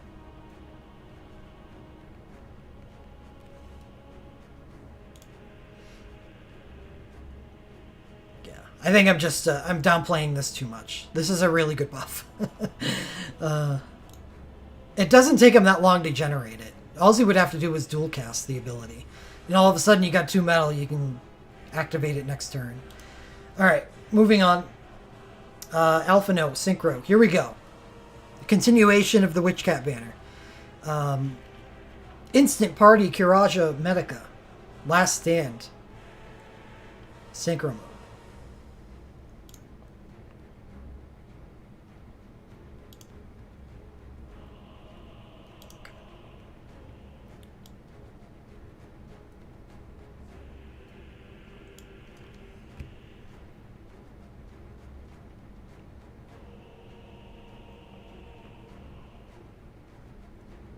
So no Moonstone. Instant self, magic, and mind plus 30% plus Moonstone. But if he does have Moonstone active, then it's instant party 75% damage reduction 1.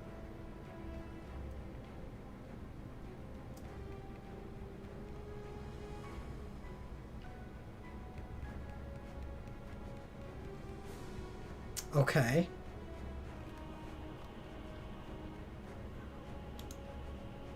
And he can dual cast these commands. yeah, that is nice.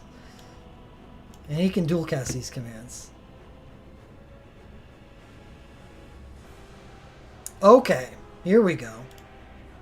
So if you accidentally dual cast command 1, this is like the summon mode bursts from way back in the day.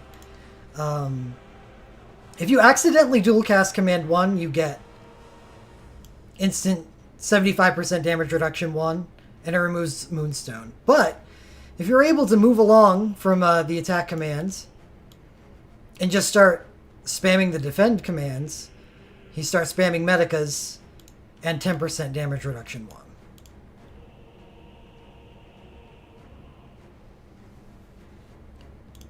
It's interesting. Better when you look at the stuff further down the banner, I think. Because like Ishtola, he should get a USB here. And this really ties the room together. And we'll get to that. Bart's Limit Overstrike. Titus Water Limit Flash, Snow Ice Limit Flash. Bart's Water Woke. Already went over this on the second Final Fantasy V banner. Not thrilled. Edward Awakening. Extremely good.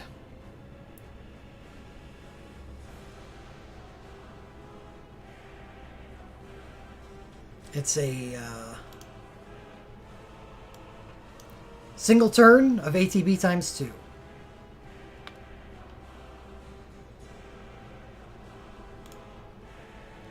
Terra's Wind woke. Vivi, his dual element woke.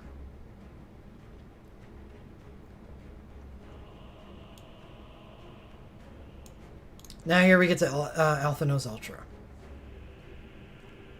Use woke before chain.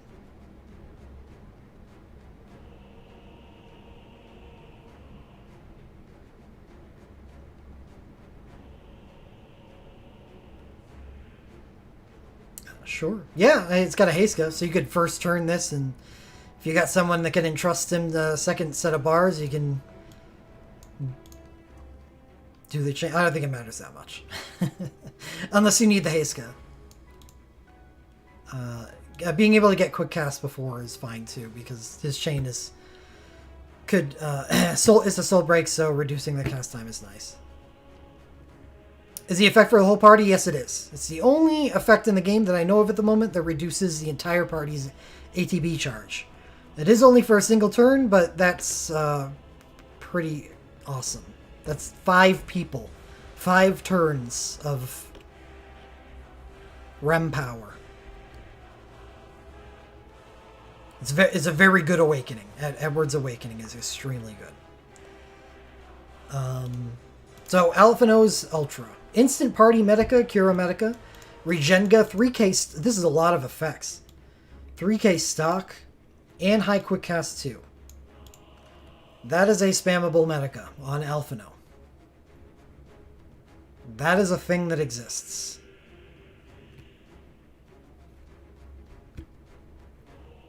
Awe mode?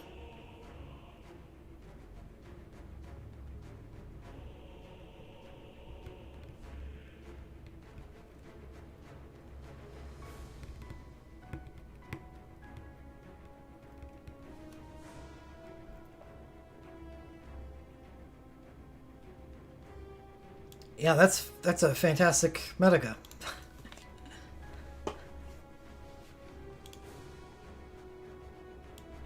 This is new? Terra didn't have a wind stack in Glint Plus yet?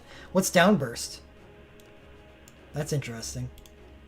Love seeing extra effects on Glint Pluses.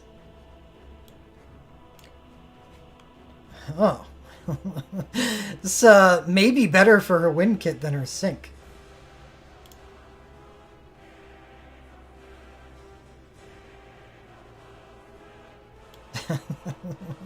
What's that doing on a Glint Plus?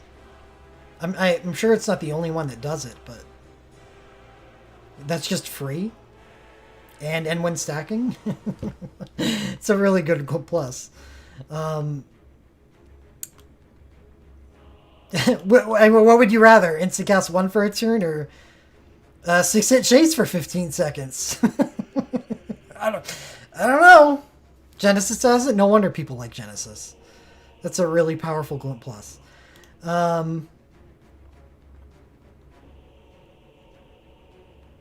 Anyway, this banner's weird, but it also has some really powerful stuff on it. I don't know. I'm not sure I would say this is better than Banner 1. Titus's synchro is obviously crazy. Ramses is fine. I like it, but I'm also very biased and you shouldn't listen to anything I say about Ramza. Alphino I like a lot because it works with the new version of Final Fantasy XIV, but that's only because I plan on pulling on the new version of Final Fantasy XIV.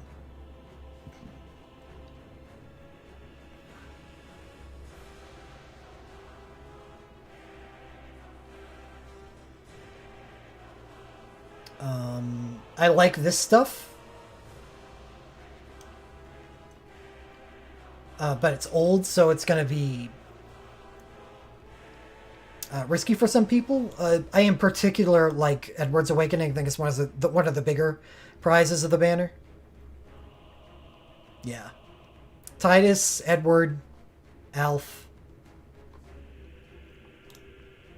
All of Elf, really. This is a really good USB. I want to pull on it.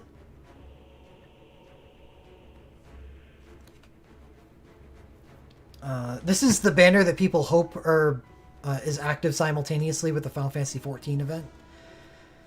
Yes, yeah, I want... Well, not Black Mage Y'shtola, Witch Y'shtola. Does black magic things, but all of her stuff is...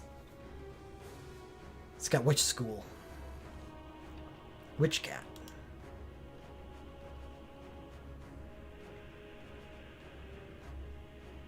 I think it's a pretty top-heavy banner. So I worry a little bit. But, I benefit because I own none of this crap. I won't mind getting Final Fantasy IX stuff if I don't get Zidane's sync off the first banner. Never gonna say no to that. Definitely want this. God, I want that. And I'm forsaking Final Fantasy V when the Dreambreaker comes out, so I may not be too thrilled with this Water Awakening, but does make him a better character for me, so sure. Alright, have a good night, Terror. Oh, anyway. Spanner 3.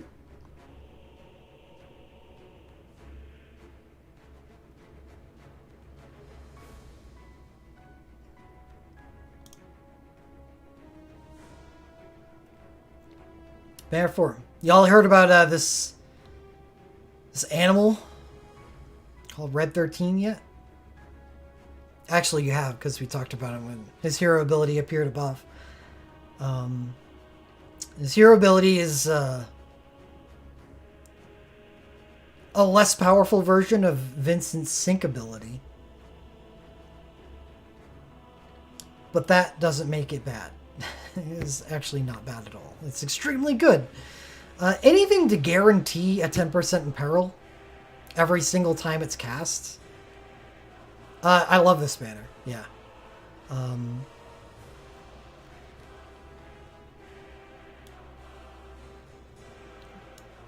And there we go.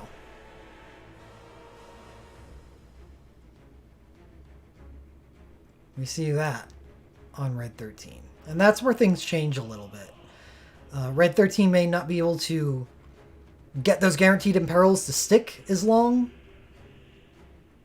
as Vincent, but Vincent doesn't have quick ATB.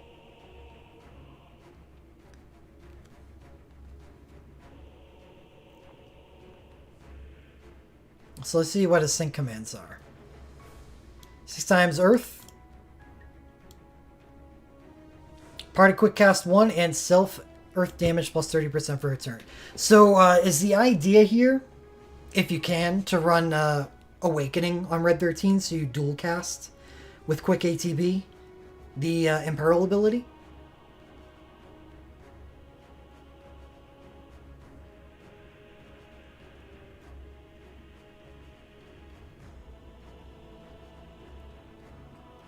It makes sense.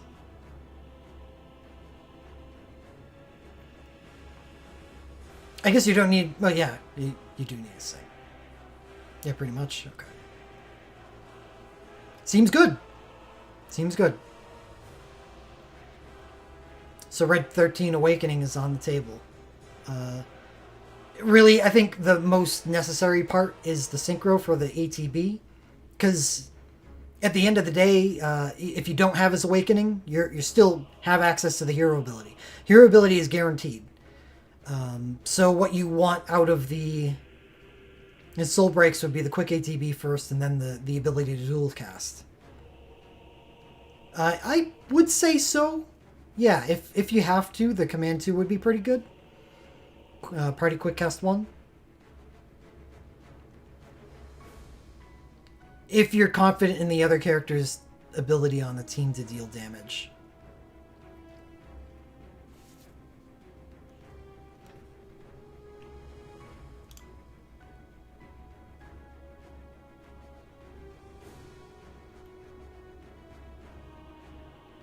Okay, so yeah, that's automatically one of the bigger wins in the festival.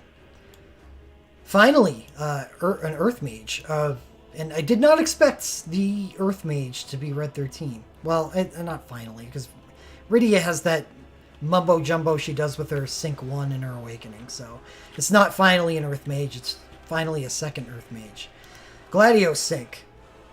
Oh, let's see what kind of madness you get up to here. Righteous Guard mode and 50% damage reduction 1. Oh, is it one of those? The Shadow Sync? No? Yes, it is. Oh, Renoa sucks. Moving on.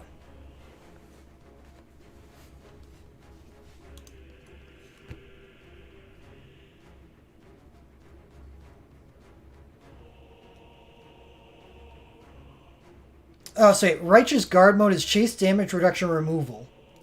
With 6 single times Earth non-elemental self-Earth damage. Oh. Self-Earth damage plus 15, 30, 50, 75%. With 3 plus chases. Oh, God. Gladiolus turns into Vegeta. Starts screaming while the earth tears up around him and floats into the air.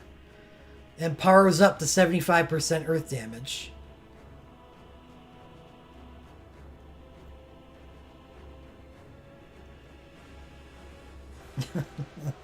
It needs more break damage limit.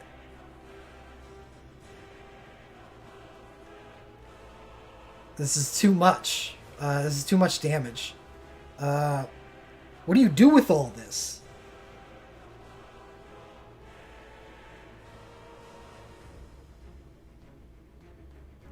It means whenever damage reduction is removed, it chases. So, when you cast Gladio's Synchro, he'll get 50% damage reduction for a single turn. Not turn, it's not turn-based, it's getting hit. When you get hit. So when you get hit, it activates the damage reduction and removes it. So every time that happens, it will give a 6-hit chase and will progress. Higher. And higher. So what you'll need to do is find a way to work. If you don't have damage reduction coming from other sources, you'll need to use his defend command to give him more. Or his hero ability, which gives him damage reduction, so you could just ignore the defend command entirely. Oh man, does that make his woke and sync really work well together, huh? Because you can ignore the commands on the sync entirely. Just get him up to 30k. Because his awakening has a huge chase attached to it that can absolutely benefit from this. Gladio is a pretty good Earth character, yeah. Man.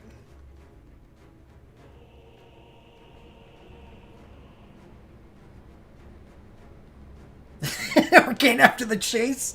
I forgot about his 21 hit Arcane. He'll be like Cloud. Yeah, that's awesome. Why is Gladio such a good character? Somebody at DNA really appreciates a well-chiseled bod.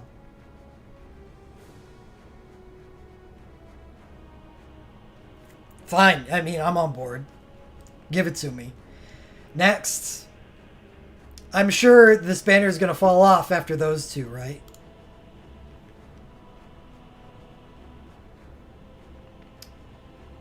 Auron.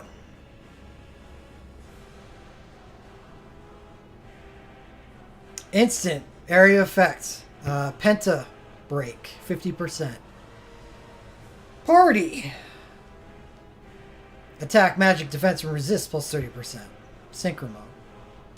Buffer and a debuffer.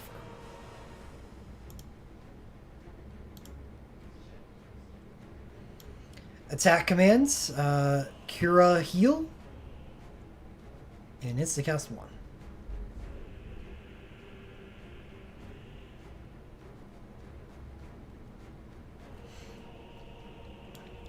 Defend command. Instant Curaja. He gets instant cast 1 to the person he heals. Oh. That's so much better.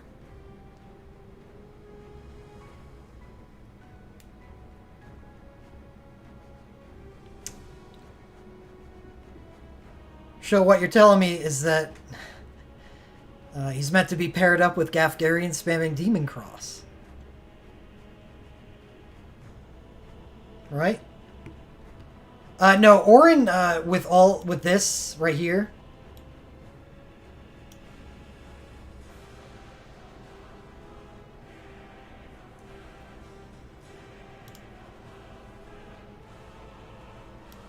In this, I honestly like both of them. Because Auron has a great ability pool. And you could attach things. Right, because this is Bard. This is only white magic. So what would you attach to this command?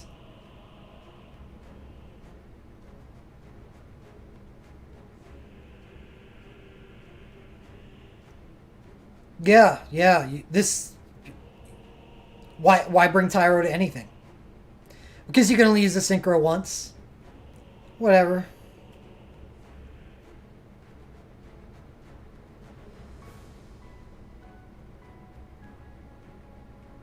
Kurata hates the spell.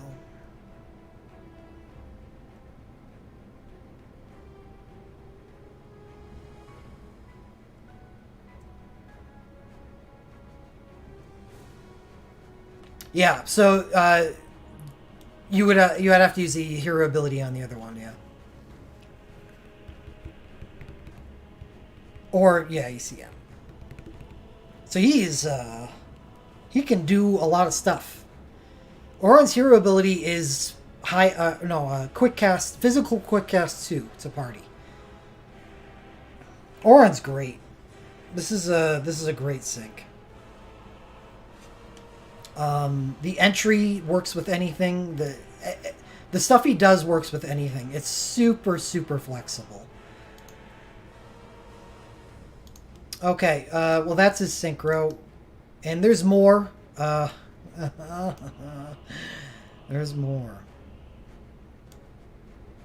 and that's cool too. Okay, Noctis limit overstrike, sure. Creel and Kefka with limit flashes, not so great, but still fine, I suppose. Alright, so we do immediately get to Auron's Awakening. Instant area of effect to spell. He really likes cleaning buffs off the opponent. Whether it be just straight up dispelling with his Awakening or removing haste with his hero ability. Party 6k stock, protect shell. Haste, instacast 1. Instacast 1.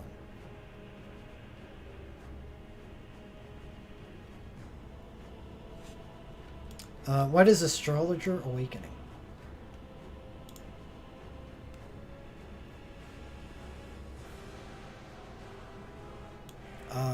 HP stock, White Magic Bard, Healer Chase.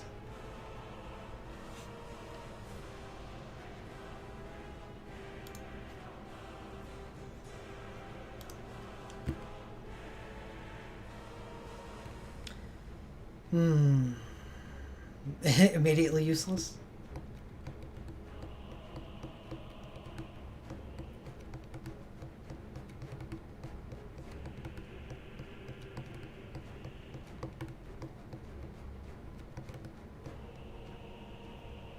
I think it's a good thing for him to cast, because, I mean, he's going to be spamming White Magic and Bard anyway, so why not get 3k Medicas off of it?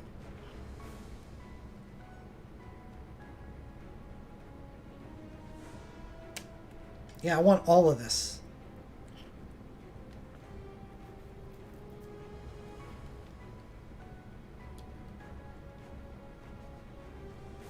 Creel's Awakening, which was on the first Final Fantasy V event we went over.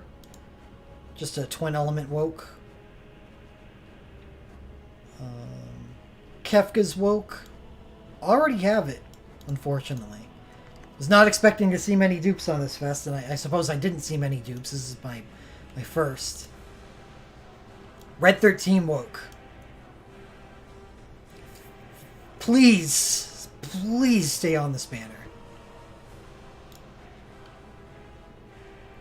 I know it's not a lot to ask, because Red 13 is already on the banner with new stuff.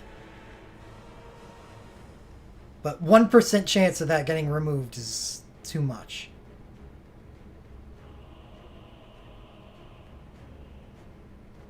Gladiolus Gen 3 Earth Chain. Yeah, because you needed more shit.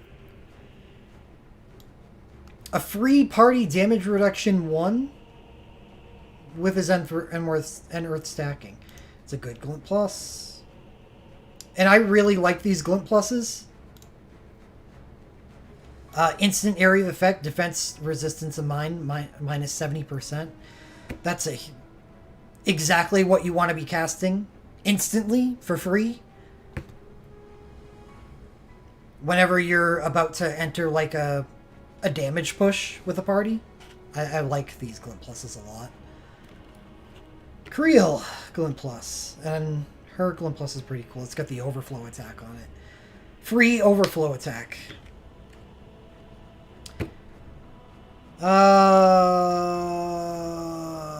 From top to bottom, this may be the It fights. Fights pretty hard with Banner 1 for best banner in the festival.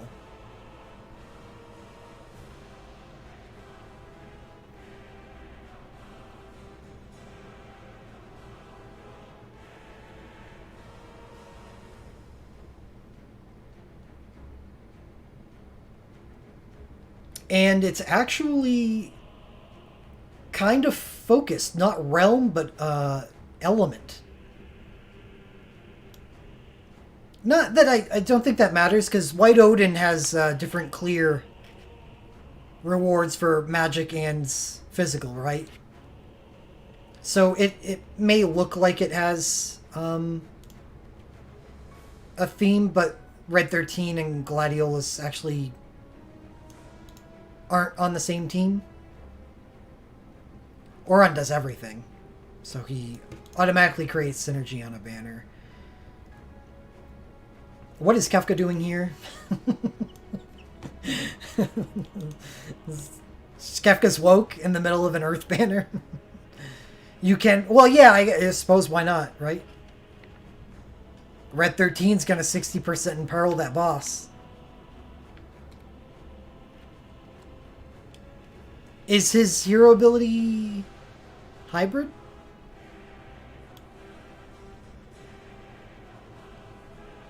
No. Oh well. Still, he's gonna 60% imperil the boss.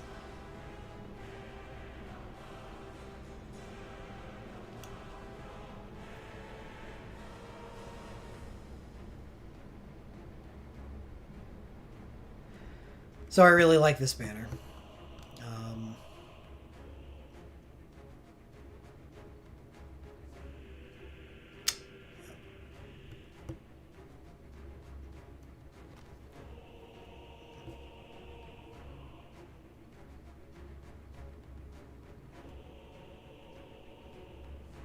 Banner 5.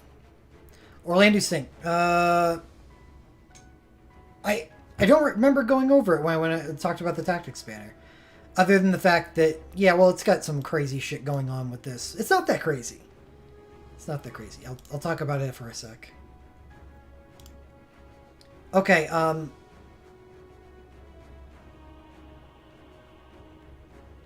here it is. This is the key to Orlando's Sync. Chase 2 sync attacks. Every time you use 2 sync attacks, and that's turn-based, so dual casting doesn't count, it removes his Thunder God mode. But gives him instant cast 1 and instant ATB 1. So whenever you use the second attack, as long as you had Thunder God mode active, it will remove it and immediately refund your turn to you. It's a time warp. So the idea with Orlando's Synchro is on every second turn when you get your turn refunded to you, you use that turn to reactivate Thunder God mode. And the best way to do that would be with his Awakening. That's why his Awakening combos so well with his Sync. The way you get a Thunder God mode on Orlando is either with Awakening or OSB. And honing Orlando's Awakening is really important because that allows you to use it twice.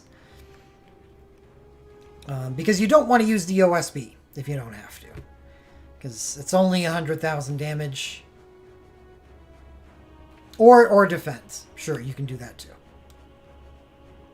So you can attach, whatever ability to that. But know that if you do use Orlando's Awakening, then he's going to dual cast this command. So not that great.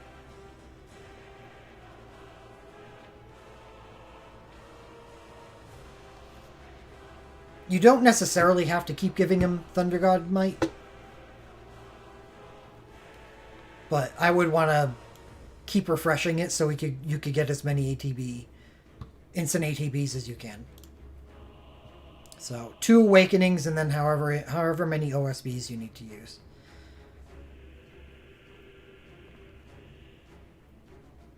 It's a good thing OSBs only count, or take 250 soul break points. So that's Orlando Synchro, obviously extremely good to start off. Then we got one of our first stinkers of the festival, Tyro Synchro. Wah, wah, wah. Sorry, Tyro. Next up, Sephiroth Synchro, which is pretty good.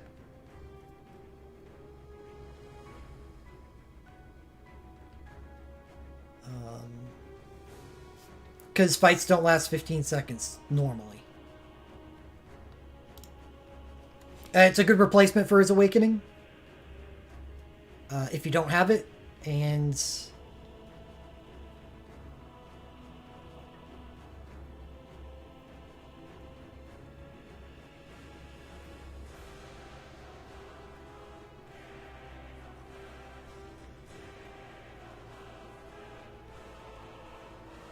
well, yeah, I'm sure it is.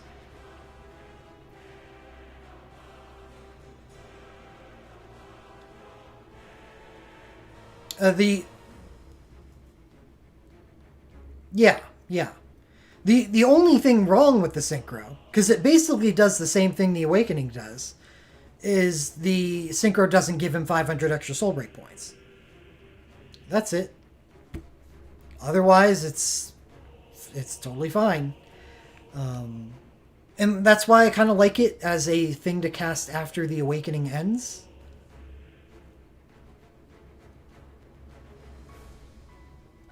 Because you should have, even if you're using Taboo Raid, you're probably up to 500 soul break points by that time.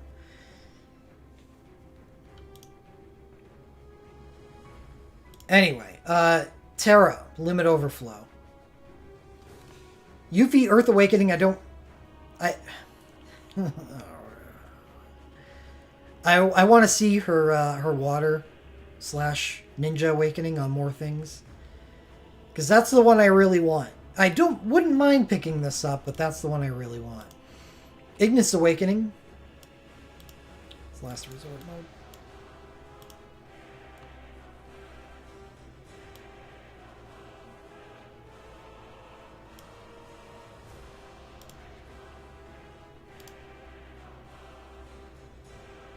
Oh.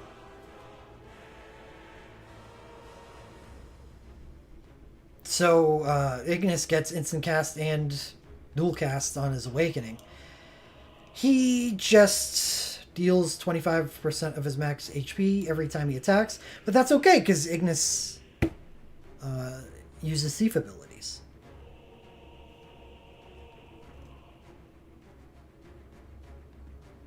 So you just instant cast out the 6-star thief ability. So Ignis' Awakening seems pretty decent.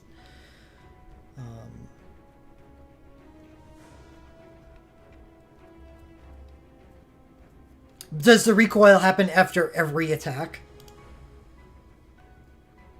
I guess it wouldn't matter.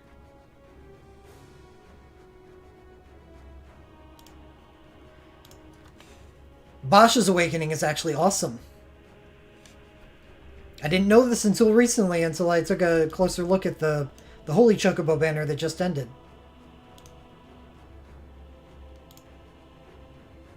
He chases 2 Holier Fire with a single target overflow attack that has the defense and resistance mine 70% debuff and a party 40% damage reduction 1.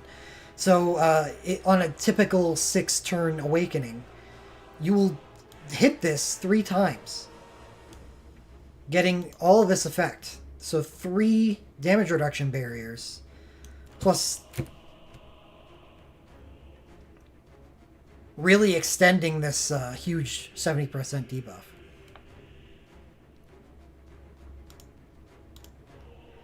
Kuja Woke, Bosch Chain, Kuja Chain. This is, as with most, or I think this is the festival that we're currently in right now.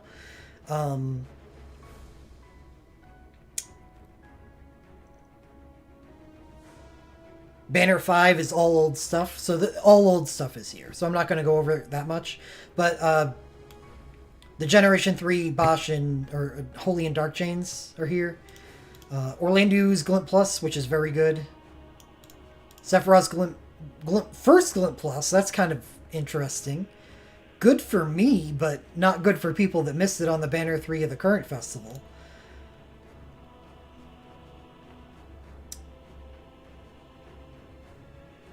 Personally, I hope not too. This is a really good banner for me. You know, besides Tyro's Sink.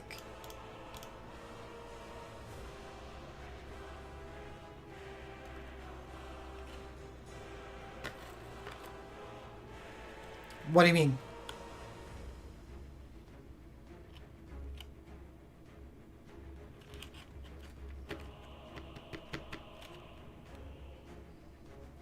With the sink.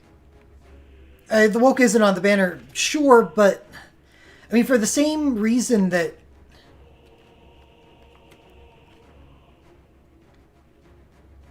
I think the freely available Sephiroth Awakening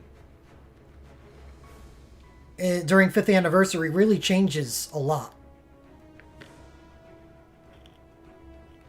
about how you should look at Sephiroth's stuff. Just because his woke isn't on the banner doesn't mean his woke wasn't available.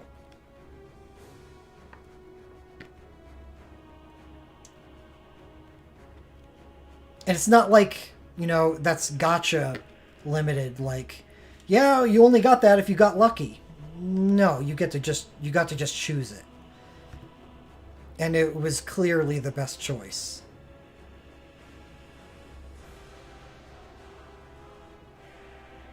Banner-wise, sure. But I think a lot of people are going to approach this banner and wish it was probably the second one instead. Though this is fine. It is good. Like, I'm personally happy that it's here. You know, free instant cast 3. And even though it's not the second Clint Plus, it's for people with his awakening, this is still good. It's good regardless. It just has a certain place in the Awoke combo. Terra, whatever. This banner's really good. For old stuff. I don't know if it's on the same level as our current Banner 5. It does have Orlando. But I mean, we currently have Lightning. Yeah, our current Banner 5 is just really powerful. Lightning, Noctis, and Iris and Aphmau's stuff. There's no way that this is as good as our current Banner 5.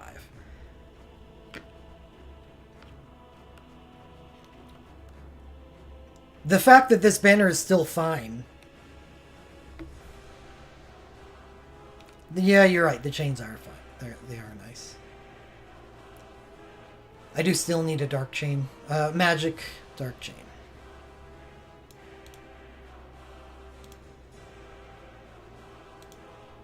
I don't know if I'll be able to pull here. Not because I don't want to, but because I don't think I'm going to have enough Mithril.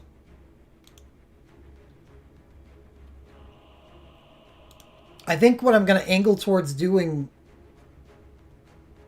really, it all depends on what happens tomorrow, really. And what happens on the Final Fantasy... With... Tomorrow will determine what happens with how much I want to pull on the Final Fantasy 13 banner for the Dreambreaker. I hope I don't have to. I do have the Realm Chain in Final Fantasy 13. So I could potentially just run Fang Lightning and use RW heal.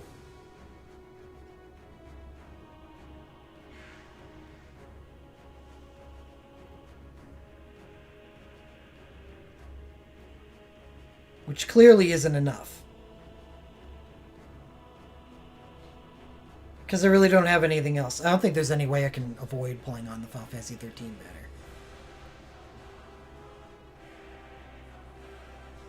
But 13 and 14 look like my pulls between now and the next festival.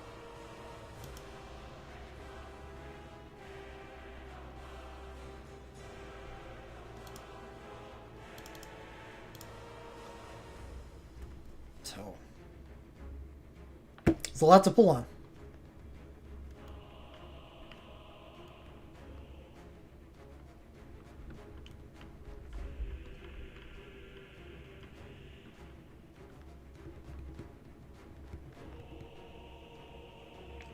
Yeah, I don't have that issue. The Final Fantasy 15 ticket pulls are bad for me. And what I'm missing really is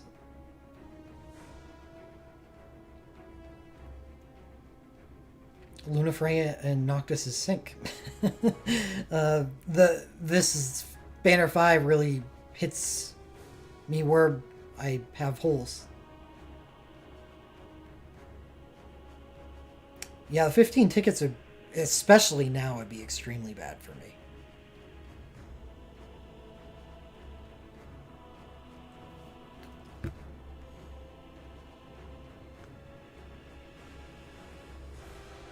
After picking up Aranea and Promptos Awakenings. What a weird, weird festival this has been. Yep. I think I'm missing... How old is Ignis? Is Ignis on the ticket? I think that's it.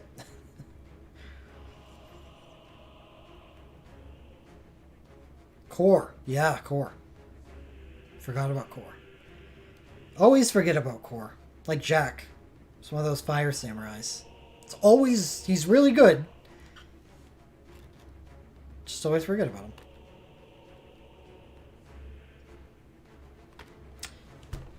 Yeah, that's the last banner of the festival. 1 and 4 really stuck out to me.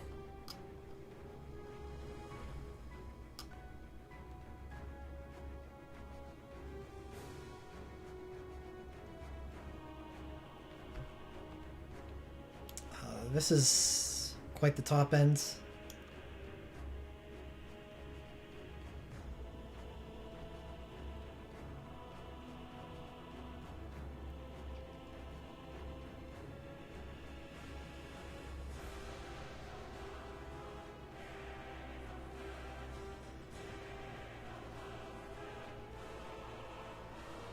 I think 3 is good too.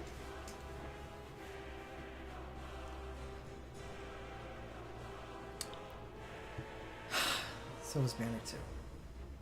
But I think I'm okay with skipping Banner 2. No, I don't think I'm okay with it, but I think I'm going to have to convince myself that I'm okay with it.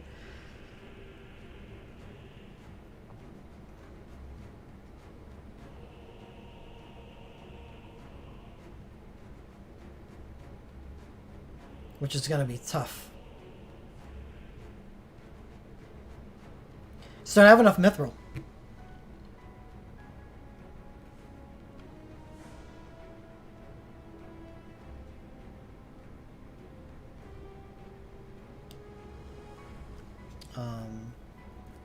This current festival is a heavy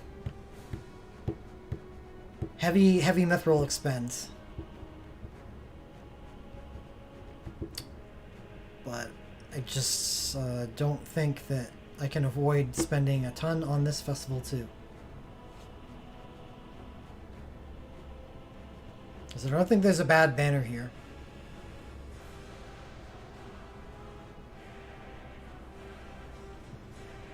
So, gonna be a lot of prioritization.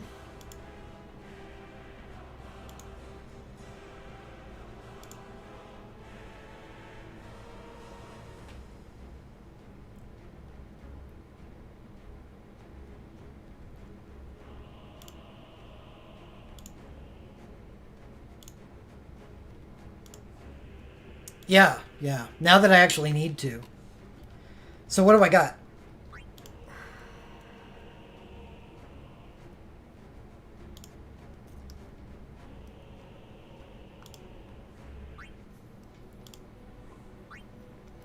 $592 Mithril. I could spend a pretty fair amount tomorrow.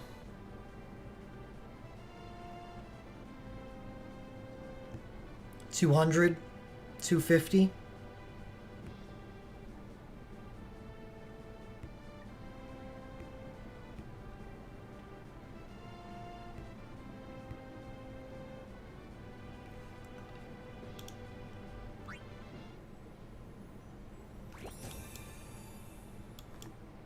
Final Fantasy 14 banner is going to require some heavy investment.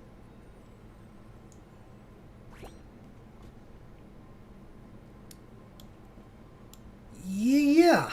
What's the super boss? I haven't looked at the festival yet.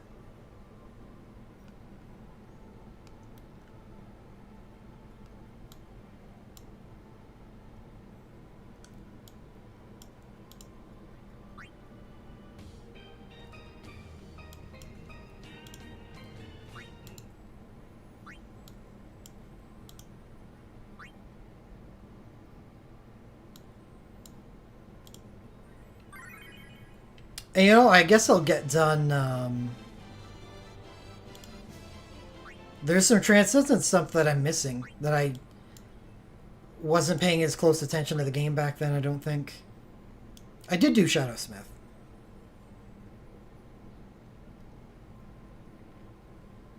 I don't remember Proto Terror at all.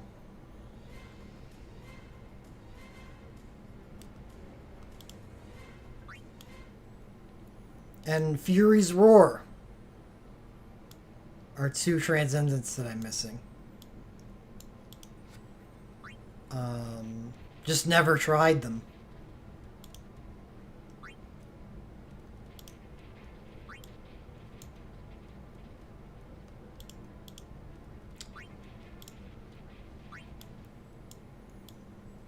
This is probably pretty power crept by now. But Proto Terror is not too long ago.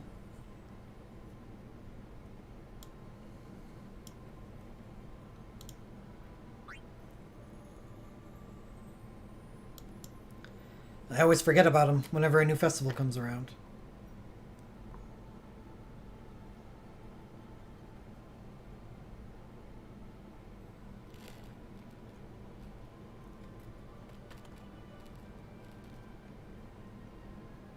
Incentivize multiple elements. Realm Chain.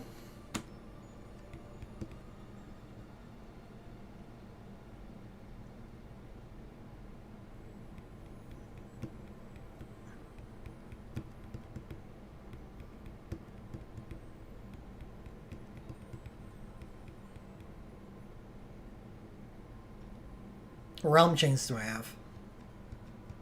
Final Fantasy 3.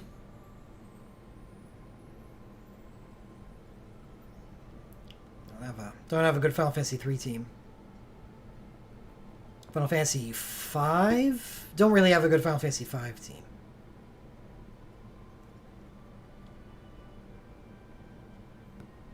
Nine? Also don't have a good 9 team. 10. But it's all single element. No, it's not really.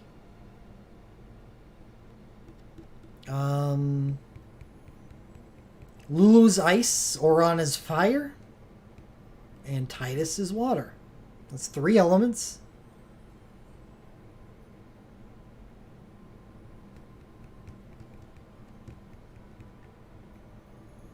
Final Fantasy 13, don't have a good team there.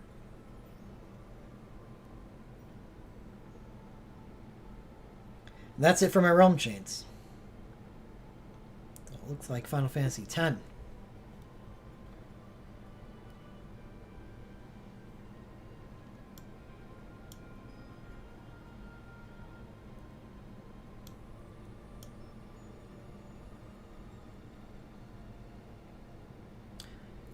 It's 1 a.m. I've been streaming for 6 hours. Oh my god.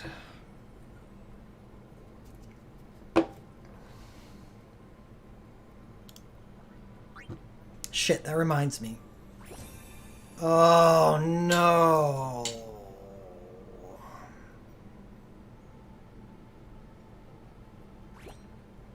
I didn't do a Magicite mission last week.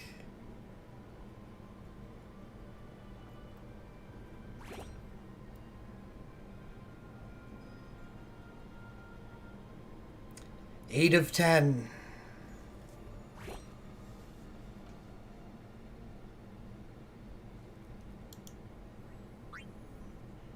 Yeah, fuck you too, Record Keeper.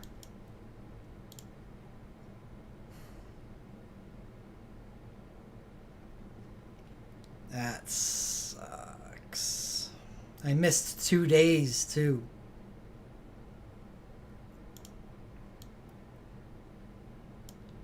That's the first weekly I've missed. I didn't really care that much about missing the dailies. Like, I don't want to if I can avoid it, but when it did happen, I was like, oh, whatever. I'll just make it up on a different day.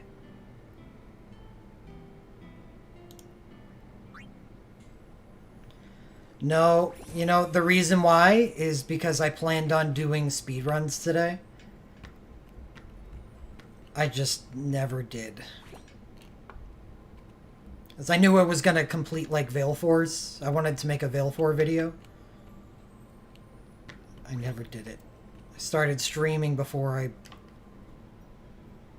started doing recording.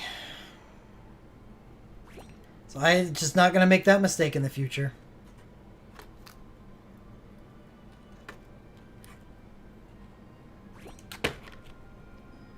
That's a lot of motes. That sucks.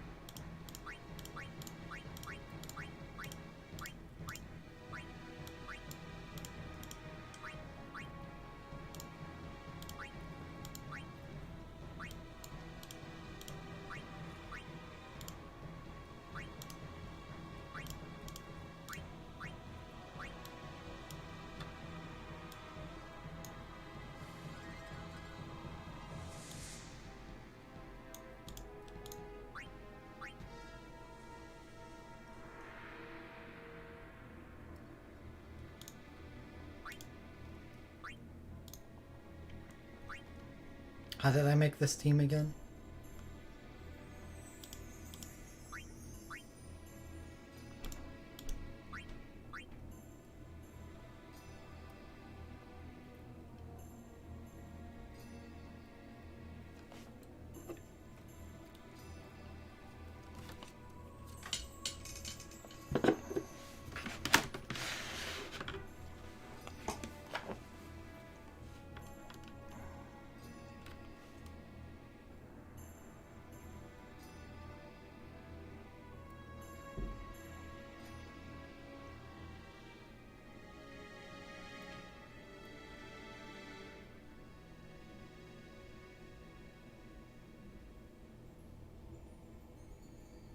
Did I really use REM sync only?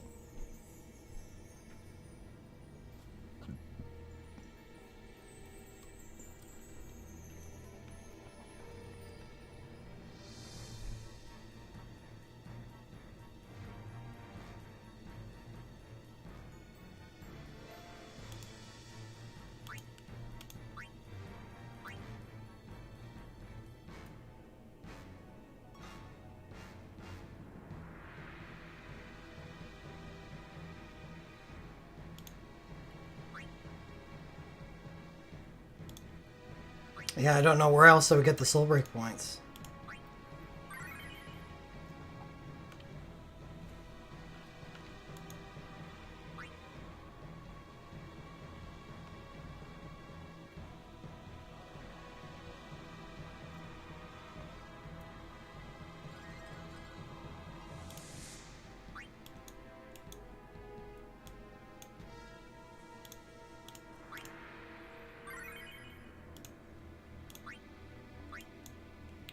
Are there any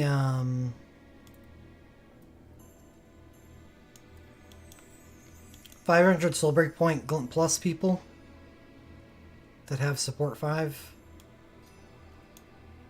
Varus?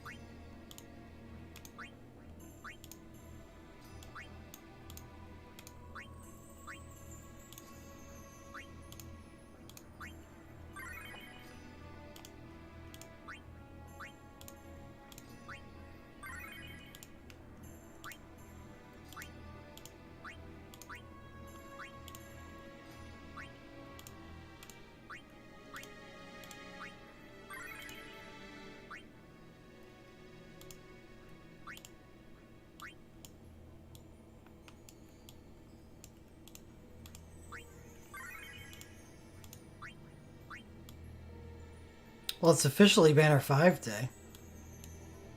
Hip hip hooray.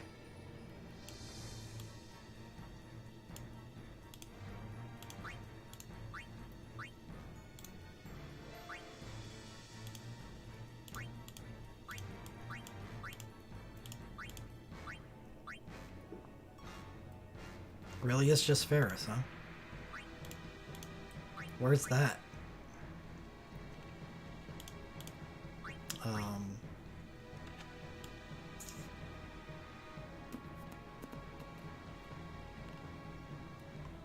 Second Final Fantasy V event. Bart's Water. The Creel Sync banner.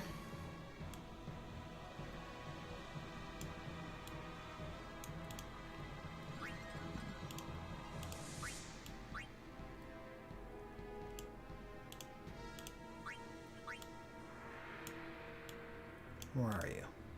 That's what I'm looking for.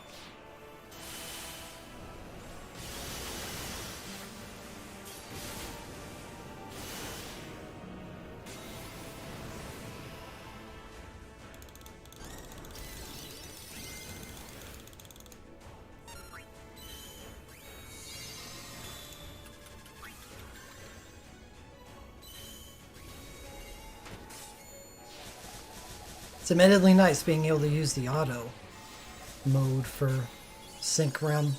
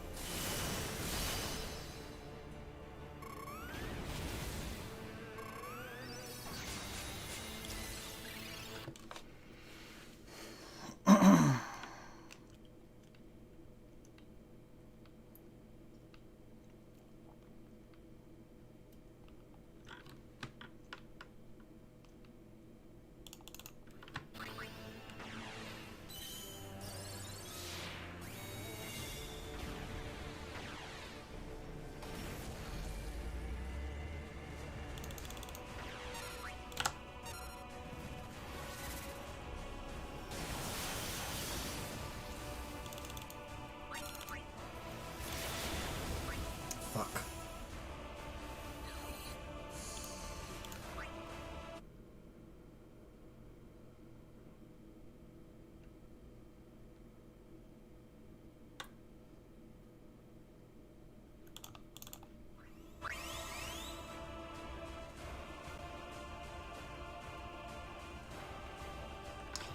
My last ticket? Well, we're 50-50. Moment. 2 Awakenings and 2 Arcanes.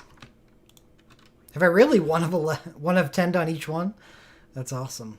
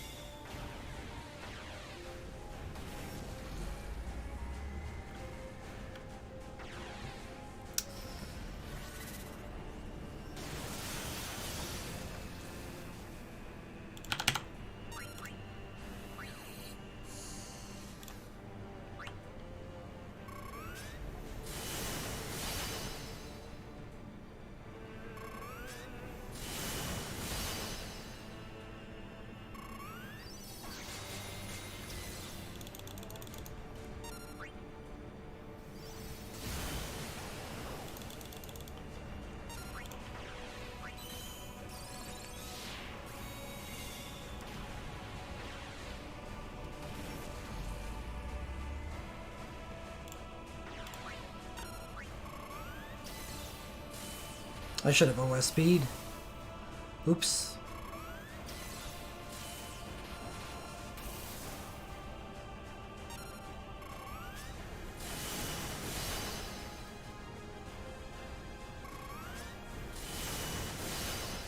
Might be enough.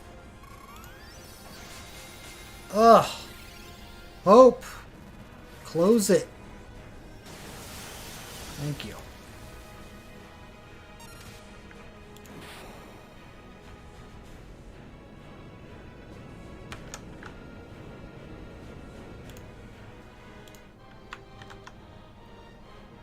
Hey, Daza.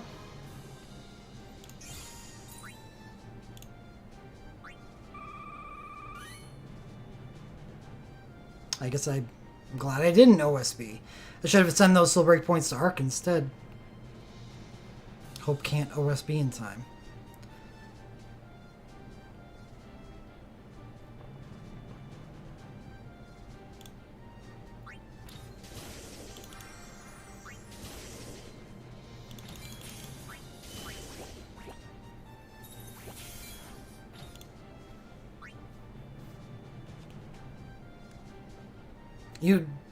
You got Vincent's chain from your tickets and you dailied his QC LMR?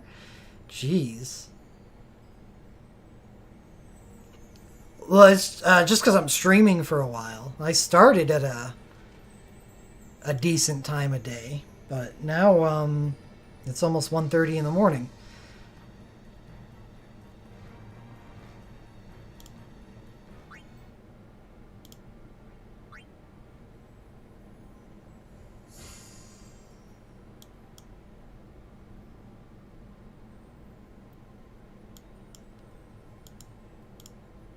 Well, weekly mission's done.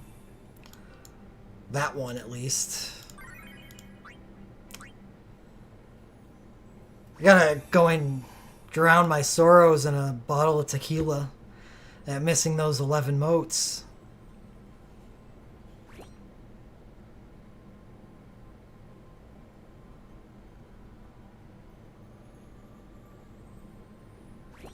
GG.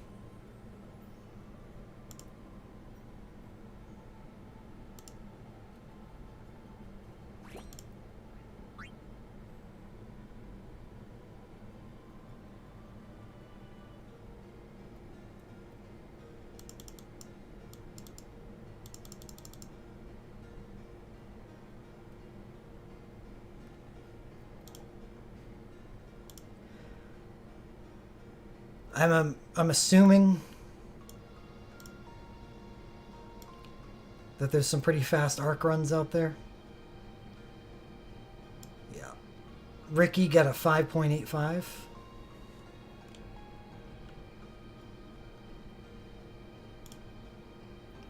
Oh. 6.58 to third place. It's pretty cool.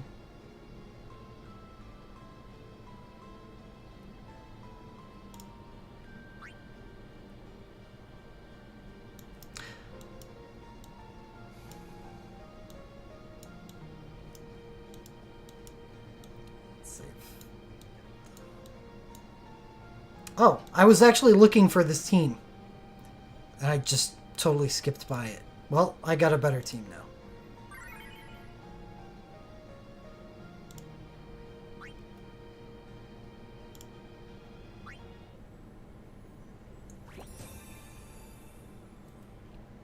Wow, for speedrunning runs where the boss doesn't even get a chance to act. He's definitely one of the best ways to cast haste at the start of a fight, especially for a mage team, since he can haste in our Allegro Con Moto on turn 2. Onion Knight works well too.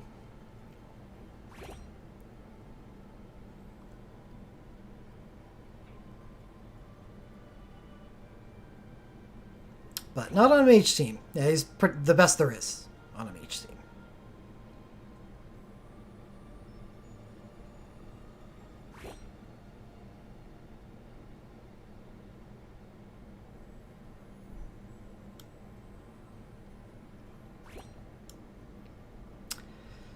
Yeah, the Tactics banner is good, but I think overall strength-wise, Banner 5 wins it out.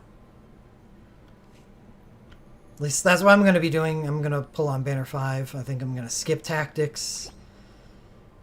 I want to pull on Tactics, but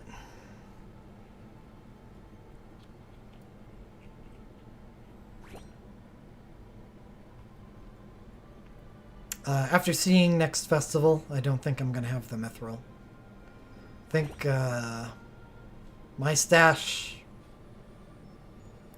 is gonna start slowly going down, and it's not gonna be able to recover quicker than I'm spending it. Unfortunately, that's what the stash is there for. But it's gonna feel weird being down at like 100 Mithril again, down with all you plebs.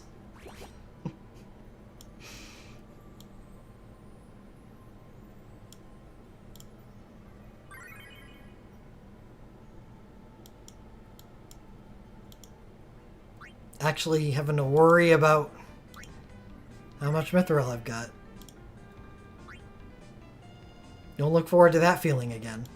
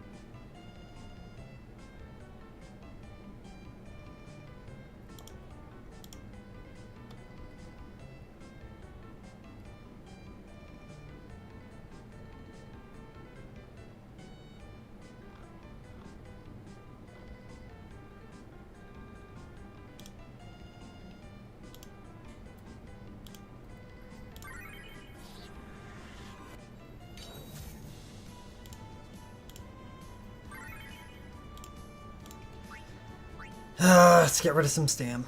And then it's time to retire for the night.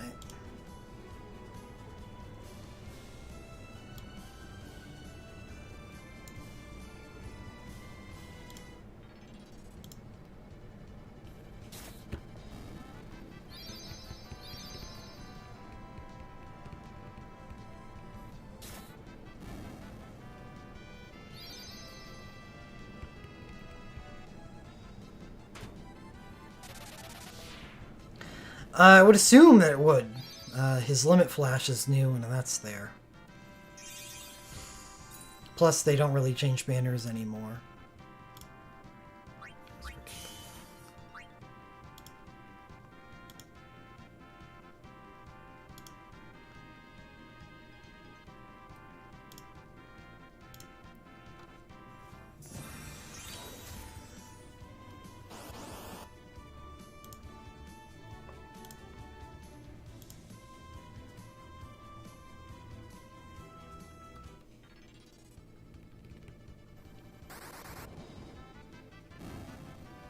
I can't imagine that they would. Because I think every sync on the banner is new.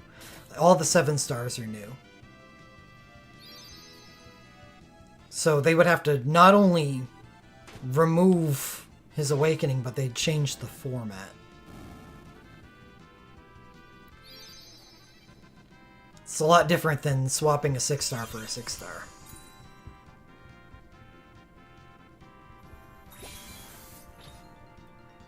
Are the limit flashes 6-star or 7-star?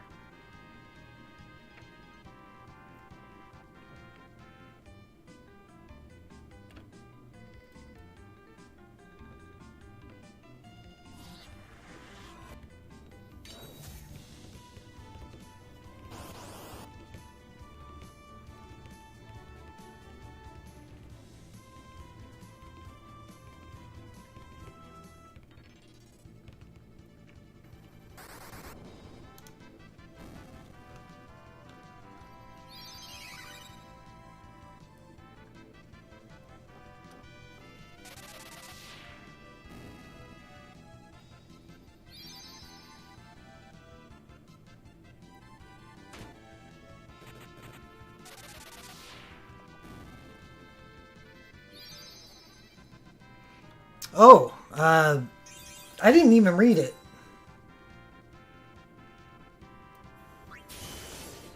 But the limit flashes can be leveled up and, like, honed. To not only grant an element, but when they're maxed out, they grant plus 10% damage increase for that element to the party as well.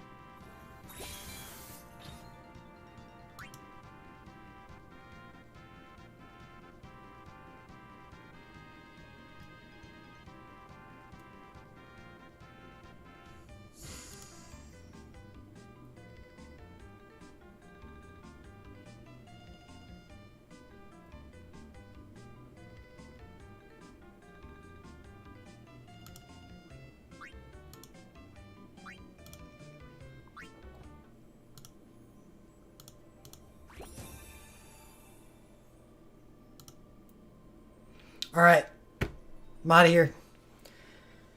Until later today, when we have the Banner 5 Mega Stream, because not only am I going to be pulling on Banner 5, but there's going to be some blowing of the tickets. So have a good night.